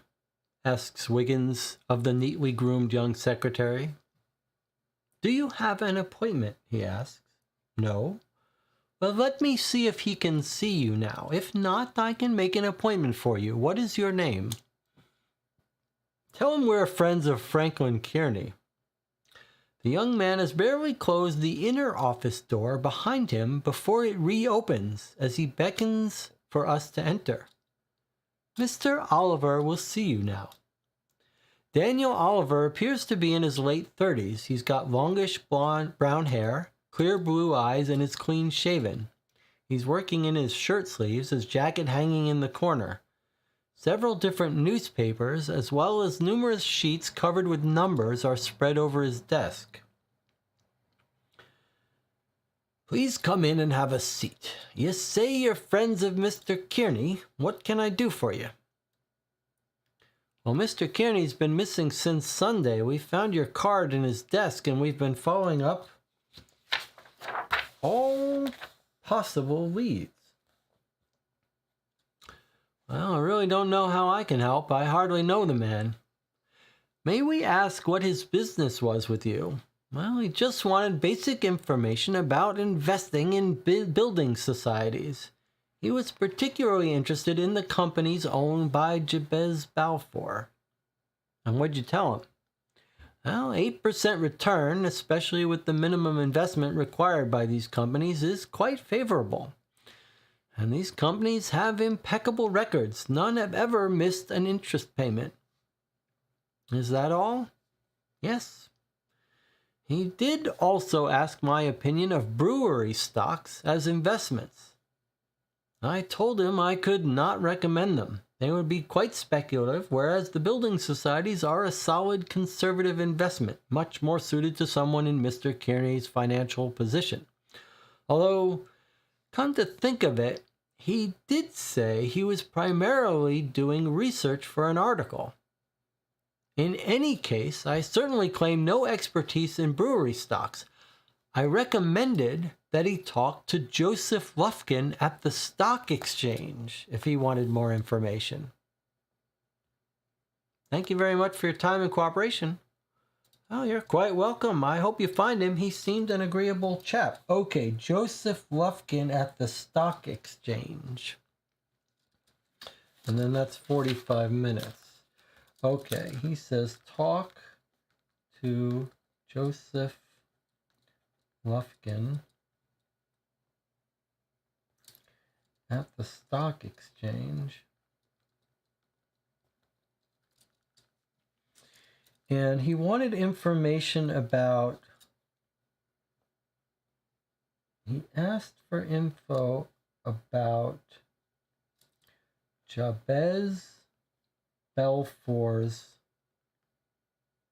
companies.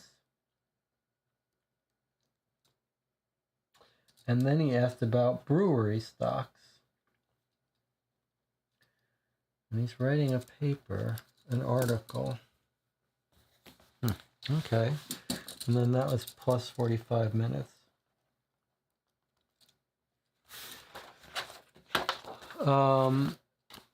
Anna says, should we start a timeline match? Went back to office. We don't know where. I'm starting to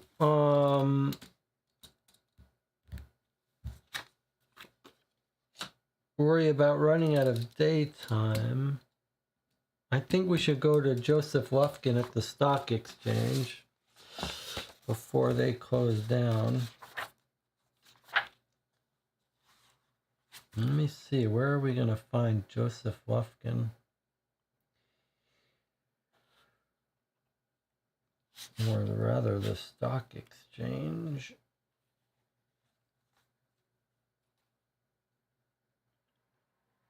The stock exchange is 22 EC in this neighborhood. It makes sense.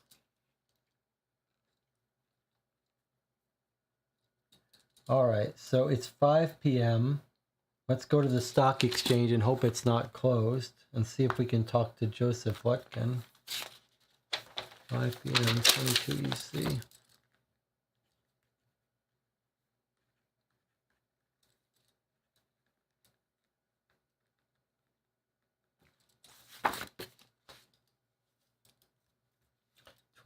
EC.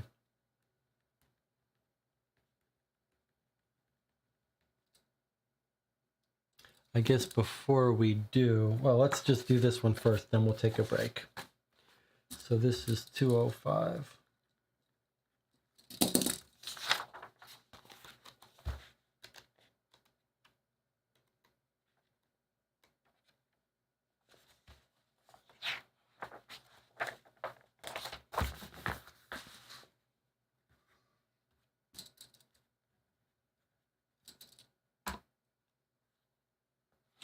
All right, let's see what we got here. Walking into this place always reminds me where the real power in the empire lies, says Wiggins, just in case I ever forget.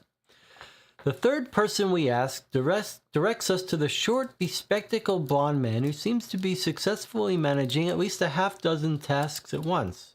We're kept waiting while Mr. Lufkin transacts several thousand-pound exchanges, but he finally joins us with his brisk but friendly manner. Sorry to keep you waiting, but better you than those deals. A lot of what I do hinges on timing. At least it does if it's to be profitable. So what can I do for you? Frankly, my guess is you're not looking for a place to invest your fortune.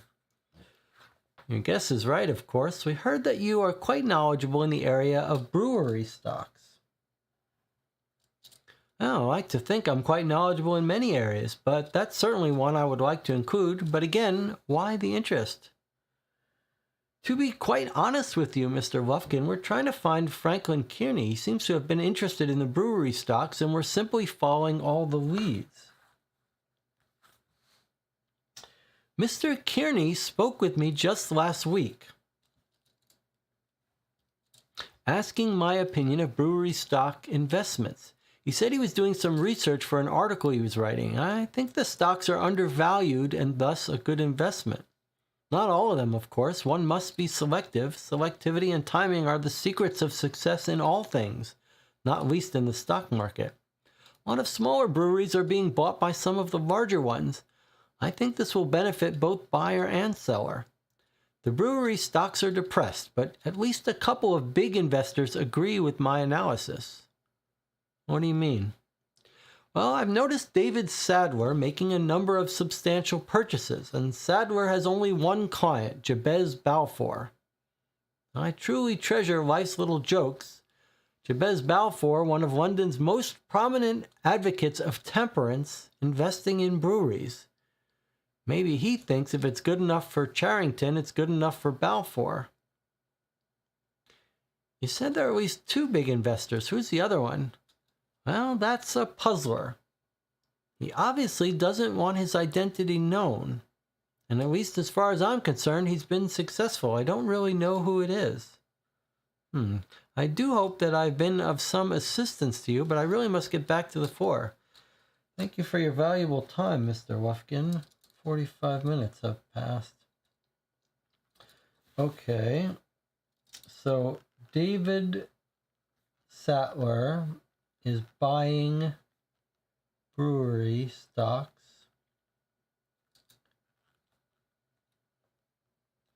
for Balfour, his only client. And then we're told there's a mystery brewery stock investor.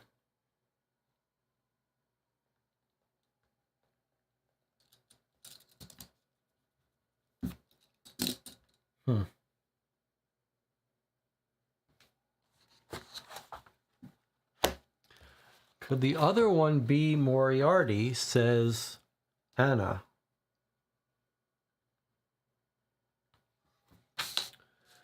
Certainly could be, although we have no evidence about it.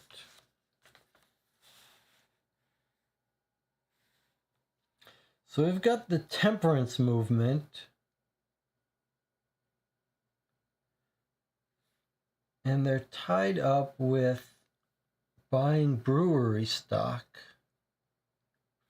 And we were told that there was some old temperance involvement that was actually trying to scare people away from hard liquor and build up purchasing of local stuff. Parliament nears vote. Beer Vote Act. Let's look at this again. Parliament will hear recommendations from the Commission of studying brewing industry and alcoholic consumption. MPs Sir Henry Cole and Reginald Ormond, brewers Arnold Shank and Glenn Judson of Shanks and Theakston's respectively, and Sir Wystan Darrell. Recent developments in the brewing industry they've got these improvements. Okay. Most attempts to control drinking in the last century were limited to strong drink. Temperance reformers have been clamoring for more and stricter regulations on alcohol of all types. They have thus far succeeded in prohibiting the sale of drink on trains. Several recent London housing developments.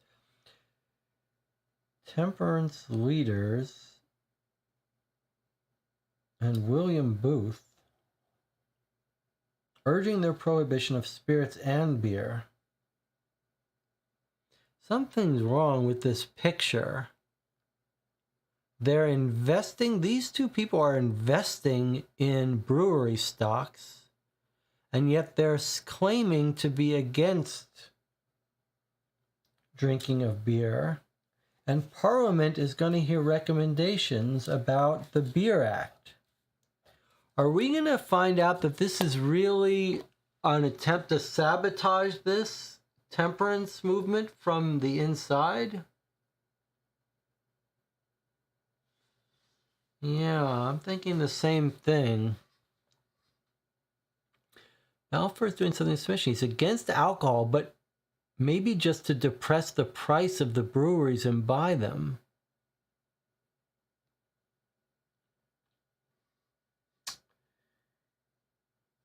And our guy Kearney believes in the temperance movement, so it wouldn't be crazy to think he's discovered that Balfour is really not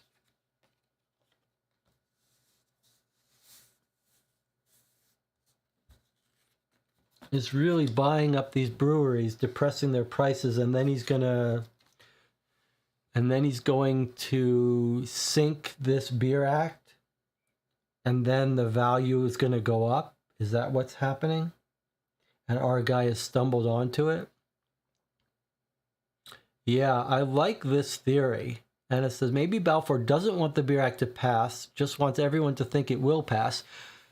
So I'm wondering if, yeah, like let's say Balfour and the temperance movement are depressing the prices of the breweries. This guy says the brewery stocks are undervalued, right? And then they know they're going to work with Moriarty to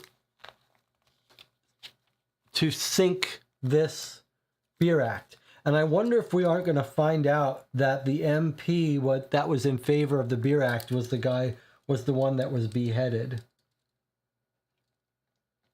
Brewery stocks undervalued and depressed. I like this theory. And our guy Kearney stumbled onto it.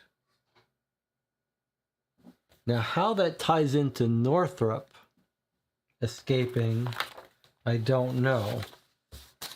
But it's time for us to take a break. I'll see you in 8 minutes.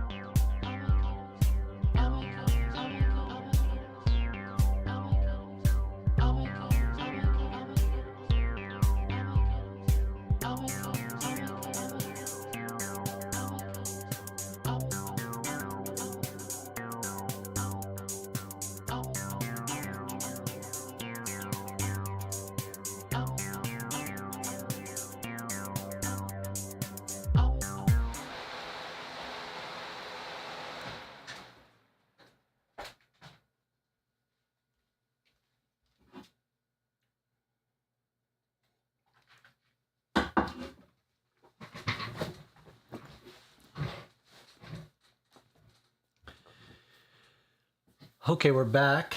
Anna has something interesting to say in the chat. She says, actually, I don't mind that time is passing because I want to see the new evidence in the newspapers from Thursday as soon as possible. I have a different take. It creates some anxiety for me that we're going to end this day without having gone to some places. All right, clearly Belfour is at the center of all of this. I think at the risk of... Well, there's two ways to look at it. One is that we should be going to the most important places. The other is that we should be going to places that either require time to do research or that might close on us. If our theory of the political angle here about the Beer Act is true, then we might want to follow up that angle.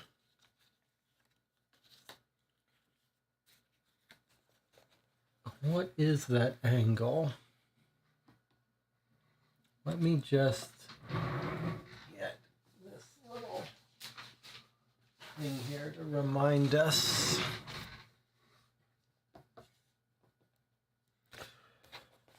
We have to, it's time to visit Belfour, surely, but we do have a couple of people that are involved in politics.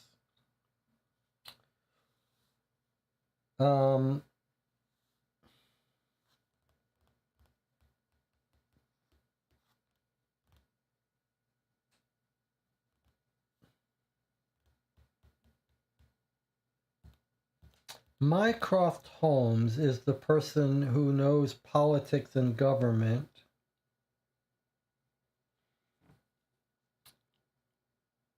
And we have MP names in the paper. Yes, we do have names for the MPs that are involved in the Beer Act.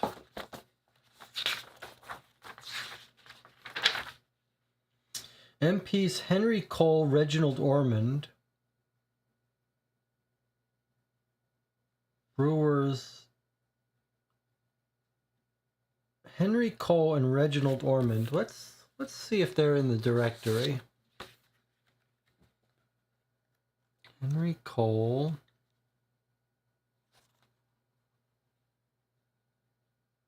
Sir Henry Cole is 77 EC in our neighborhood. Is should I be updating this? The notes with this, or is someone else doing this? MPs in the Beer Act. Henry Cole.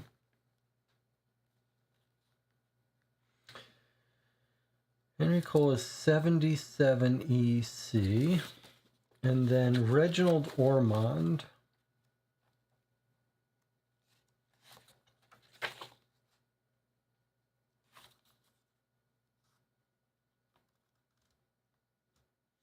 Reginald Ormond is 54 WC.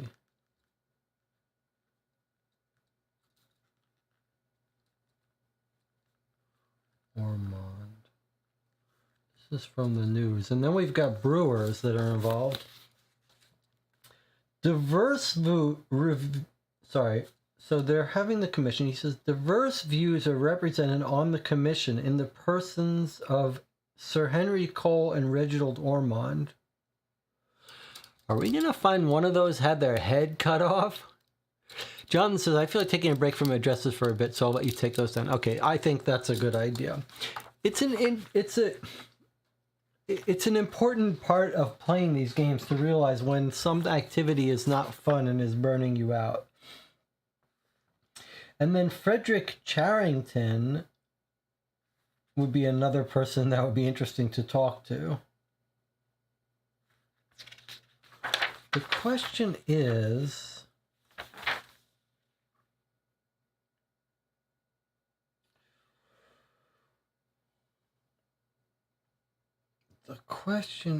should we be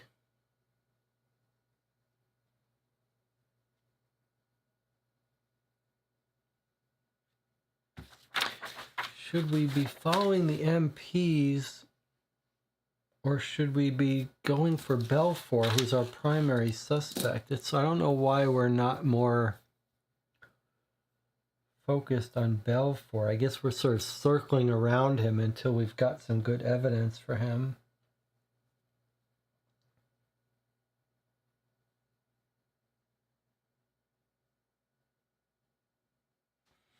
I just want to make sure we don't miss anything that... I guess all the people that have come back haven't... Foreign Affairs...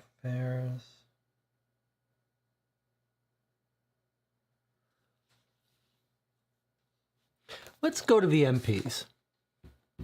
Let's go to the MPs. We're circling around. We're following this strategy of circling around Belfour before we confront him. Let's do it a little bit.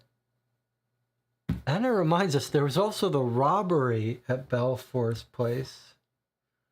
Boy, that was a weird one, huh?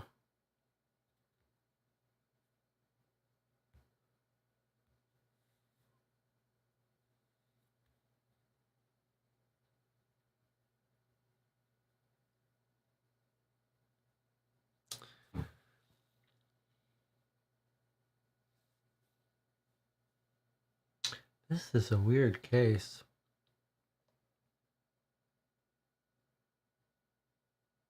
I want to visit the MPs. I want to sort of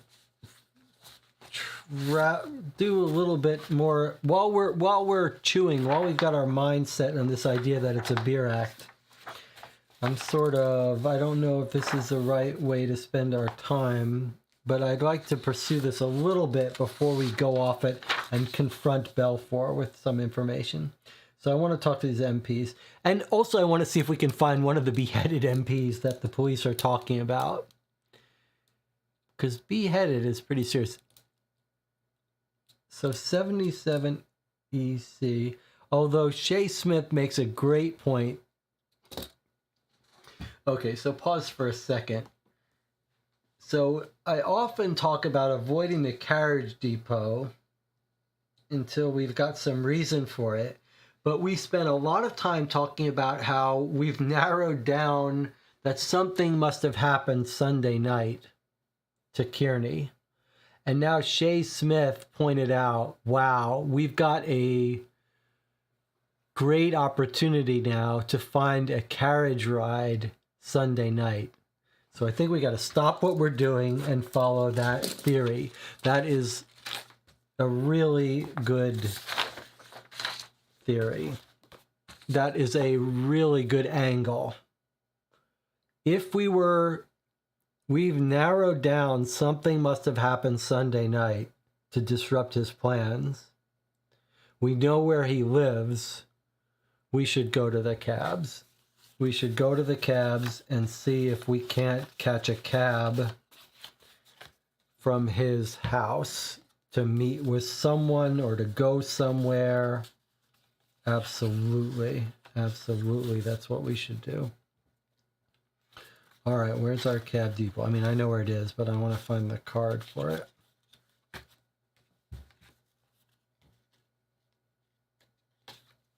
Okay. Central Carriage Depot, West Central London 5. Yeah. I like to avoid the cabs until we have a reason, but now, boy, do we have a reason. 109. Okay, and what time is it? 5:45 p.m.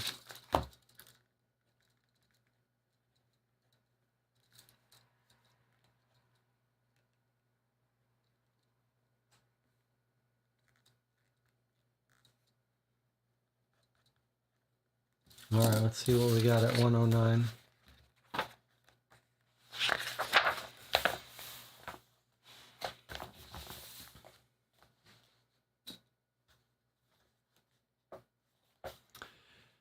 Which day's log do you want to see? Today's won't be available until tomorrow. Now remember, the driver puts down the closest building to his pickup and drop-off place. It may not be the destination of the passengers, only the general area they wanted to go.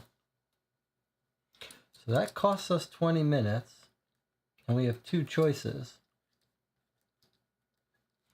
we have Monday, September 3rd, or Tuesday, September 4th. Look what's missing.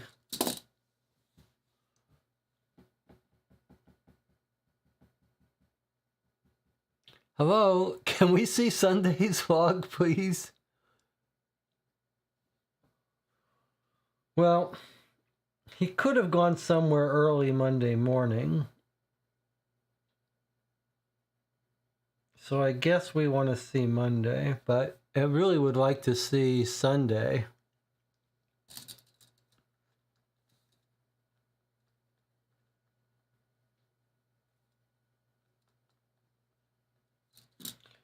I have another question for you, though, before that. So let's write this 5:45 p.m. Okay, here's my question for you before we read that. We went to his house, 83 WC. Okay. 83 WC. He lived at a boarding house. Now my question is, when did she hear someone come into his house? Because we might want to see if anyone took a ride to his house also.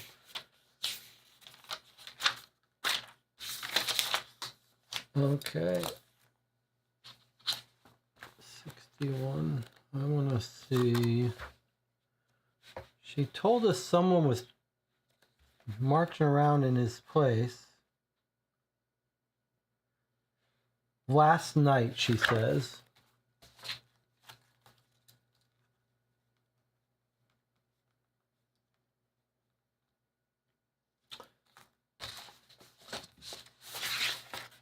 Last night is Tuesday, 4th September.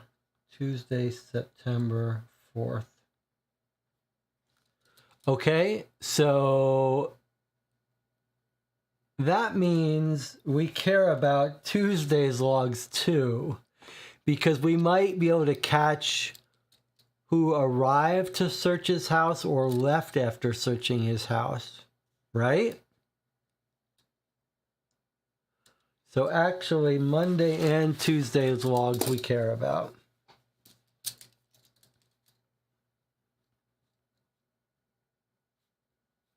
Monday morning we care about, Tuesday night we care about. All right. Let's start Monday night.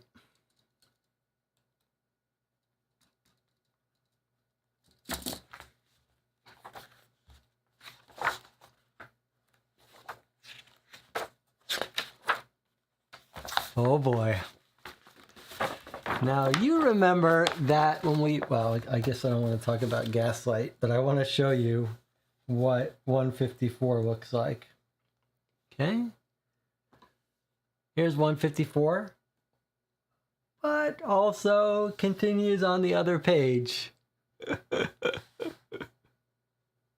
Alrighty then.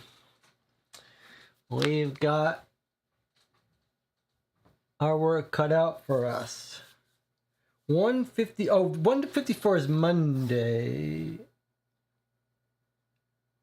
Yes, Monday early morning we wanted, right? Well, we don't know how early Monday morning, but he had a morning appointment to come in to Quentin's and he never showed up. So probably before noon. All right. What are we looking for?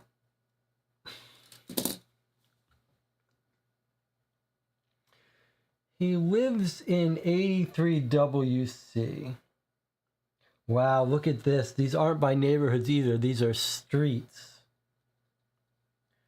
Okay, so before we spend too much time here, let's take a look at WC and get an idea of the streets around his house.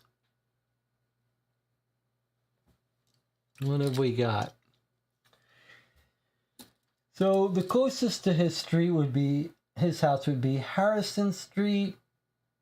Look at where he is, Sidmouth and Gray Street. All right.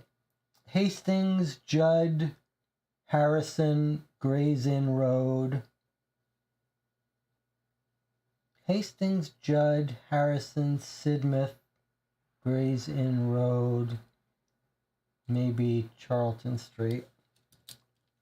So looking at this list, I see Suffolk Street, Holborn, Devonshire Park. It would be embarking at his house if it was him getting in it. I don't see anyone coming in, getting on in his house, going anywhere.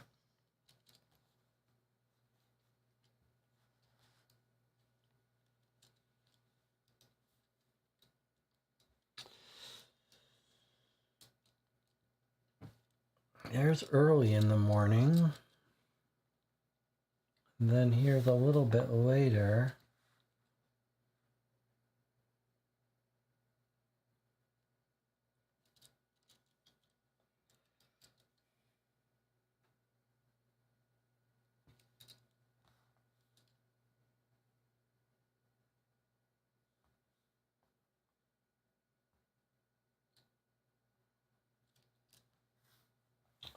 We've got people in Parliament, London Bridge. Doesn't look like anyone getting on at near his house to me. Or dropping off at his house.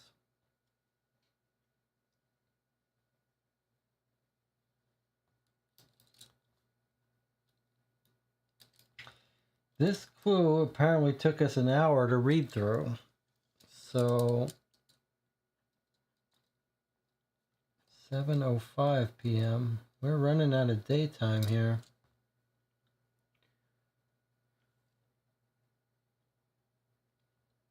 And it starts at 7 a.m. All right, well, not useful at this point.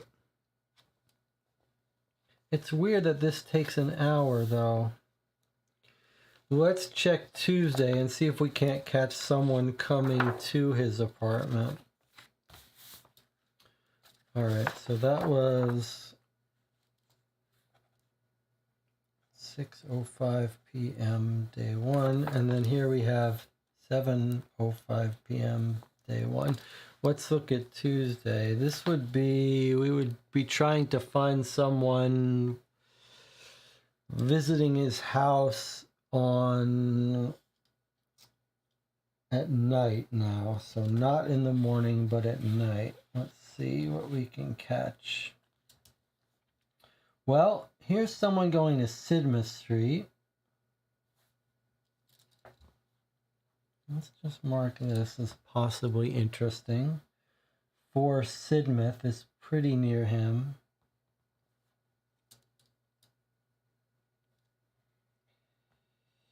But then they'd have to leave.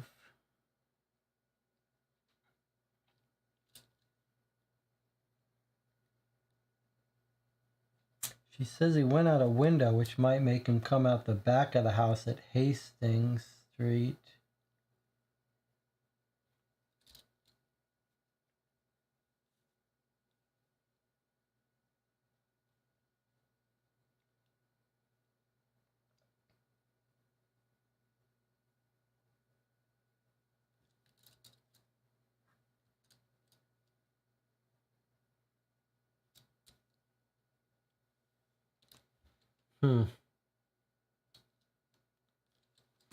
That's definitely his address, right?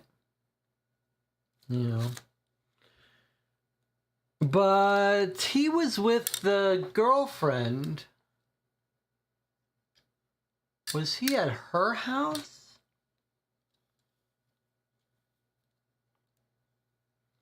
Hastings, Judd, Harrison, Sidmouth. We've got a Sidmouth.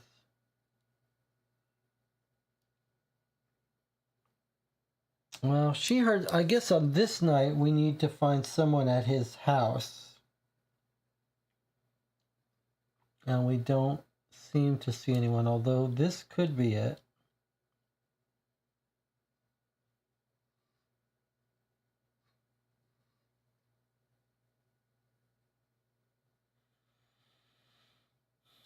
But if they arrive by cab, wouldn't they have to leave by cab?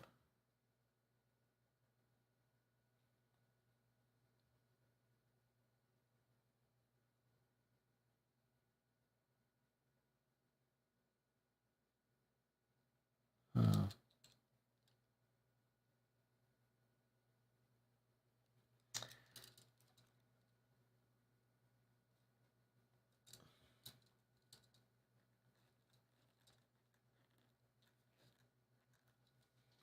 It feels like this is just all premature for us. We don't have any good use of this data yet.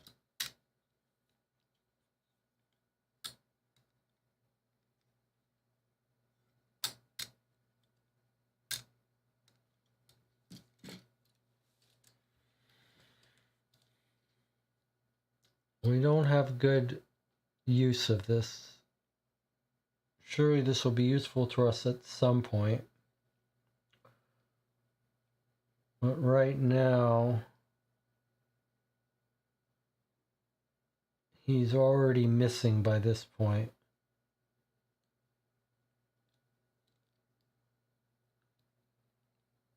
We just don't know who. We don't have any good candidate suspects to look up and track. We just have his house. Although if he was in hiding and she did know about it, where does Alice live?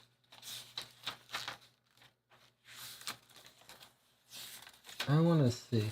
Alice lives at 3 Northwest. I just want to see. Where is 3 Northwest? We should have marked that.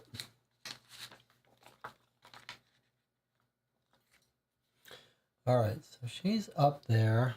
Where's her house? She's near Euston Street, Longford Street, Stanhope Street, and Tottenham Court Road. Euston, Longford, Stanhope, and Tottenham. Let's just see if we catch her taking a cab anywhere, or someone taking a cab to her house.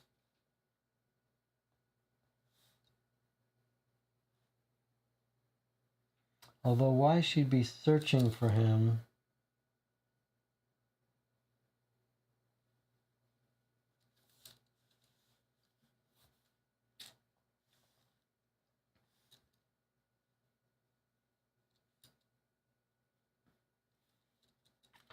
Nothing jumps out.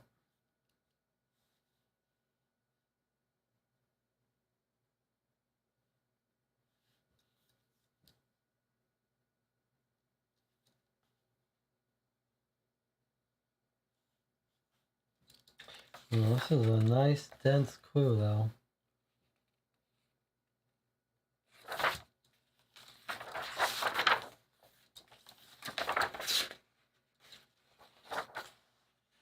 What was the other one? 154. Well, I think we may be in for a long game. Okay, Tuesday. Shay says he sees Tottenham Court at 7:05 p.m. Well, you're right. There's Tottenham Court. 3 Tottenham Court. Well, that's her. That's her house. 3 Tottenham Court is near her house. And where is she going? To 33 Brevington. That's interesting.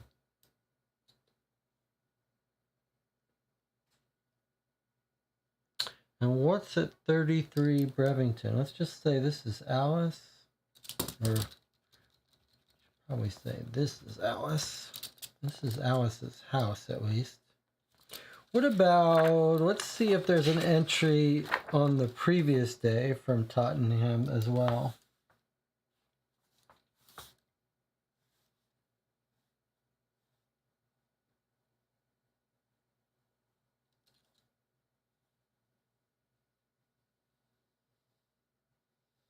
No. All right, well, where is she going? To 33 Bravington. We don't know where that is. And we don't know why we suspect her.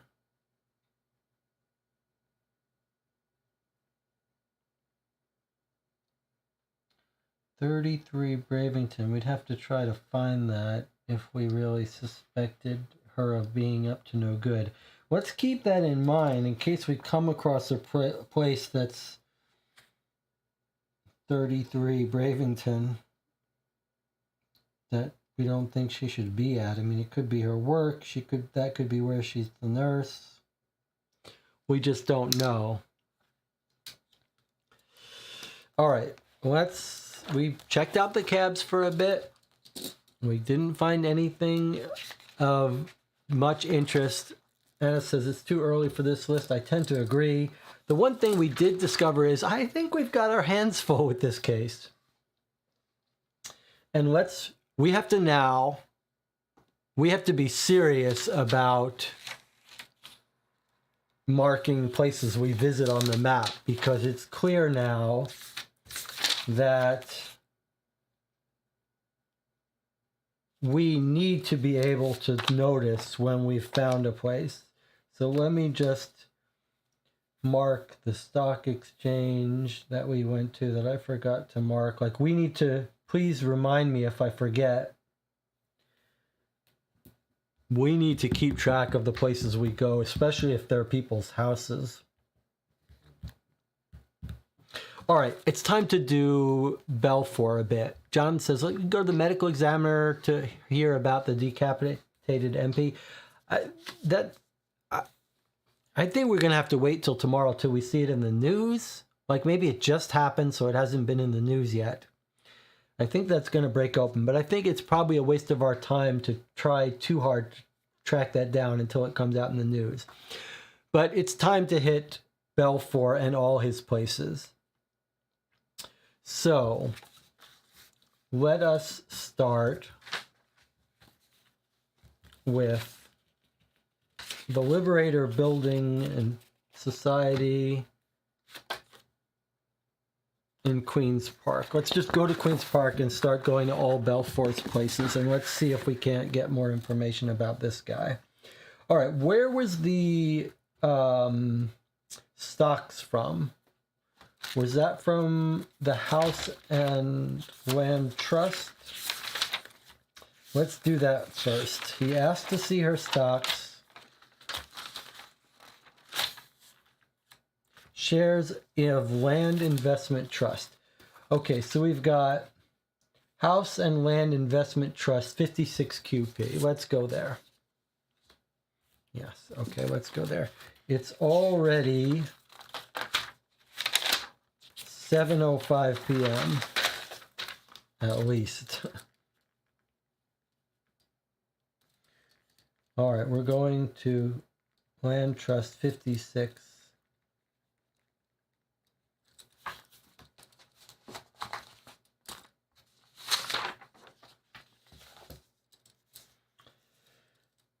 Land Trust, which is number 40.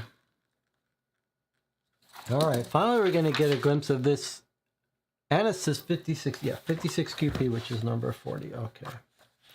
Let's see. Let's hope it doesn't close down for the night.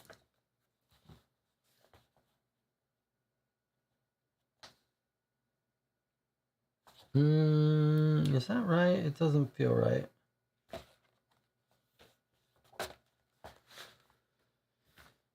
$56 QP says 40.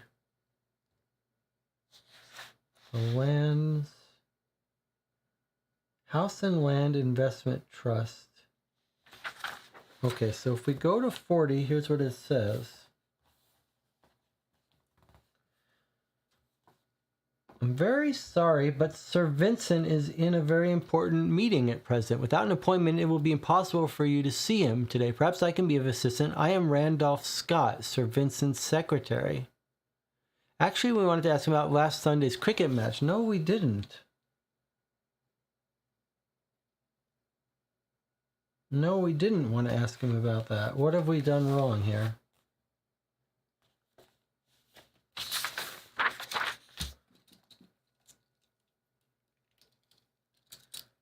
56QP goes to number 40. 56QP. 56QP. It's not 56 clue, is it? No, I don't think so.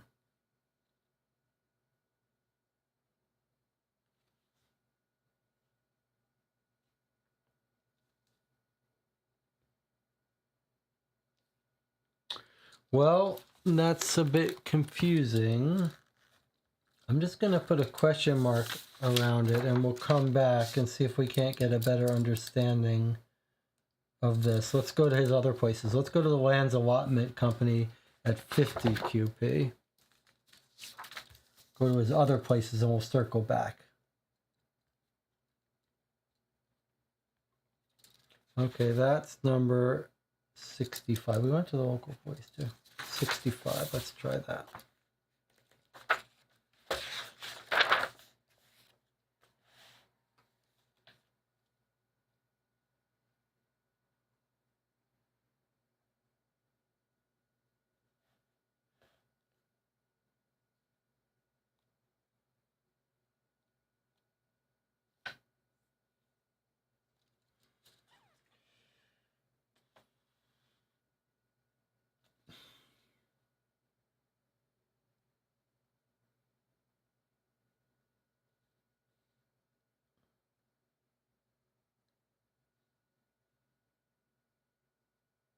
I'm a little bit confused here. I mean, that could reasonably be the right place, but it doesn't seem right. Liberator Building is 11. Is 43. It's a little bit confusing here. All right, well, let's go to this one. If we go to the Liberator Building, which is QP11, 43, that's at least right. So let's read that one, then we can talk about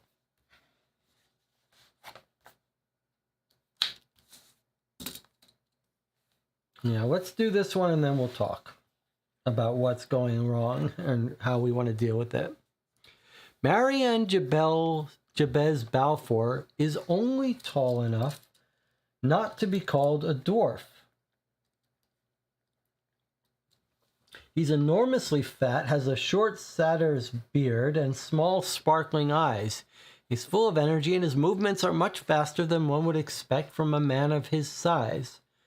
We've been seated in front of his small desk, empty except for 3 telephones, one of which is now being used by Balfour. Go ahead, close the deal. I know what I said yesterday, but that was yesterday. I can't go into that now. I'll call you later. Balfour hangs the receiver up and turns his attention to us. I'm sorry to hold you up. I love the telephone. Don't know what I did before we had him. Now, what can I do for you? You said you were private detectives working for Sherlock Holmes. Did my wife contact him? No. Just a matter of time. She'll call every detective in the city. She has her telephones too. Mr. Holmes doesn't. That's surprising. I thought he called himself a scientific detective. He's a scientific detective. He just hasn't found a need for a telephone. Well, if you're not here to track down my wife's stolen jewels, why are you here? We're trying to track down Franklin Kearney. Oh, good. I've been worried about him myself. How can I help you? Before we can answer, one of his telephones rings. Excuse me? Balfour? Yes? Okay. Meet me at the bank at 8:30. The appointment's at 9, so don't be late. Pardon the interruption. Meet me at the bank at 8:30. The appointment's at 9. That could be relevant for us. Oh, that's all right. When was the last time you saw Mr. Kearney? at the Saturday meeting of the Queen's Park Temperance Society. He said nothing to me about leaving town. He was planning to be at the Society's business meeting yesterday. That he did tell me. Was it important for him to be there? Well, he's president of the Queen's Park chapter, and as such, it's quite unusual for him. It's quite usual for him to attend.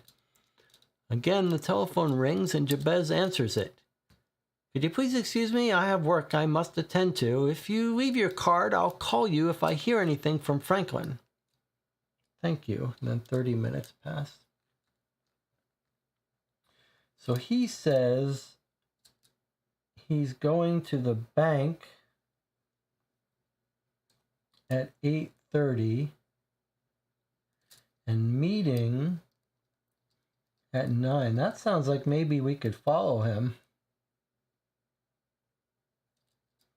Appointment at 9. So don't be late.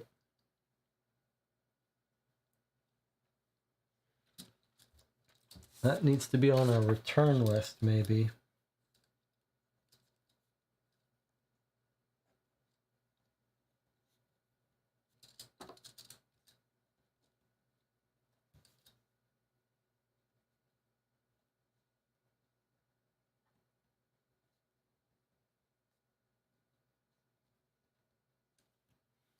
Maybe he's talking about tomorrow, presumably.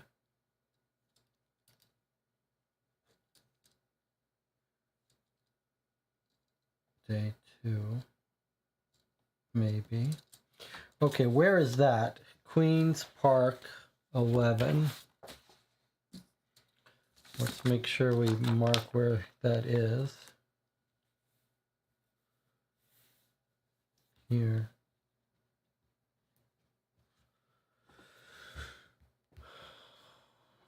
Let's see, is there a bank nearby? I'm going to catch up in the chat in 1 second. Let me just look at this. Do we have a bank in Queen's Park that he might be going to? Got restaurants.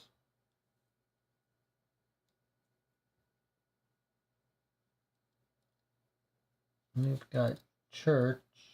Do we have a bank? I don't see any bank in Queen's Park.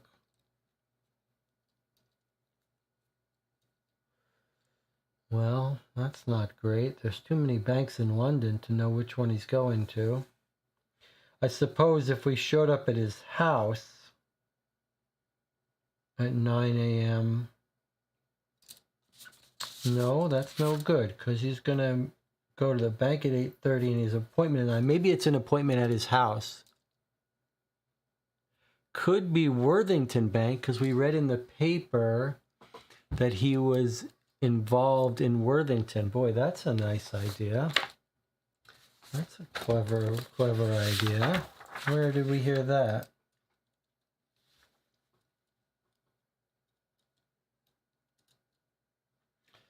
Contact the House and Land Investment Trust, 56 Brook Street. That's where we tried to go already. The Land Allotments Company at 50 Harrow Street. That's where we tried to go to here. Where did we see he was involved in Worthington Bank? Does anyone remember?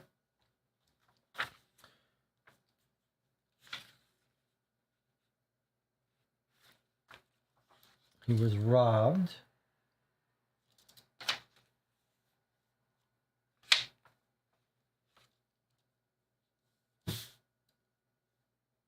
Worthington weakness is rumor. This is rumors of the bank having trouble at Worthington Bank. It's under the direct control of Jabez Balfour, director of Worthington. Okay, fantastic memory, Anna. That's a great idea. So this bank is probably Worthington. Now, we can't be there at 8:30, but it sounds like he's going to be working at that bank and have an appointment at 8:30. So if we showed up at 9 a.m. first thing in the morning, that could be very promising for us. Okay, where is Worthington Bank? Let's get that out so we know and plan for it.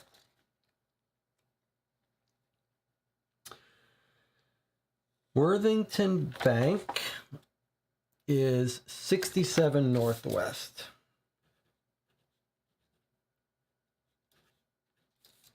Which is our return to. Okay.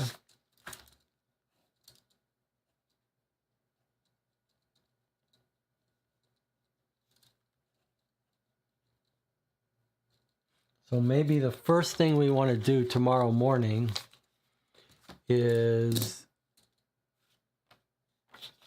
go to that bank. That makes sense. Now, what are we going to do about the fact that these places seemed so weird when I tried to look them up?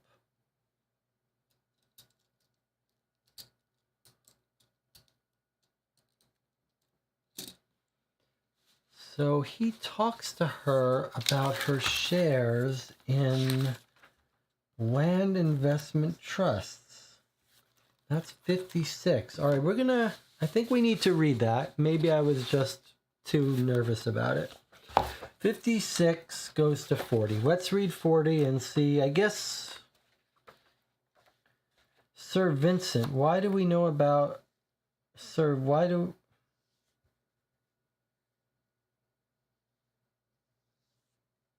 All right, well, it's okay. It looks right. It just was weird. So we look up the land trust and we go to this place. And what time is it by now? It's almost evening. It's 7:50 p.m. Very sorry, sir, but Sir Vincent is in a very important meeting at present. Without an appointment, it will be quite impossible for you to see him today. Perhaps I can be of assistance. I am Randolph Scott, Sir Vincent's secretary. Actually, we wanted to ask him about last Sunday's cricket match. I'm not sure why we wanted to ask him that, but that I can't help you with, I'm afraid. Ever since his wife died last year, Sir Vincent has taken to spending most evenings at the Marleybone Cricket Club, and I know little about that aspect of his life. If there's nothing else, I will bid you a good day. Oh, one further question, Mr. Scott. We're looking for Franklin Kearney, a sports reporter for the Queen's Park Sporting Gazette, who's been missing since Sunday. He had several shares in your building society. Do you know him? No, our shares are held by the hundreds, so the thousands. At 8% per annum, it's one of the best and safest investments one can make.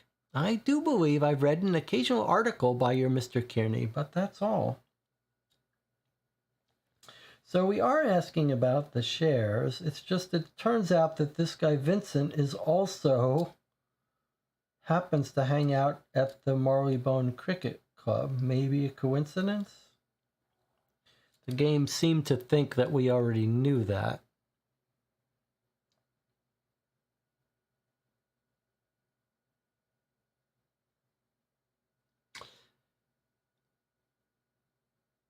John says Clement Scott is on the opposing cricket team related to Randolph. I don't know about that. This guy seems like he's not involved in the cricket. I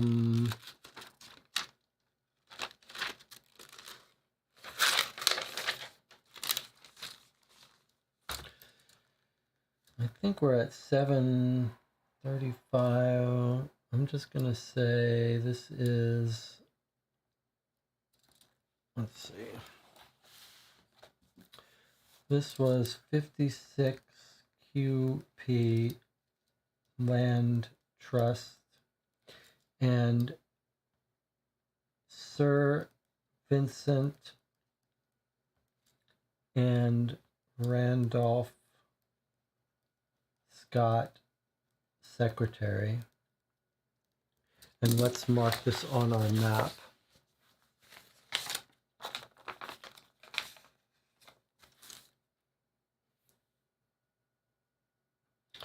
Now,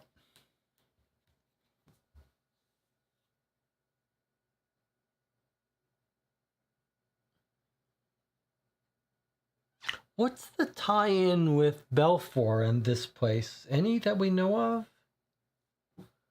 She's got shares in it. Is Belfour owning shares in this too? Or are we kind of a little bit confused about that? And what's the Lands Allotment Company? Like when we looked up that, 65, that was a little weird entry as well.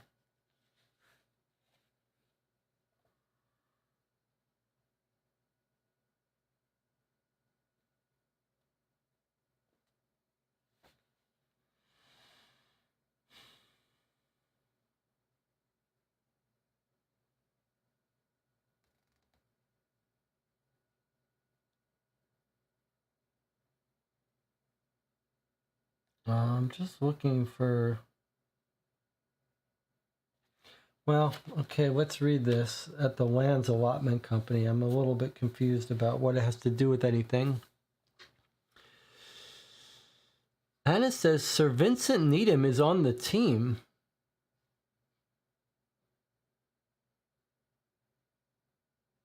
So you're saying this cricket team is made up of all these investors in these companies?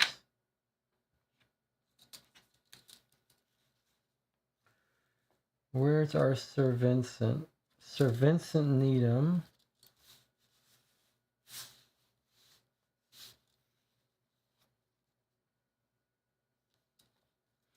David Sadler, we've heard of him. David Sadler is another one of our people, right? Like what was, I forget exactly what, he was doing some financial stuff. Where did we hear about Sadler? David Sadler was buying brewery stocks for Belfour.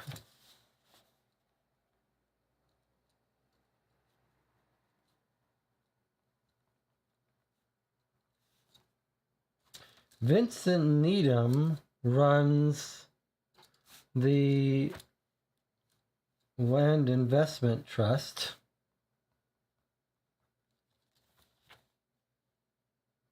And guess what? Sir Miller Brandon?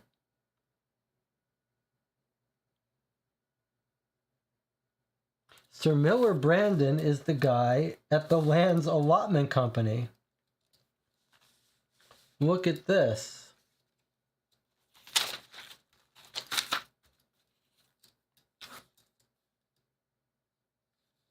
Let's just call this 8 p.m.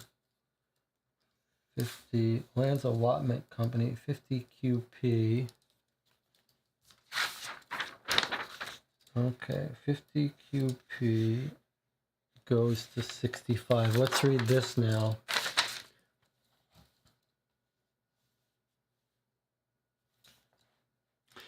We've been waiting at the antechamber of Sir Miller's office for over an hour before he finally sees us. His private office is a large room, the southern wall of which consists of large glass windows. In front of these are two oversized drafting tables, each covered by a stack of blueprints. The north wall is completely covered with a large map of London in which are stuck pins of various colors. Sir Miller sits with his back to the map behind a substantial desk on which lay still more papers and survey maps. You have 5 minutes. What do you want? Sir Miller's greeting and demeanor make it clear that the absence of chairs is not an oversight, but a planned deficiency. His office is for work and not for relaxed conversation. We're working for Sherlock Holmes and would like to ask you a few questions. All right, sorry, there's a question. Why are we here? This is the Lands Allotment Company, and it's also owned by Sir Miller Brandon. So it's one of the other investment companies in Queen's Park. And it looks like it's yet another company as part of this Marylebone Cricket Club. So here we are talking to Sir Miller Brandon Miller. Okay, we're working for Sherlock Holmes and would like to ask you a few questions. What interest can Holmes have in me? Well, one of the things we're looking into is the disappearance of Franklin Kearney. I didn't know Franklin was missing. He knows him. Interestingly, he knows who this person is. He knows him. That's interesting. The last he was seen was Sunday. Do you know him? I met Kearney a number of times at the Temperance Society and Cricket Club. I do not know him outside of those circles. What do you think happened to him? Sir Miller has been working on a stack of papers ever since our entry, and he places one aside, drawing others into the stack. Well, we aren't sure yet. Well, how is it that I can help you? We'd like to know what you can tell us about the incident with the bomb at the cricket match. Why? For the first time, Sir Miller puts down his papers and turns his gaze towards us. What's it have to do with Kearney? Well, that's what we're trying to find out. It had nothing to do with Kearney. You sound quite sure. I am. With what does it have to do? I believe your 5 minutes are up. I have much work to do. Good day. Time 1 hour. That was unpleasant. Sir Miller, suspicious. I'll just write down that he was suspicious. I don't know what else to say about him. He's hiding something. And he says Kearney and bomb are unrelated.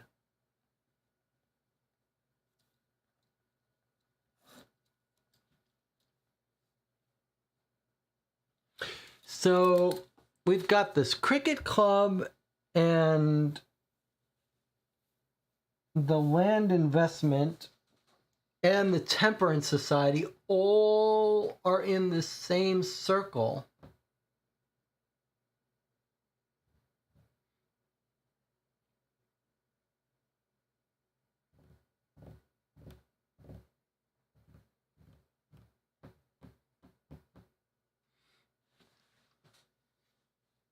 The Temperance Society, the Cricket Club.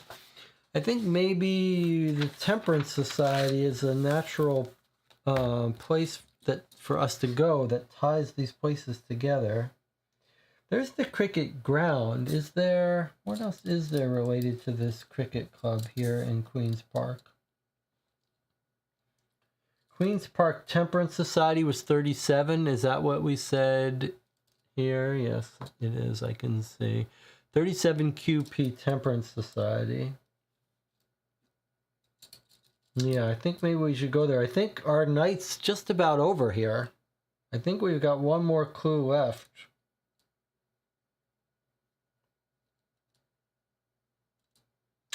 One or two more clues left before this night is over.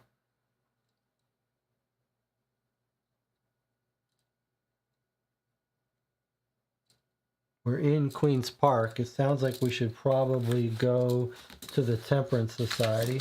Let me just mark this latest place off.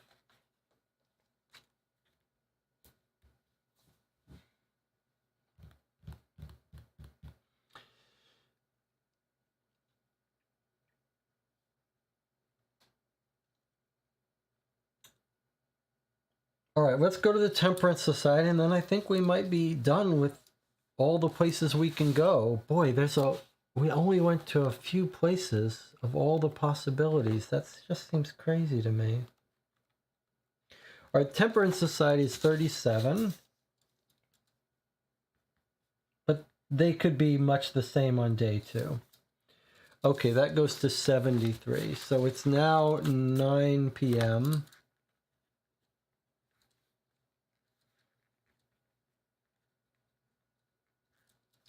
$37 QP, which goes to number 73. John says, I think there are a lot of the same places on each day. So just because most of these are empty doesn't mean that we won't get a chance to go to them. We just have to go to them tomorrow. Okay, but the Temperance Society, which feels like maybe we should have gone there earlier because it seems like some of these places. Okay, it's not our last clue. We still have a little more time after this. Noting, of course, that because we're not charging ourselves for travel time, we're going to more places than most groups would. Come in, come in. Please excuse the mess. We've only just moved in and there's still much to unpack. This is the second time we've had to move in less than a year. I question whether it's worth it. But you surely have not come to hear my problems. What can I do for you? We're trying to find Franklin Kearney. Have you seen him recently? No, he wasn't at the regular Tuesday night meeting, which is very unlike him. And I really want to talk to him about Mr. Balfour and these moves. Excuse me, but may I ask what Mr. Balfour has to do with the moves? Asks Wiggins. Well, he has his connections in the real estate business, you know, she says with a slight air of confidentiality. And he gets us quite favorable rent. We're most grateful. But as I mentioned, this is the second time in 9 months that we've had to move. Most sorry, you know, but the building's been sold and I'm just one little stockholder, he says. But I found another quite suitable location and at the same rent. As if that makes up for carting all these boxes around and fixing up the place to make it nice. But I know I shouldn't complain. He does so much for the Band of Hope. And I think it's wonderful that he won't allow the pubs into his new developments. But it's Franklin that you be wantin', and not all this long story. Have you spoken with Miss Gardner? Perhaps she can help you. Yes, we have. Yes, we have. So, it's the Band of Hope again, the Temperance group. I wonder if that's a separate place we can go visit. And he keeps finding them, so Balfour moves them around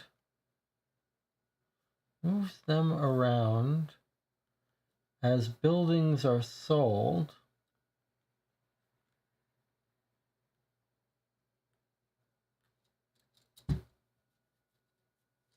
And he won't allow pubs.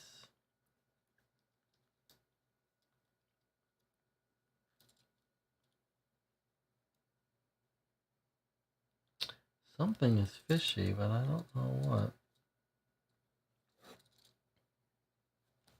Can we, is the Band of Hope, which we've seen mentioned a lot, is that just a reference to the Temperance Society people, or is that a place that we should be trying to find? Like a group, an organization that we should be trying to find? Let's just make sure they don't have an entry in the directory.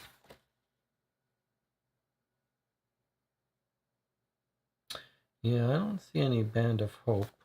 Do you think we should go to the bank? It's probably going to be closed.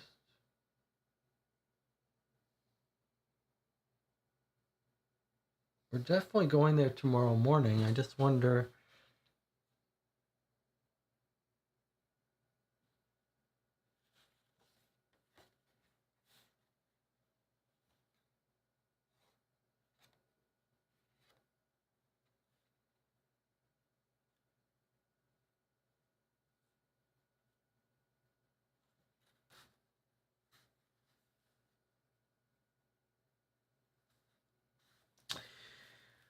Let's just look at this for a second. There's these places we just went to in Queen's Park, these real estate people. Here's 2 advertisements for the companies we visited. These are people involved in the temperance movement and the cricket club. Both run these 2 companies. For sale, several lots of exceptional value, freehold and leasehold land, residential and commercial. Earn 8%. Someone mentioned that. Contact us.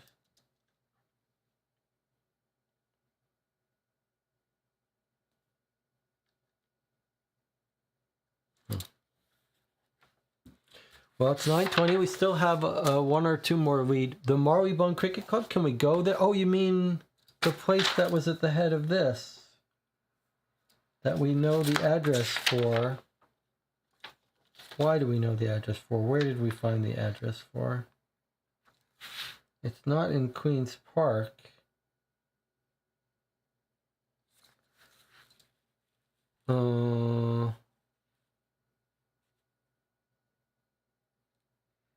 How do we go to the Marleybone Cricket Club?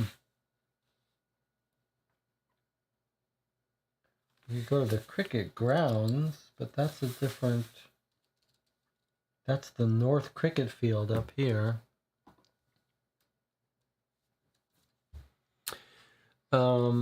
Let's just check in with the chat. Clement Scott, bit of a wild chat, but I still find it weird he's on the opposing cricket team and has the last name as Vincent. And it says 48 Northwest. They directed us there in the land investment clue.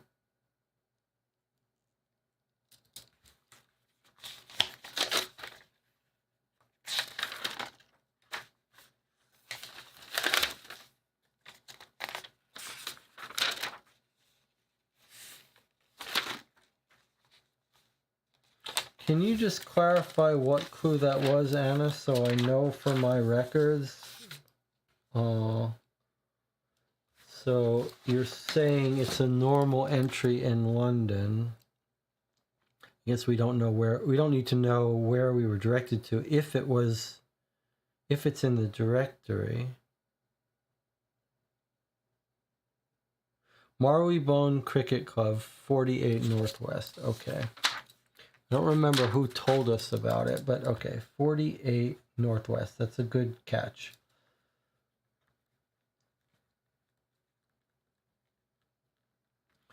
So the Marleybone Club, okay, so it's interesting. Like, these are all the Balfour connected crooks in the Temperance Society and real estate thing, and these are the people that broke the guy out of jail, or at least possibly were involved in it. All right, so we're going to go to the Marleybone Cricket Club and learn about this bunch of crooks now. 48 Northwest.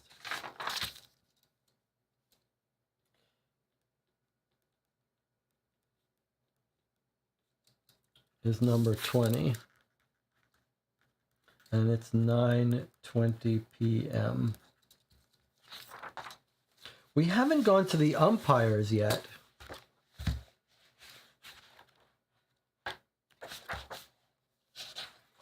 All right, well, we got a long entry here, which is going to end the day for us. So this is going to be our final clue for day one.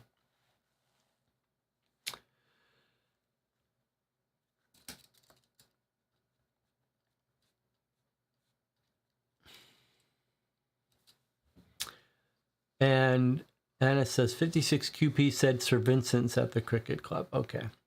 The dark oak-walled bar of the Marleybone Cricket Club is sparsely populated by white-trousered men with blue blazers, most of whom appear to be holding glasses of scotch. The French doors open onto the well-manicured grass of the cricket fields. We're waiting for the club's manager, Redversburn Jones, to join us, which he soon does. Good afternoon. I am Redversburn Jones, the club manager. What can I do for you? Good afternoon. I'm Harry Wiggins. My colleagues and I work for Mr. Sherlock Holmes. We're looking into some matters for him. Could we ask you some questions? Why, yes. I have read all of Dr. Watson's writings, and I have become a great admirer of Dr. Holmes, Mr. Holmes. What would you like to know? Well, there are two things we're interested in. First, do you know Franklin Kearney? Yes, he's a member of the club. And when was the last time you saw him? Well, let's see. Last Thursday at the club dinner. It was a dinner given by Jabez Balfour for the cricket team. Most of the members of this year's team work for one of Balfour's companies. Okay, good. Now we're getting somewhere. Balfour is one of the club's major backers. And did you notice anything out of the ordinary in regards to Franklin Kearney? No, I didn't talk to him for more than a minute or two that evening. He did spend a lot of time with Balfour, but that is to be expected. Franklin is a member of the Band of Hope, Balfour's temperance movement. I see. So the Band of Hope is Balfour's private temperance movement, as well as active in the club here. Franklin hasn't been heard from since Sunday. Any idea where he might be? No, I'm sorry, I'm not a close friend or confidant. I will ask around, and if I hear anything, I will let you know. Is this saying we should come back?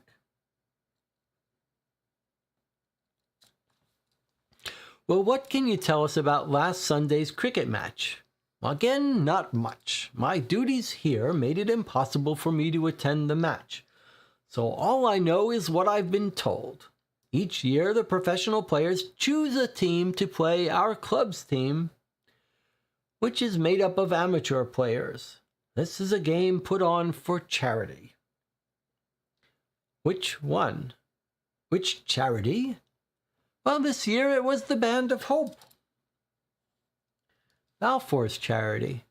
Yes, I must admit that Balfour exercises a strong degree of influence over those he helps and employs. If you want to find out more about the match, the team's captain, Byron Anderson, is here today. Would you like to talk to him? Yes, we would. I will get him. We are soon joined by a man in his late 20s, athletically built and well tanned. Wiggins? Yes. I'm Byron Anderson. I understand you're interested in Sunday's match. Yes, what can you tell us? Well, it's a strange match from the start. I'm the team captain, and I'm employed by the club, as is Colin Kennedy. We train the members and play with them.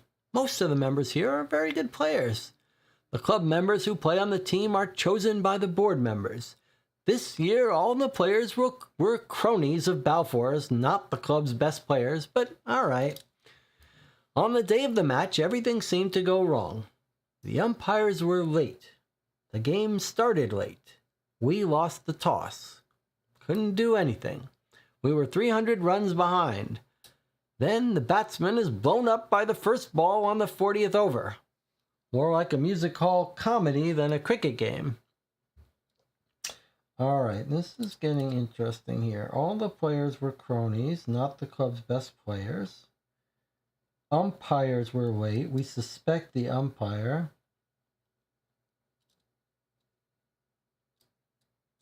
Batsman is blown up by the first ball in the 40th over, which was when he said the umpire said the balls were supposed to be changed at the 40th thing. The team captain employed by the club, as is Colin Kennedy. All right. Wrapping this up here. Any idea who planted the bomb? Bomb? I wouldn't exactly call it a bomb. Couldn't have killed anyone. More noise and smoke than anything else. I thought the batter was hurt. Sir Julius? Yeah, but I'm not sure that was because of the bomb or because he was bombed. Meaning, well, Sir Julius had been drinking quite heavily. And have you any idea who planted the bomb? Nah, I just thought it was a joke. In poor taste, but a joke. Team didn't take it that way, seemed to scare them. After Sir Julius was taken to the doctor, the rest of the team came back to the club.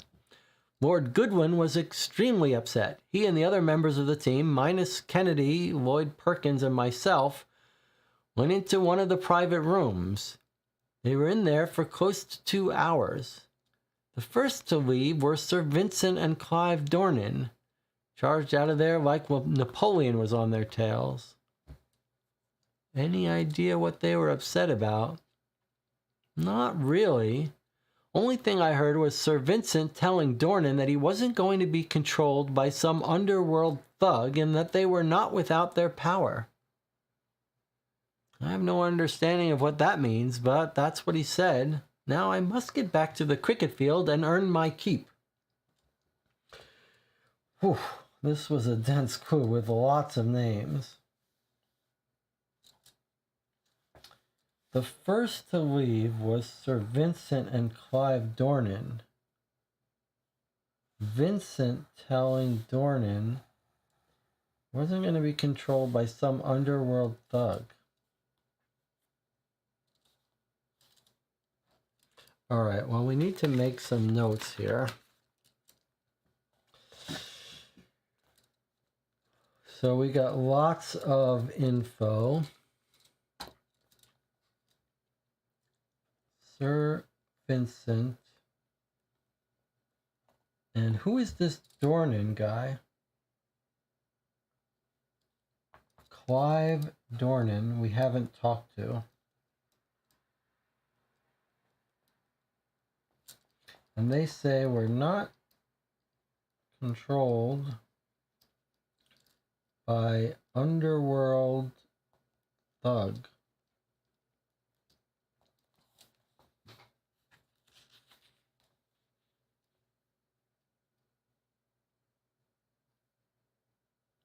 They were in, so after the explosion, they were in the, came back to the club. 2 hours in club after Sunday explosion, then left in a hurry, in a huff. So they're there here for 2 hours. Then Napoleon and Clive Dornan leave, and we don't know anything about Clive Dornan, but Vincent tells Dornan that he's not going to be controlled. Maybe we'll look up Clive Dornan before we end for the day.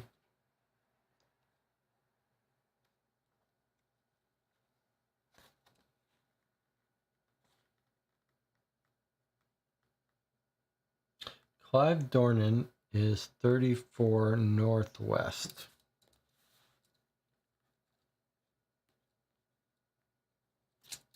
Well, we'll want to talk to him, get his side of the story. We've already talked to Vincent.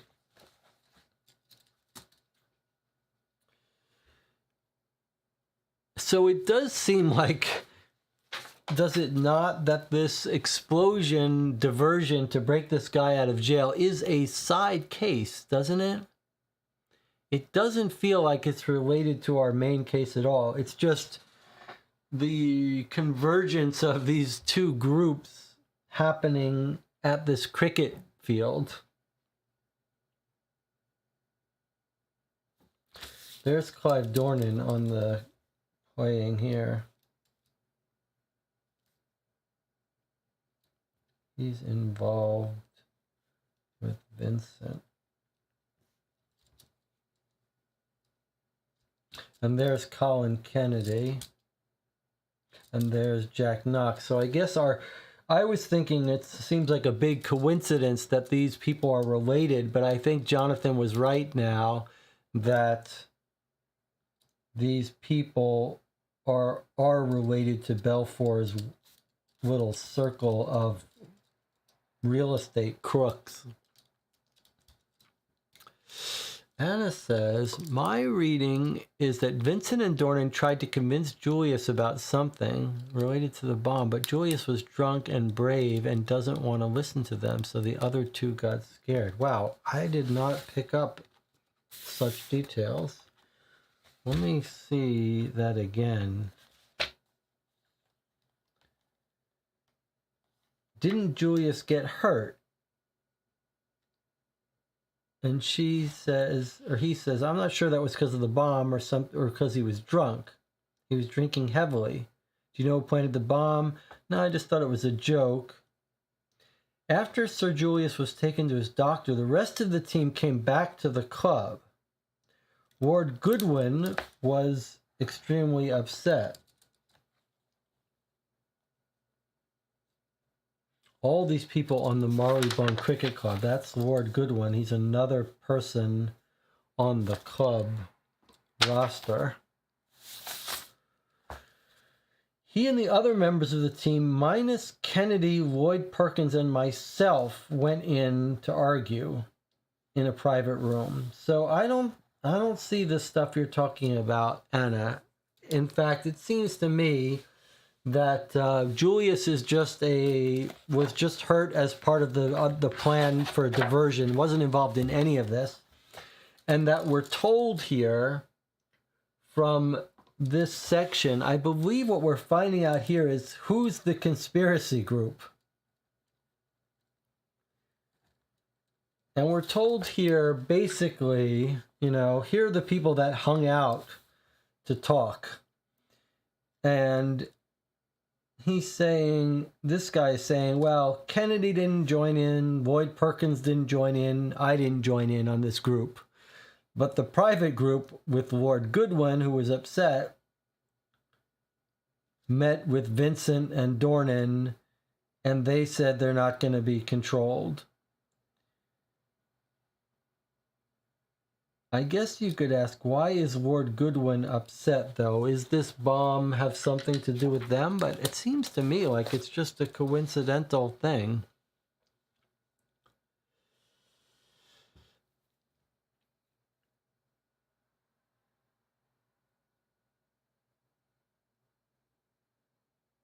But I'm not sure. They could be involved in this. You're right that there's no reason to think that But if you're involved in some giant real estate conspiracy and you're trying to break this guy out of jail, why would you put all your real estate guys into the match if you're just trying to create a conspiracy? I mean, my point is, if you were purposely trying to create the diversion to break this guy out, you wouldn't send all your real estate bigwigs to the game. You'd send the regular cricket people to the game and create the diversion and keep the bigwigs, bankers, out of danger, out of suspicion. It's the very fact that all these bigwigs were at this match when this diversion happened that makes me think they have nothing to do with it. And it says, don't forget my earlier theory, two bosses in the underworld fighting here. Maybe two teams related to that. Well, that's certainly possible. Remember that we suspect the umpire, that was Jonathan's observation, that the umpire gave him the ball. So I don't know that any of these people are actually involved in this at all. If I have to bet anything, I'd bet it's just one person got paid off to bring in this smoke bomb on the 40th pitch. I wouldn't be surprised if it's a substitute umpire as well. I wouldn't be surprised if this has nothing to do with anyone involved. All right, well, it's 5:45 a.m. We've been playing for 6 hours and 40 minutes. This has been a taxing case. I'm just going to mark this last place we just went to so we don't forget. 48 Northwest. And then we're going to call this an evening.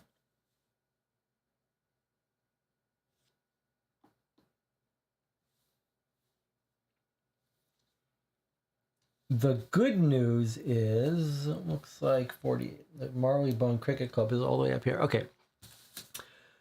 The good news is that probably tomorrow when we continue, it's going to be a lot less hectic because most of these clue points and locations are going to be the same. And we've got a lot of people's names bouncing around today that were a bit overwhelming. And maybe by tomorrow we'll have a slightly better handle on our players here and what's going on. But it is a strange feeling to go to so few of the clues available on the current day. Here are all the clues. And look at all these places. We didn't go to a single place in the southeast neighborhood. Kind of bizarre. But if they're mostly the same off the 3 days, then no big deal. And what will the newspaper hold for us tomorrow? This feels like a big case, a little overwhelming. All right, we'll stop here. Is there anything, I mean, we don't have, we're not going to play the next day, obviously. We're ending the day here, but we could chat a little bit more if people want to just sort of get out their theories and stuff. Anna says, yeah, it's a complicated case, but that was expected, right? It wouldn't be satisfying if we had a suspect already, so it's good that we don't really have any clue yet as to what's going on. Yes, it is true. It feels very different from Adventures by Gaslight, which felt very confined to a very small cast of characters when we had our scene of the crime. This one just feels like it's all over the place, and there's so many people and conspiracies. But I feel like it is going to, like, this case just threw a lot of names and people at us. So hopefully tomorrow we'll be able to start getting a better hand on all of these people, a better grasp of all of these people involved. And our side case about the plates. Shay says they think he has the plates to produce more money. John says I enjoyed the little document dump at the beginning. I did think it came around a little bit once we stopped worrying about traveling times. It will be interesting to see how tomorrow feels. I think tomorrow is going to be the real test to see if it feels a little bit more manageable. What about those cab records? Boy, we've got a lot of work ahead of us, it seems. All right, shall we wrap it up there? I think so. I'll see you tomorrow at 11 p.m. We'll jump right into the next day's introduction and newspaper. We'll see if we can't find that MP that got injured. Tough case. All right. So I'll see you tomorrow night, 11 p.m., day 2.